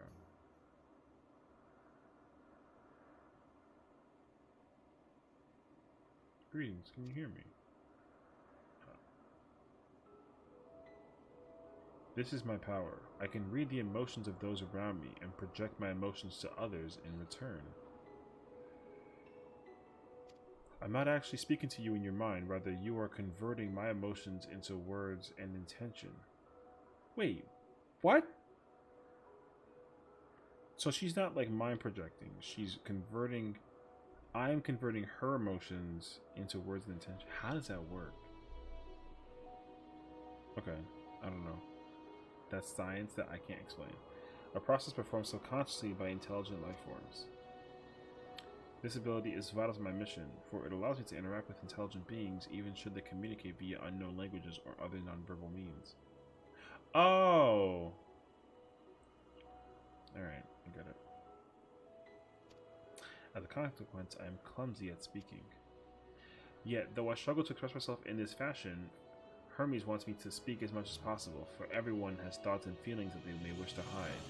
I harbor an affection for you, one that is difficult to define. Aside from the fact that you share common traits with us, your thoughts are complex, prismatic. They draw me in and leave me wanting to know more.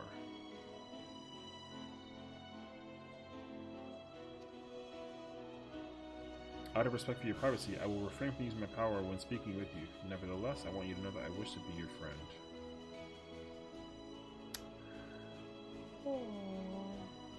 Did you hear me?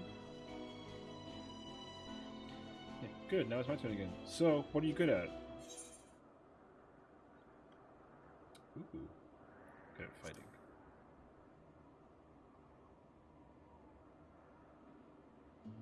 Ooh, fighting, that must mean you're strong.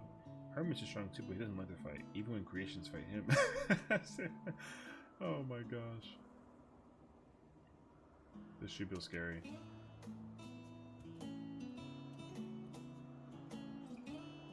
I think I won't be bothering it.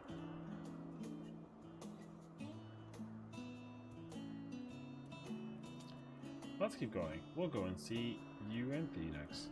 She's usually in a small building on the west row. Jeez, words. Okay.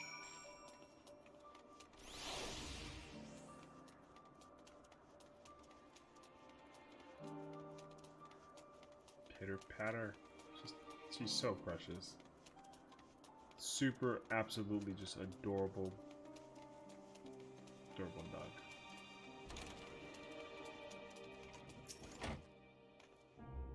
Well, if it's a Medion, I see you brought a friend today. Greetings, Wendy. An apple. Could you make me an apple? The kind Hermes likes, covered in syrup. I want to share it with it. Aww. Oh, candied apple. Hermes is certainly partial to them, but you know you can't eat Medion. You weren't made to do so. But I like it too. Huh. It may seem that way, but it's due to your ability to share others' feelings. You've taken Hermes' likes for your own. In any case, I can't prepare an apple right now, but I'll bring one for Hermes soon, I promise. I'm sorry, doll. I want to show you my favorite thing, then I could ask about yours, but I failed.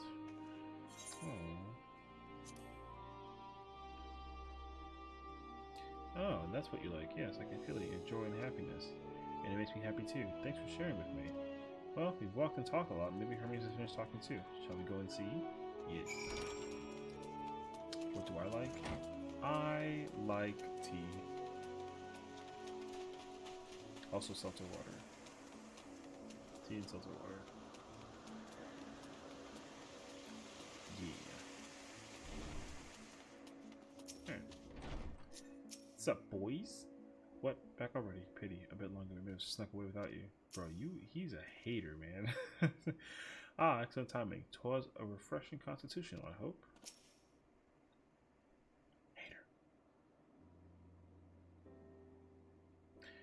There you are. I can see the fresh air has done Medion good. I don't want to learn about you in Opus, so I taught her. About this place, about my power, about your favorite food. I'm not sure if that last one will be of any use. But I do appreciate your keeping Medion company. While you were away, I finished speaking with our guests. Finished? Hardly. You requested time to consider the invitation, so we have no choice but to occupy ourselves with an inspection of your work. My apologies.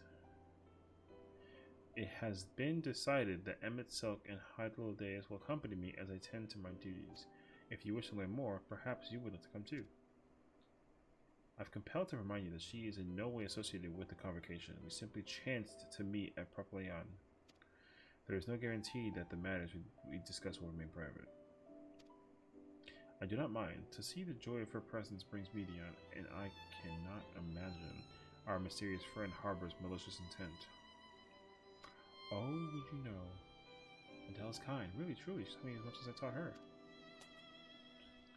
You're coming, of course, to watch Hermes. You're bound to learn lots and lots.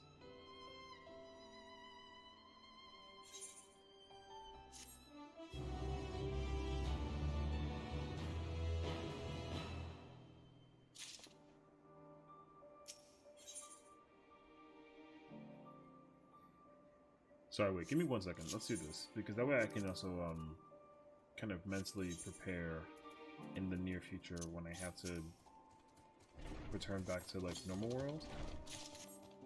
Maggoty's armor of the Behemoth Queen? What the armor name is that even?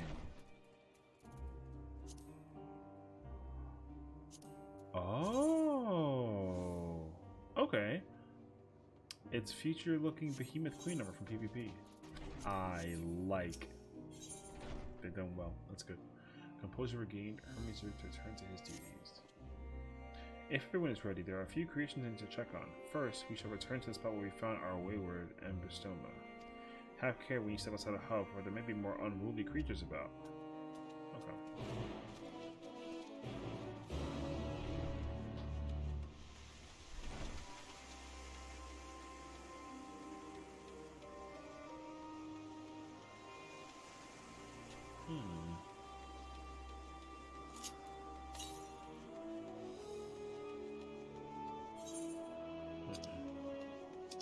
Yes, there's something supposed to say we're going to be here for a while, so I'm not going to try and navigate my way around and go figure stuff out. However, this world is awesome. It's crazy to think, though, that, like, the people of Amarat, like, this is a testing lab. This isn't even, like, a home. And yet they have this? And the whole spiel behind Sessiions and what they do, like what? It's so weird. Ah yes, the nothing petal, one of the new species ever popular butterfly. You still bothered by your robe? Don't be. The few specimens we repurposed won't be missed. Oh, right. So beautiful petal. I hope they make it into the world. All vim and vigor now. When we were discussing his nomination, he was melancholy incarnate. This here is a new species of Petaluda that we recently set loose. It has been doing very well, managing to maintain a stable existence thus far. If it can see its observation period to the end without issue, we shall release it unto the world. Tell me, do you know the difference between living beings and arcane entities? Wait, what? That's a question that... Okay. The difference between living beings and arcane entities, okay. It is the presence of a soul, yet the soul isn't something you can choose to have at will. No, it only manifests only in those beings whose form adhere to the laws of creation that can endure on their own. Beings that do not fulfill this requirement, such as those spontaneously born of magic or natural phenomena, do not have souls. No matter how much it might resemble flora or fauna, if it lacks a soul, then it is considered an arcane entity. Huh. So as you see, it is not for mankind to decide what is living. That domain lies beyond our manipulation, and it is hubris to assume otherwise. But come, let's head to the nearby beacon. I've received a report that arcane entities are gathered there.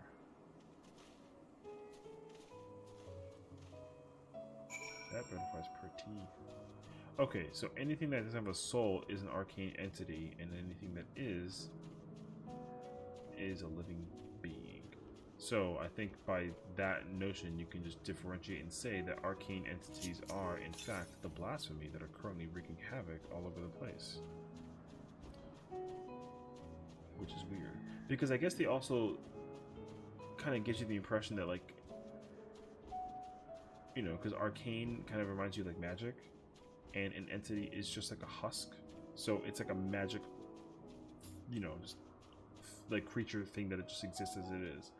And so if blasphemies are that to the degree, then that means that they're not just something that have been crafted out of, like, nothingness, I want to say. I mean, they are comprised of it, sort of. I mean, to combine that with Akasha and all that other stuff is honestly going to be, it's a lot mentally, but it is quite weird. Ah yes, Lightning Numa, just as the report said. Although we call the structure a beacon due to its form, it is in fact a magical device. By manipulating the balance of elements, it keeps the isle airborne and maintains the climate thereupon. In the course of its operation, it often sees an internal shift towards a given element. Right now, that element is lightning, which draws upon the Numa here to replenish their ether. It appears Medium is busy. Would you care to assist me in her stead and feed the Numa? What? Okay. By using this lightning converter, you can harness ambient lightning and focus it into a ball, a veritable feast for our dazzling fiends. Go on and give it a try.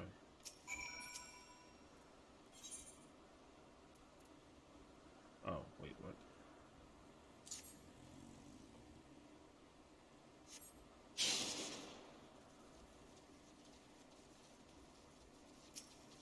That is weird.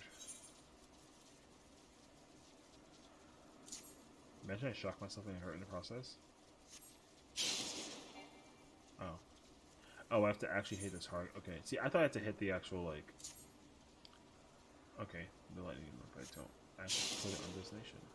Okay. Understood.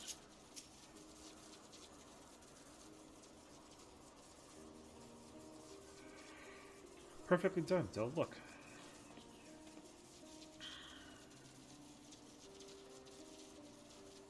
See how they gather to feed? How they express themselves through their actions despite their lack of words? Speech is not the sole defining characteristic of a thinking, feeling creature, nor is silence an indication that they do not possess these qualities. Be it a soulless arcane entity such as the Numa, or an imperial life form such as the Petalula, all seek to perpetuate their existence to survive. That's a question. Oh my gosh.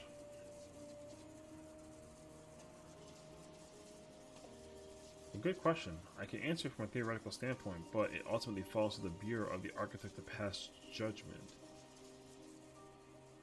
I would say she's a living being. Those with exceptional visions, such as Hitholidaes, may be able to ascertain her true nature. But to me it doesn't matter. She is herself, and that's all I need to know. Oh, you finished already? I'm sorry, I was in the way. Not to worry, my dear. They missed nothing of note, and we still have plenty of work for them to observe. Next, we'll head east to the Morning Dew. I need to speak with some observers there.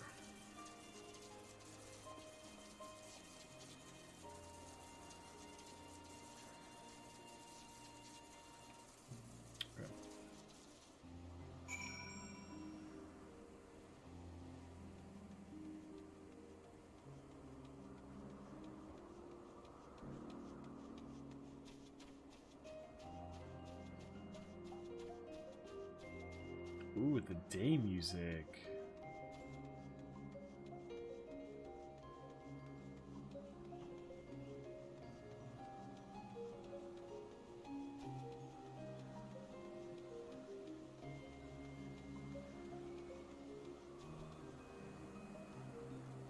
I mean, okay.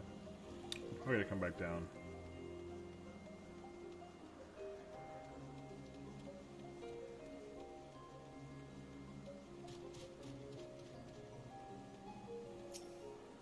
Oh.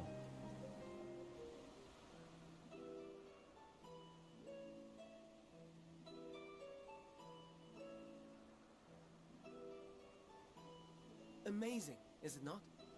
The Ampelos, one of our newest subjects.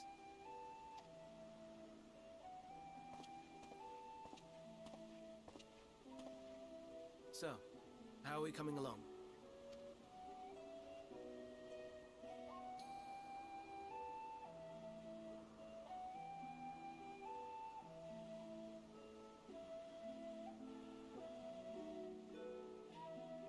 There's more harp looms.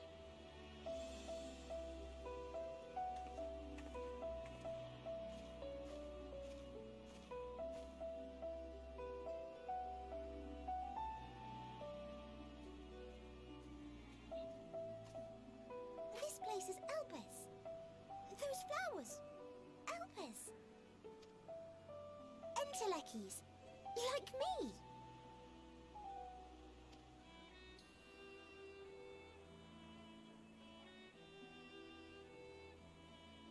They are a product of Elpis, and so named for their birthplace.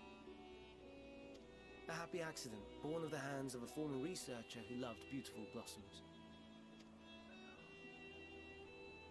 Unique for how they change color, to reflect the emotional state of those nearby.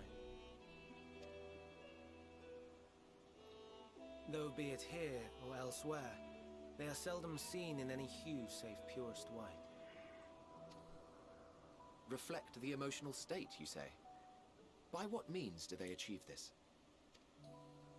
In creation, there exists an energy wholly apart from ether, one driven by emotions. This is what Akasha is. Like manner to how we manipulate ether, this flower is subject to the influence of said energy.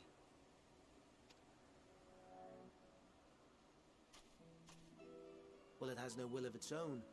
It is sensitive to the prevailing emotion in the vicinity, and reacts by altering its color and vibrancy.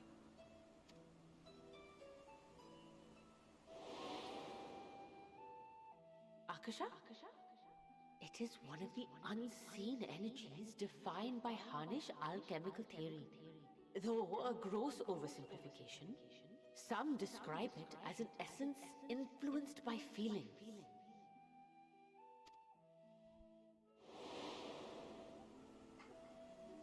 Emotion in the area. Akasha. Though I'm not familiar with the term, your description suggests it is the self-same energy. Dynamis, we call it.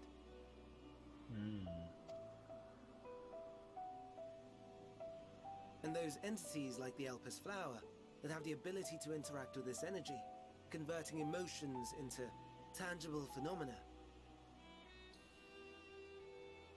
are Antelekis.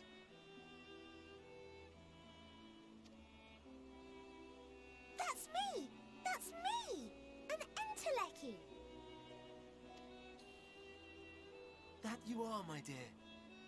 And no ordinary one at that, but the first possessed of free will.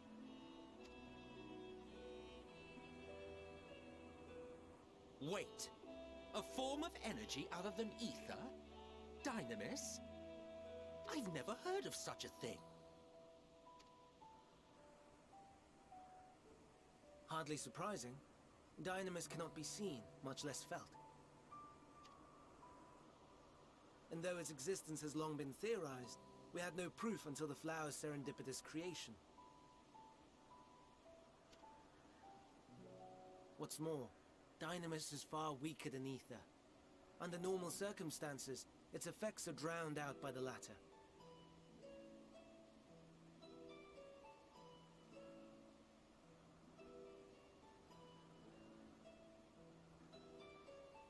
On account of which, beings comprised of and reliant upon the ether, like you and I, are unable to make practical use of Dynamis. 'Tis a truly esoteric thing, known to but a select few scholars.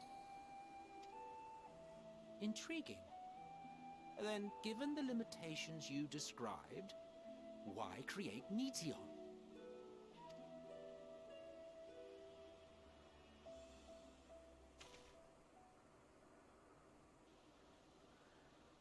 Our star, Aetheris, is especially rich in ether, so much so that its name is derived from it.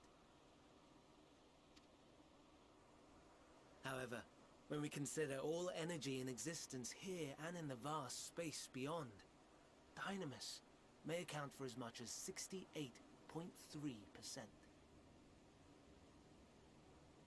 The more abundant form by far. Were we able to control it, we could open the door to limitless possibilities. So there's more Dynamis than ether, but it's weaker.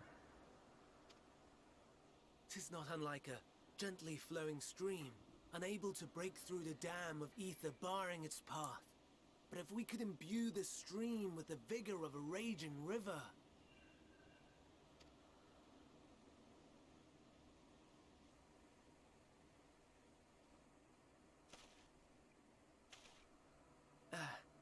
Not that I have such grand ambitions.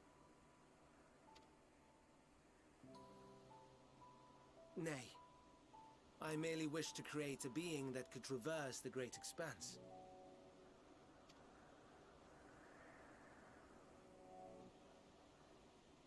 The relative scarcity of ether beyond the bounds of this star was a concern, And so, I look to another source of energy by necessity.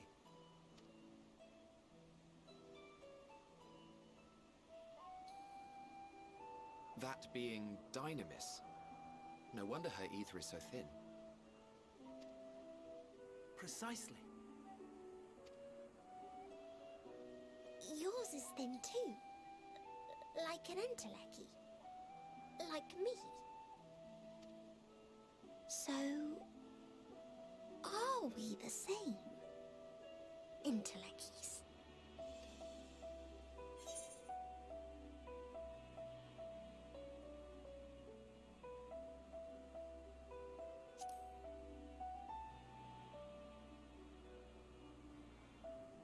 I think not. Your nature remains a mystery, but ere I reinforced you, you appeared to be little more than a common familiar, and a faded one at that. A deficit of ether alone does not an entelechy make. It would, however, make it easier for you to interact with Dynamis. And limited though its influence may be, this quality could prove the difference between victory and defeat. You do well not to underestimate it.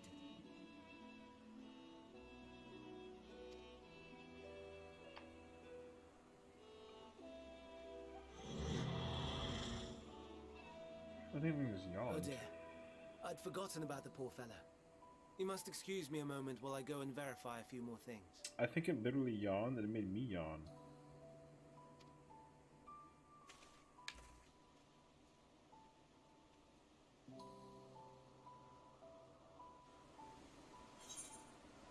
Okay, so just to summarize mentally so I can be here for it. So Dynamis and Ether are forms of energy. Ether is physical, manifested being. Dynamis is emotional, powered, and is more abundant than Ether. However, is more limited by in terms of like what it's for, but you can modify it to make it turn into anything you want it to be. And I guess because it's also charged by emotion, emotions also kind of would become like the driving point for it. I get that. Sorry, I'm trying to like quickly just read this real quick.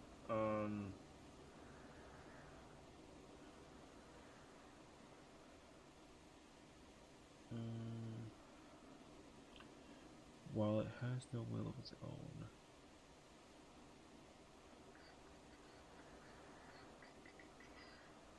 Yeah, because it interacts with energy. I get that.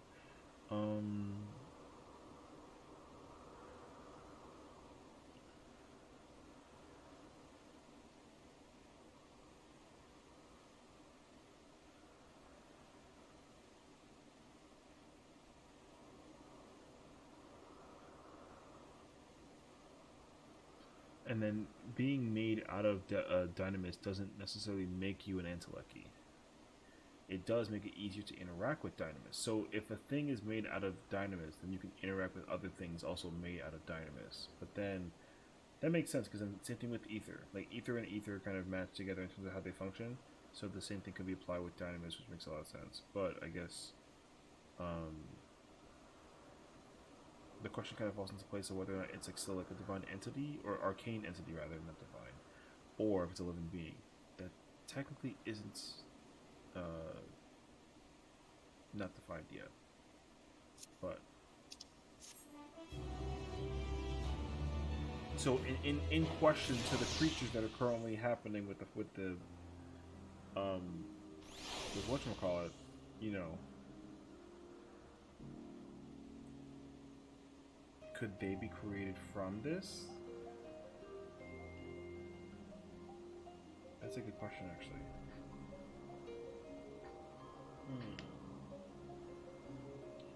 Are the creatures that are current, are the Telefort created out of Dynamis? And if so, how is that even possible? Because if it's made out of Dynamis, how is it manipulated by something that has... Oh, because it still falls into play in the fact that it's like an arcane entity. But it forms out of nothing. Unless it's the air.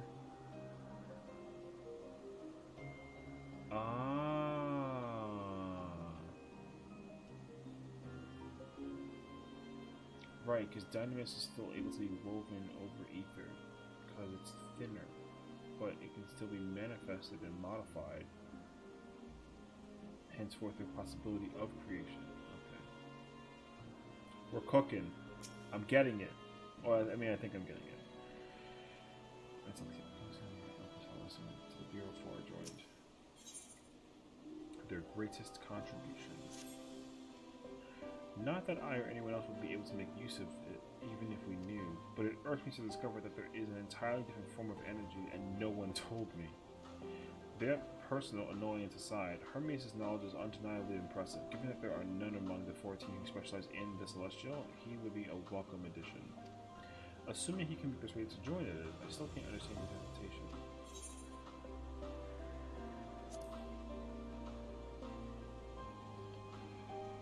Oh, you should know why MX Suck was chosen for the convocation? I should be glad to share the tale. It began when... not another word. Lest you've forgotten, you're riddled by Hermes, not me. My misspent youth is not your concern. My apologies for the wait. I have inspected the Empelos to my satisfaction. All is well with the creature, and I dare say it won't be long ere it is released into the world. Another creation, however, reportedly isn't faring so well. The Charybdis. That is what we shall tend to next.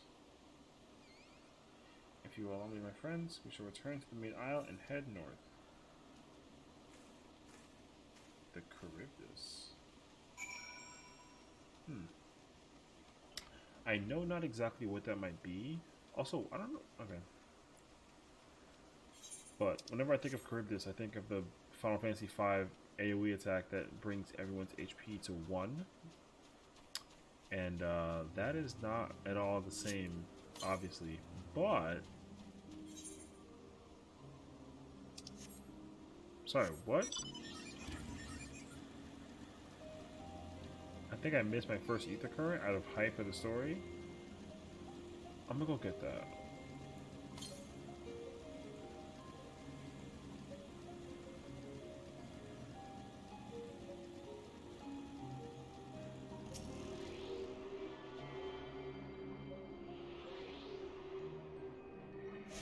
Wonderful. Also, what's up? I love my work, and yet at times such as this, it mind wanders. Where might I go? What monuments to man's ingenuity might I see? Had I only the time to spare.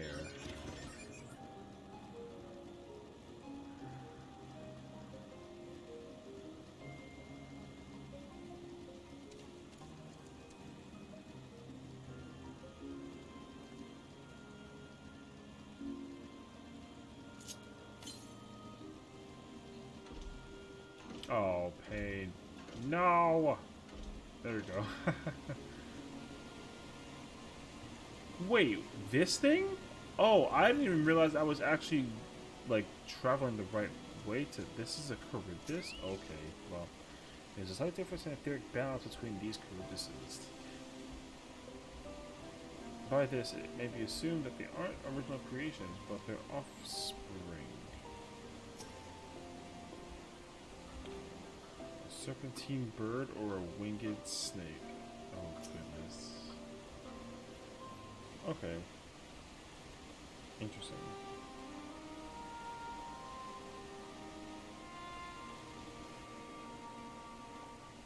I understand there's a problem with one of the Charybdis. Yes, that's right. As you know, the Charybdis is based on a sea creature. Owing to adjustments to enhance its affinity to wind, it is capable of flight. The specimens created from the concept could all fly without issue, but a problem arose in subsequent generations. This third generation creature was born with an etheric balance leaning strongly towards water. Its aquatic origin reasserted itself at the sea.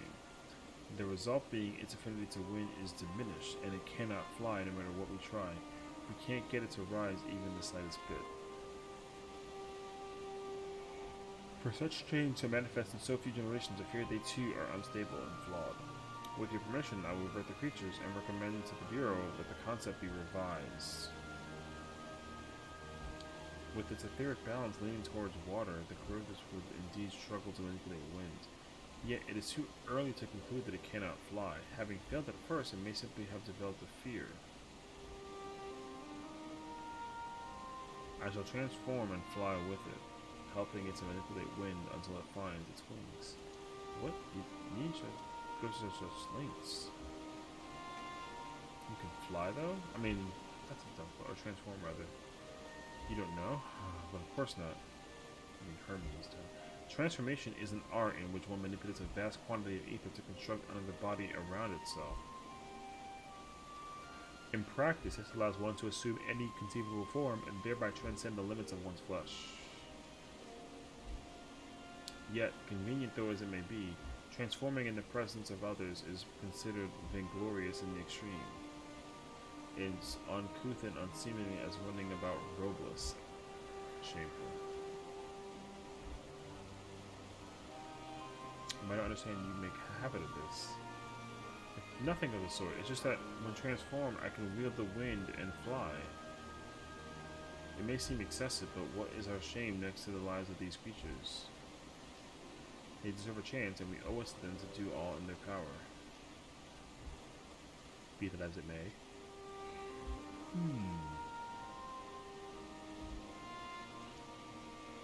Yes, I believe I have a solution. Emetsuck, may I trouble you to move that curtains away from its fellows, somewhere out of sight?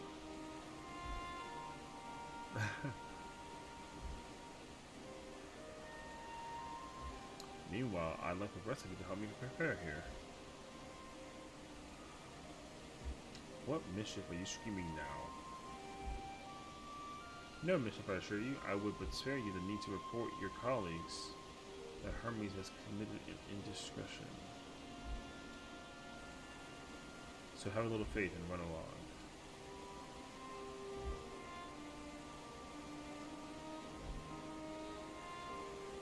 I trust you don't mind.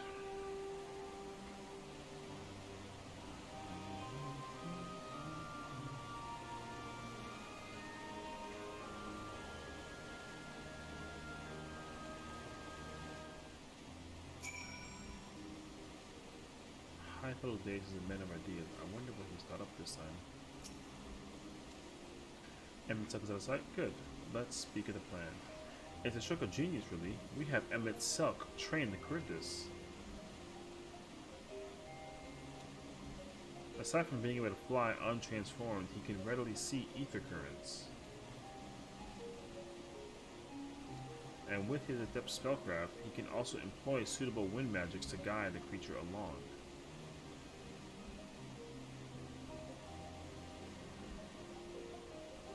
While he is indeed capable of all you described, it is not his duty. I am loath to trouble him with it.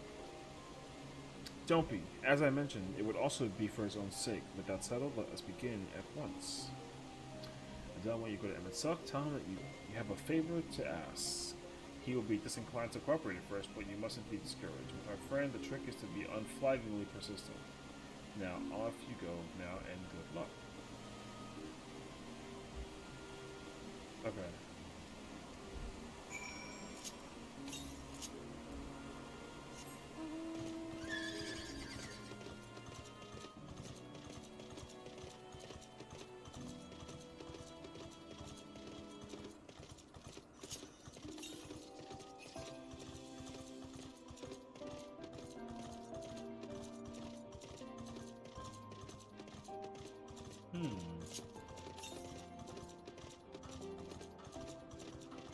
Aha! We found it!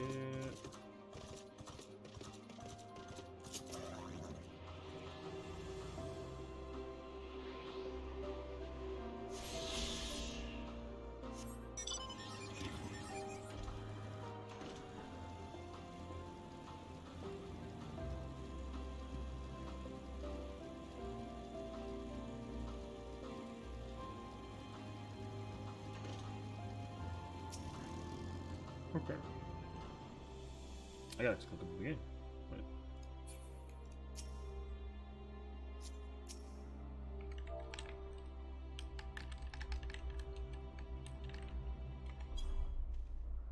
Oh, no you don't. I'm not lifting a finger.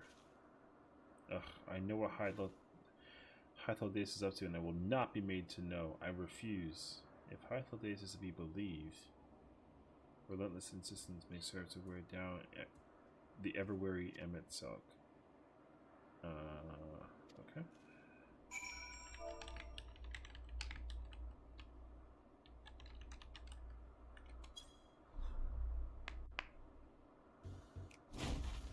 Oh my gosh. No, no, no. You are not foisting this nonsense on me.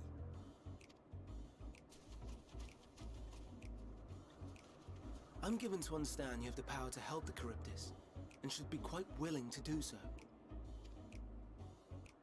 And so I appeal to your better nature, most benevolent Emmett Selk. Please teach her to fly. Or else Hermes will transform. Right now.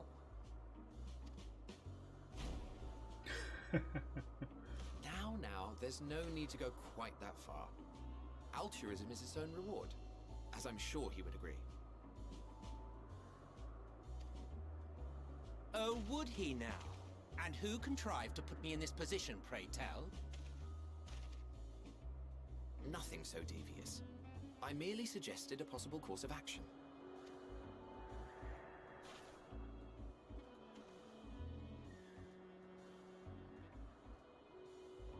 Please, Emmett Selk. Please.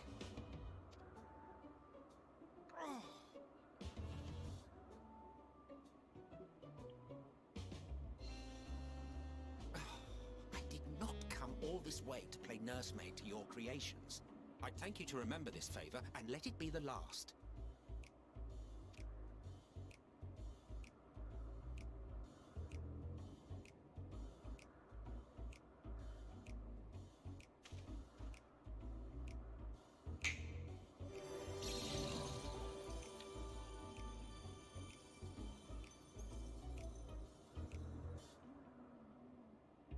I will aid it once it has taken to the air. It falls to you to shepherd it skyward. What?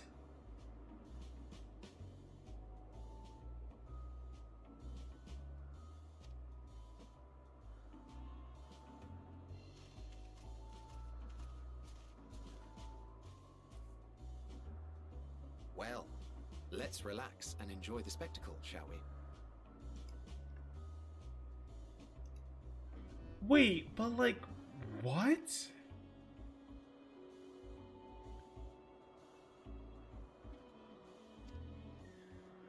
Okay. Okay. Cool. So... You were wondering why Emmett Selk joined the convocation. Truth be told, he wasn't the first choice for the office. I was, on the strength of my ability to see ether. But I declined the offer. For though my vision is exceptional, I am pedestrian in all other aspects. Worse even, quite abysmal when it comes to manipulating ether, for example. Couldn't transform even if I had a mind to do so.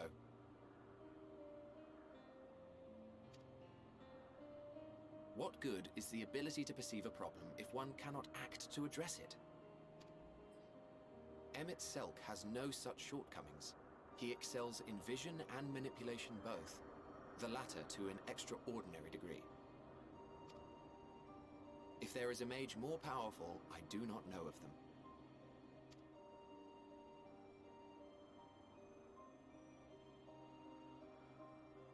Thus did I recommend him for the office in my stead. And I wasn't the only one. Far from it. Countless others vouched for his skill and character.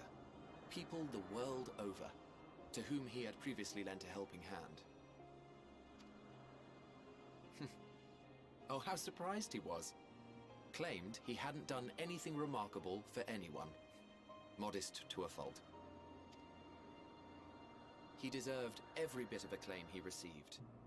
Yet he may well have gone unappreciated were it not for a mutual friend.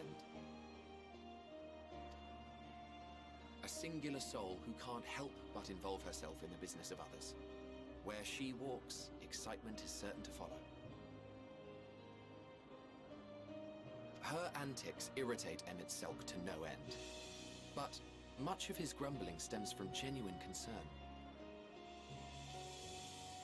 When our friend calls, he never fails to answer and lend his talents.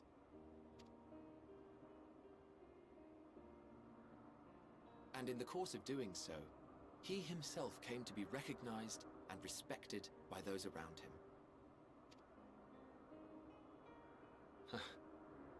They are truly remarkable individuals, and I'm proud to call them friends. To help them realize their dreams. This will be my greatest contribution to our world. And when they have fulfilled their respective purposes, so too shall I have fulfilled mine, and together we may return to the star. Look at me, spilling my innermost secrets. I can't seem to help it with you. I can only assume it is due to the color of your soul. I just don't understand how you can be so alike and yet so different. Well done, my pet. Well done!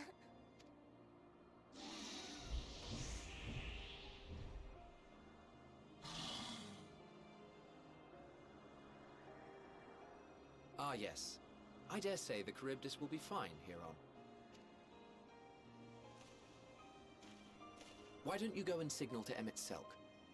Let him know that his arduous task is at an end.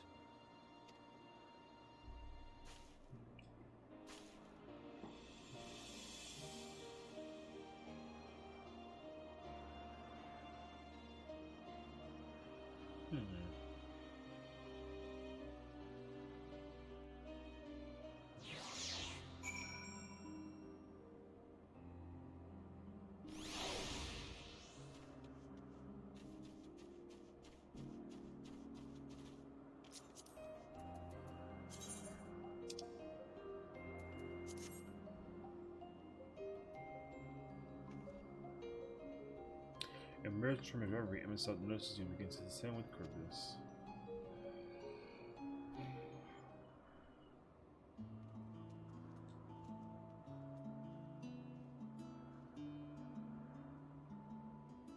I have no words to express my gratitude. Thanks to you, the Charybdis has learned to fly.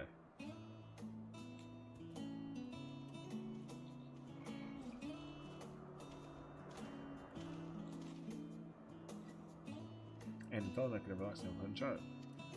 I'm sure you did. The creature needed some small assistance at first, but as soon as it was flying more or less on its own, I doubt you will need to repeat the lesson. That was truly impressive. I witnessed it all from afar. The Charybdis flies. Indeed, with this we've proven that even a creature with skewed etheric balance is capable of flight. Though we helped it to achieve this, the Charybdis is a herd animal. They may well aid the struggling kin in like fashion if and when the need arises. Keeping this in mind, I bid you continue observing them. If that's what you want. But if I may so, rather than hopping an idealistic possibility comes to pass, hoping was correct, an idealistic possibility comes to pass, would it not be simpler to have the concept adjusted? That way we could guarantee that anomalies such as this specimen are never born in the first place. Those creatures are already here. We will spare no effort in giving them a chance to survive. As you wish, Chief. As you wish.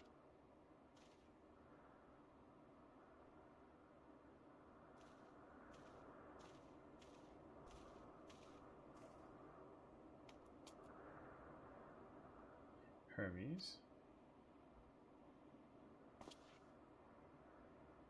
I'm fine, don't worry. Well, that concludes all of my present tasks. Let us return to the Endwalkers for now. Endwalkers. Sweet.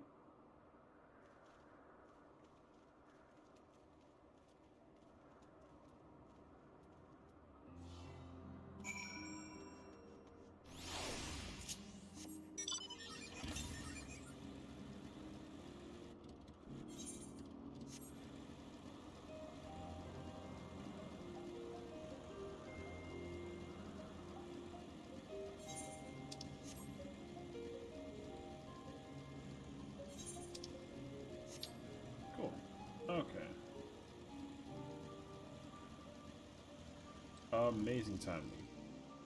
Alrighty. I'm still so surprised that like we're kind of traversing an area. See, like in the amount of timing and spacing and progression that we're making in this game, I feel like I'm not gonna be able to like complete the game by like Wednesday. But I'm shooting to see if I can actually do it by then. But I don't know. I'm kind of like surprised at how long it's progressing. I mean, that's okay. This is only getting more intriguing by the time. You know, I'll tell you what though. This is the first time where like the situation in this game has been not like mild, but like, you know, it's not been dramatic chaos the entire time. This is actually very stable, even though we're trying to like figure out something in relation to what's going on. This is actually very nice. So I'm glad that this expansion has at least had like a moment where it, like, you know, you can see beauty and goodness, and then find out that like, oh wow, this is the thing. But that being said though, everyone, thank you for tuning in. Like I said, we'll continue tomorrow. We'll be right here where we left off, and we'll hopefully become a little bit more familiar